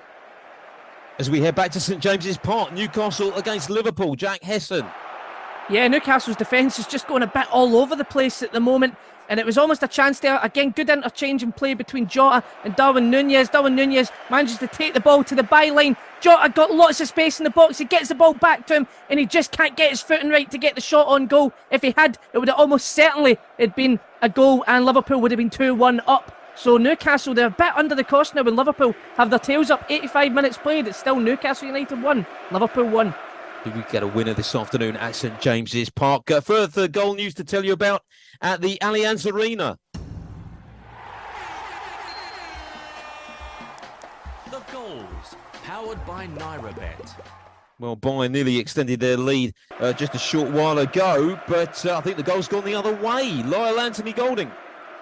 Yeah, and I mean, Bayern have just opened up like the Red Sea at the moment. Augsburg, right after nearly conceding, they've just flown down the other end, and the ball has ended up just outside the box to the feet of their captain, Demirovic. He just shifted his body weight a bit, and he saw the runner in behind. It's the substitute, Deandre Belho, and Demirovic. It's a lovely through ball through the legs of Matthijs de Ligt. He plays it in behind for Belho. He takes his first touch, takes his second touch, and goes around the keeper, Sven Ulreich, and can tap into an empty net. And I mean, it's a good bit of play for Augsburg, and I think they deserve a goal today from the way that they've played. They've been unfortunate to concede 3 today. The own goal, the penalty, and then, the third goal from Bayern was spectacular. But I think Augsburg have been unfortunate in this game so far. But at the moment, with 3 minutes of normal time plus added time left to play, it's Bayern Munich 3, Augsburg 1. Let's give you some latest scores from Italian Serie A. A couple of matches currently in progress at the moment. Fiorentina are now leading Lecce by 2-0 with 43 minutes or so of the second half played. They opened their scoring in that game courtesy of a goal from Nicolas Gonzalez, and they've now added to that with a second goal scored by Alfred Duncan. So 2-0 to Fiorentina. And in the other match, Juventus 0, Bologna 1 is a latest score there. Bologna scoring through Lewis Ferguson on the score sheet. And they're into the second minute of time added on at the end of the first half there. So you're up to date with all matters Italian Serie A. Let's head back over to St James's Park now and rejoin Jack Hesson for Newcastle against Liverpool. Some injury news there, Jack. Yeah, there is some injury news. Centre-half Sven Botman is off injured. Matt Targett taking his place. That will be a big miss if he's potentially out for a while.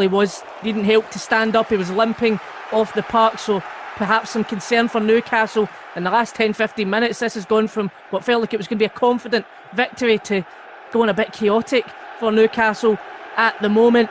They are still in control of the game. They are still trying to muster a final chance to perhaps change their fortunes, but time is running out. 88 minutes played. It's still Newcastle United 1, 10-man Liverpool 1. Yeah, and Sven Botman, of course, one of the key components of the Newcastle defence, but being replaced, as you just heard there from Jack. This is Football Live here on Brila FM. Sports Radio 88.9 Brila FM. If you're betting on sports this week, why not make your money go further? Sign up to NairaBet for 11 days of risk-free betting. If your bet loses, you will get your stake back as a free bet up to 2,000 Naira. All you need to do is register a new account with NairaBet today and qualify to get up to 22,000 Naira in free bets. Visit www.nairabet.com/bonus for more information. General and free bet terms apply. Must be over 18. Must be KYC approved. Must place a qualifying bet. Bet must include football, tennis or basketball markets. Welcome offer only available until Thursday, 31st of August. Please gamble responsibly. Take Brila anywhere, everywhere. Yes, you can take Brila with you anywhere, everywhere. The Brila app is available for free download on Google Play. It is also there on the Apple iTunes Store. Yes, on Google Play and the Apple iTunes Store. Look out for the Brila football and microphone logo with the letters BRILA in green colour. That is our authentic app. It gives you Brila FM, Brila.net, BrilaSports.tv, and all the extra betting tips, live score, plus our Twitter, Facebook, Instagram, Google Plus, and YouTube posts. Sports fun. You can post your videos and eyewitness reports. Brila, B-R-I-L-A.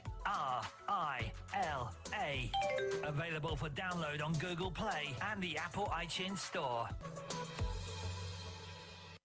Here is what's coming up on Football Live. Coming up next Saturday with Josh Bailey.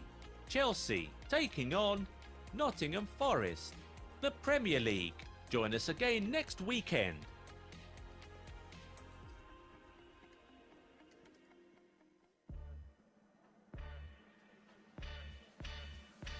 You are listening to Football Live. Powered by NairaBet. Live and exclusive on Brila FM.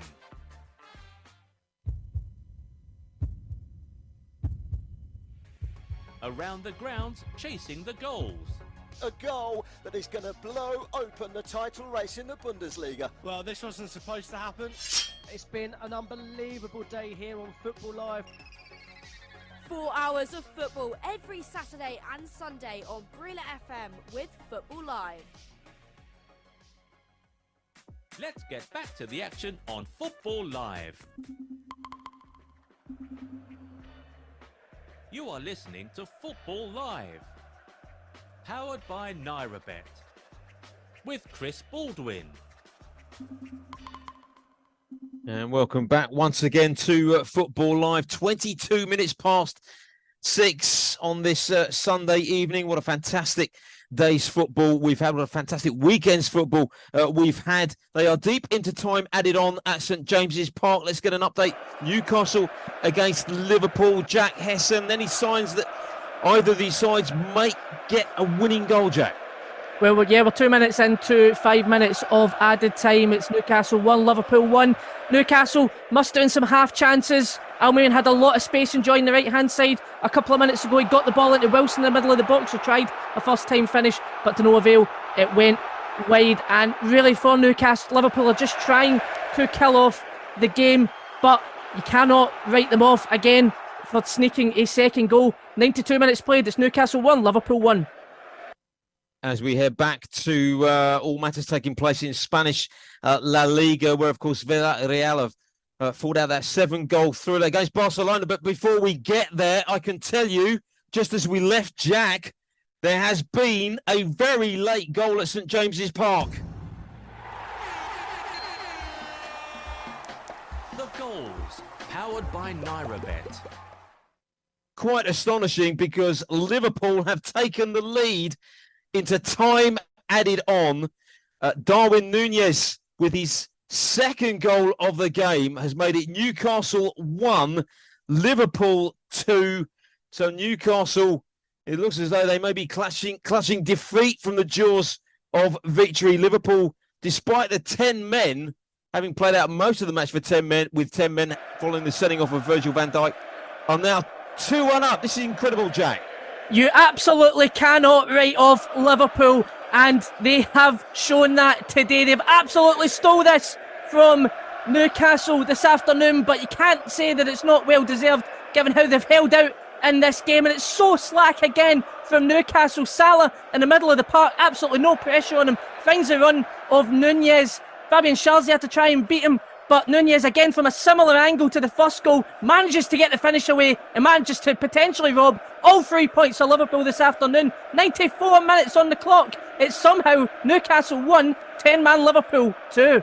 Absolutely astonishing turn of events then at St James's Park, with Jurgen Klopp's side now going into that 2-1 lead, and it appears as though the points are heading back to Anfield this evening. We shall wait and see, as of course we alluded to earlier on Football Live. Newcastle had the most horrendous record against Liverpool, having failed to beat them in their last 13 Premier League encounters. The last time that they did that was way back in 2015. So some 8 years ago now, quite incredibly, when they last beat Liverpool on that occasion, courtesy of an own goal from Martin Skrtel and Gigi Wijnaldum scoring late on to give them a 2-0 win on that occasion. But Liverpool, despite the 10 men, after Virgil van Dijk was sent off in the 28th minute, now leading 2-1 at St James's Park. Full-time whistle has blown at the Allianz Arena. Was it a win for Bayern Munich in the end against Augsburg? I suspect it was. Lyle Anthony Golding.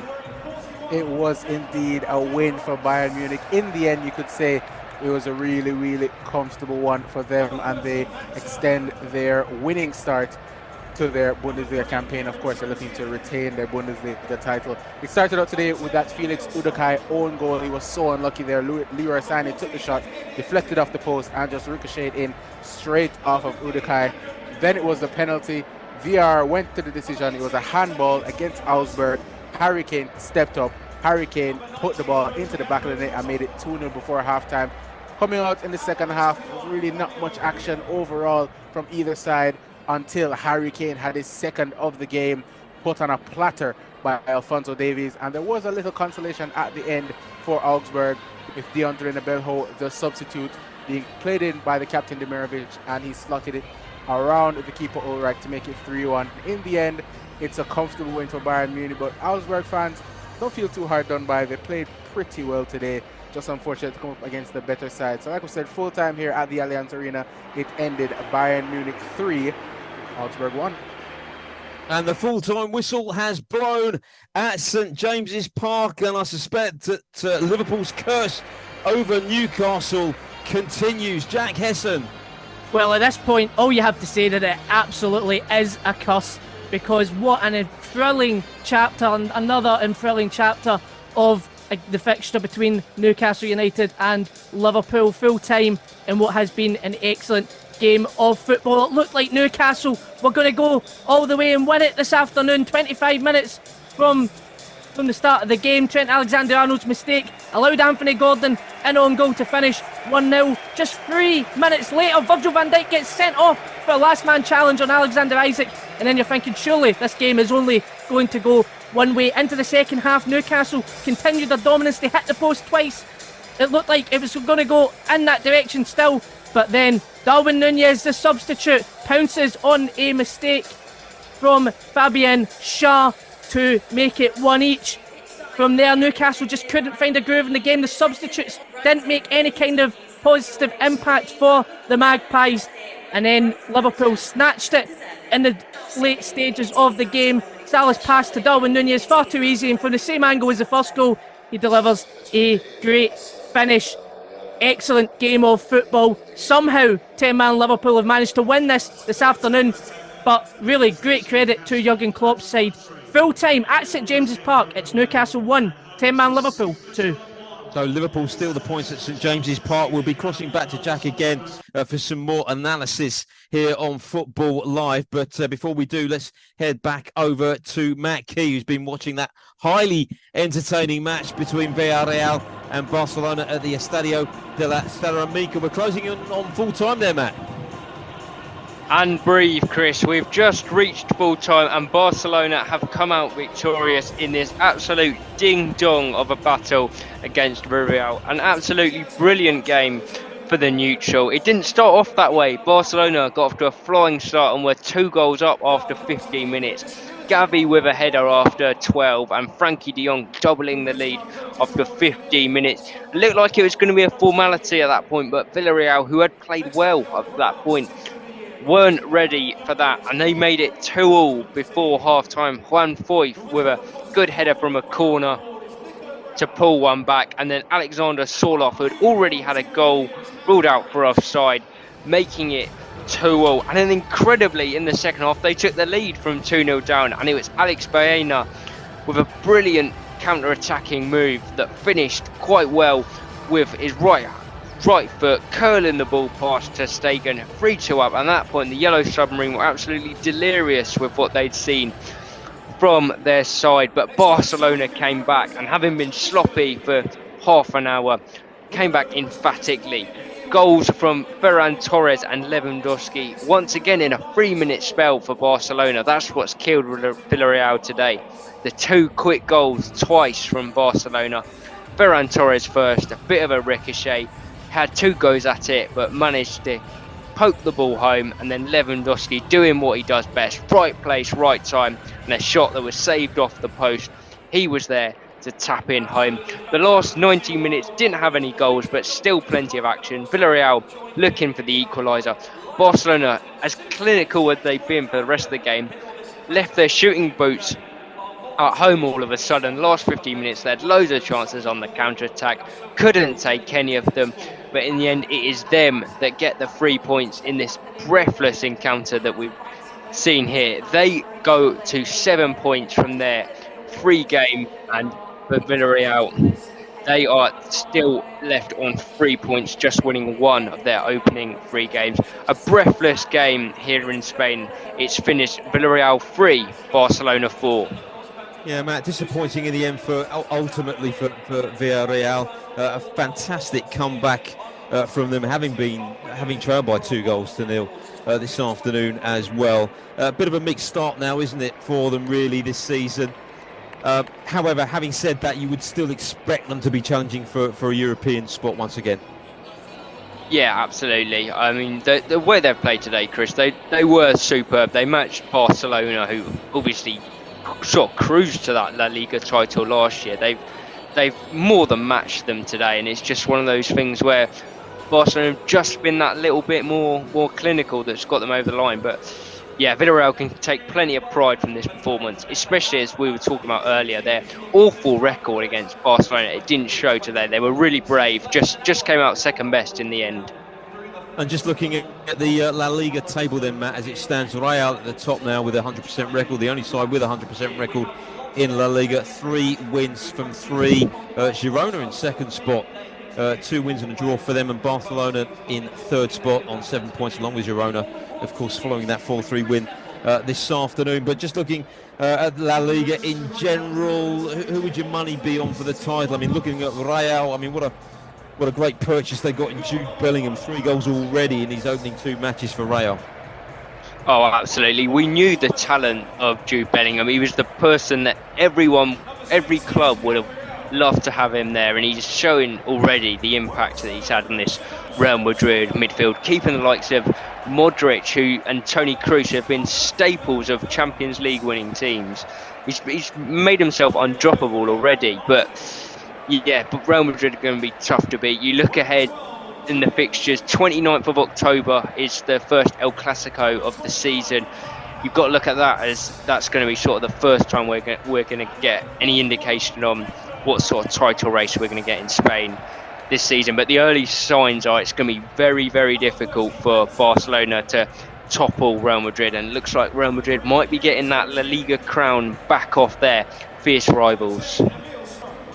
Yeah, in fact, made that 4 goals this season for Jude Bellingham, because obviously I forgot that he scored the winner a couple of nights ago in that 1-0 win at Celta Vigo. Many, many thanks to Matt Key, our reporter on the spot for us this evening here on Football Live, covering that highly entertaining match at the Estadio de la Ceramica. Barcelona winning that 7-goal thriller in the end. Let's head back now to Jack Hesson, who was covering Newcastle against Liverpool. I mean, an absolutely pulsating end to that game there, Jack. And obviously Liverpool, they're taking all 3 points. That's going to give them some real confidence as the season progresses. And looking at the stats just prior to the game as well, Liverpool continuing now with a 14-match unbeaten run as well. But to do it with pretty much having played the majority of the game with just 10 men could spur them on to some success this season. Yeah, I think if they do have any kind of success this season, then they'll look back at this particular game as a real moment of character for the team. 10 men away from home, a difficult opponent, and they manage not just to grab a draw, but to actually snatch the win. It's unbelievable, but I think it is a credit to how they set up and how they responded to after the red card. They set up in a way that made it really difficult for Newcastle to create a lot more chances. They weathered any kind of Newcastle storm, and they were patient. They just waited for their chances. They waited for Newcastle's mistakes. Particularly as well, they waited for some of the substitutions that Eddie Howe made, which I think kind of flattened the Newcastle performance a bit, bringing off Anthony Gordon, who's potentially the man of the match before, of course, Darwin Nunez. Snatched that from him, taking off Isaac, taking off Tonali in the midfield, who was really running the show. It really just deflated Newcastle going into the second half, and it gave Liverpool an in to the game. They had 2 chances, they took them. That's clinical, that's what a top team like Liverpool do. And yeah, any success this season, they'll look back at this game and go, that was a turning point. Yeah, Liverpool at home to Aston Villa next weekend. And then just touching on Newcastle, Jack, obviously bitter disappointment the way this game panned out this afternoon, but of course still plenty to play for, and as we mentioned earlier, with the benefit of having Champions League football at St James's Park this season as well. So much to look forward to for the Toon Army. Yeah, absolutely. Listen, it has now, I suppose, been a difficult start to the season, but they have had a difficult run of games. I mean, even look at Aston Villa at the start of the season. Before that game, you'd have thought that's a really tough opening game. They won that convincingly. Man City away, of course, a difficult game. Liverpool at home, given the record against Liverpool, a difficult game. Brighton away next week doesn't get any easier than that. So I think they just need to try and get out of this really tough spell of games, maybe with another win next weekend. The one thing I would say about them, though, going into the Champions League, is that they do seem to lack a bit of depth, bringing players on. I thought before the game that they did have that depth, but I think bringing the players on that they did, and the reaction to that from Liverpool really shows that maybe they just need a couple of more players in the window to try and prepare for that Champions League. Many thanks to Jack Hesson, our reporter, covering Newcastle against Liverpool this afternoon from St James's Park. Liverpool winning by 2-1. Let's just give you a couple of latest scores from Italian Serie A at half-time. Fiorentina leading Lecce by 2-0. And they are 3 minutes into the second half in the match in Turin, where Juventus are trailing Bologna by 1-0. A couple of matches taking place this evening in Serie A, if you're interested. Lazio against Genoa, and defending champions Napoli at home to Sassuolo. Just looking at the standings in Serie A, of course, very, very early days indeed. Fiorentina, top of the table as it stands at the moment, with that half-time lead on 6 points, alongside AC Milan and Verona as well. Napoli currently in fourth spot on 3 points. So that's how everything shapes up in the Italian Serie A at the moment. Let's just give you some, some final scores from elsewhere around Europe today. First of all, in French Ligue 1, these are all final scores. Rennes 2, Le Havre 2, Clermont 0, Metz 1, Montpellier 1, Reims 3, Strasbourg 2, Toulouse 0, and Lorient 4, Lille 1. And in the Belgian Jupiler Pro League, earlier on today, it ended Saint-Troudin 0, Cercle Brugge 2, and a latest score, Anderlecht 1, Charleroi 0. The second half has just restarted there. So that's how things shape up in the Belgian Jupiler Pro League. In the German Bundesliga, of course, Bayern, as we know, beat Augsburg 3-1. That was our featured match this afternoon. Harry Kane with a couple of goals, one of them from the penalty spot as well. Mainz 1, Frankfurt 1. That was a result from earlier on today. And, of course, we've been covering plenty of action in Spanish La Liga as well. Villarreal 3, Barcelona 4. What a great game that was. Covered for you here on Football Live. And it's goalless Valencia against Osasuna with 6 minutes played there. And what a great afternoon in the Premier League as well. Aston Villa, of course, beating Burnley by 3-1 earlier on today. Matty Cash giving them a 2-0 lead. And then Burnley pulled one back just after the breakthrough. Lyle Foster Diaby sealing the points for Villa in that 3-1 win. And Manchester City winning 2-1 at Sheffield United, courtesy of goals from Haaland and a very late goal from Rodri after Jayden Bogle had equalised for Sheffield United. Let's just give you the other results from the weekend's Premier League action. It all kicked off, of course, on Friday night. Chelsea 3, Luton 0. And just recapping the results from yesterday: Arsenal 2, Fulham 2, Brentford 1, Crystal Palace 1, Everton 0, Wolves 1, Manchester United 3, Nottingham Forest 2, Bournemouth 0, Tottenham 2, and Brighton 1, West Ham 3. That's it from us. Hope you've enjoyed today's edition of Football Live. We'll be back on Saturday, the 2nd of September. Josh Bailey will be your host. Have a good week, but from everybody here, a very good evening to you. Today's show was produced by John Kane and powered by Hollandia Civita and our official betting partner, NairaBet.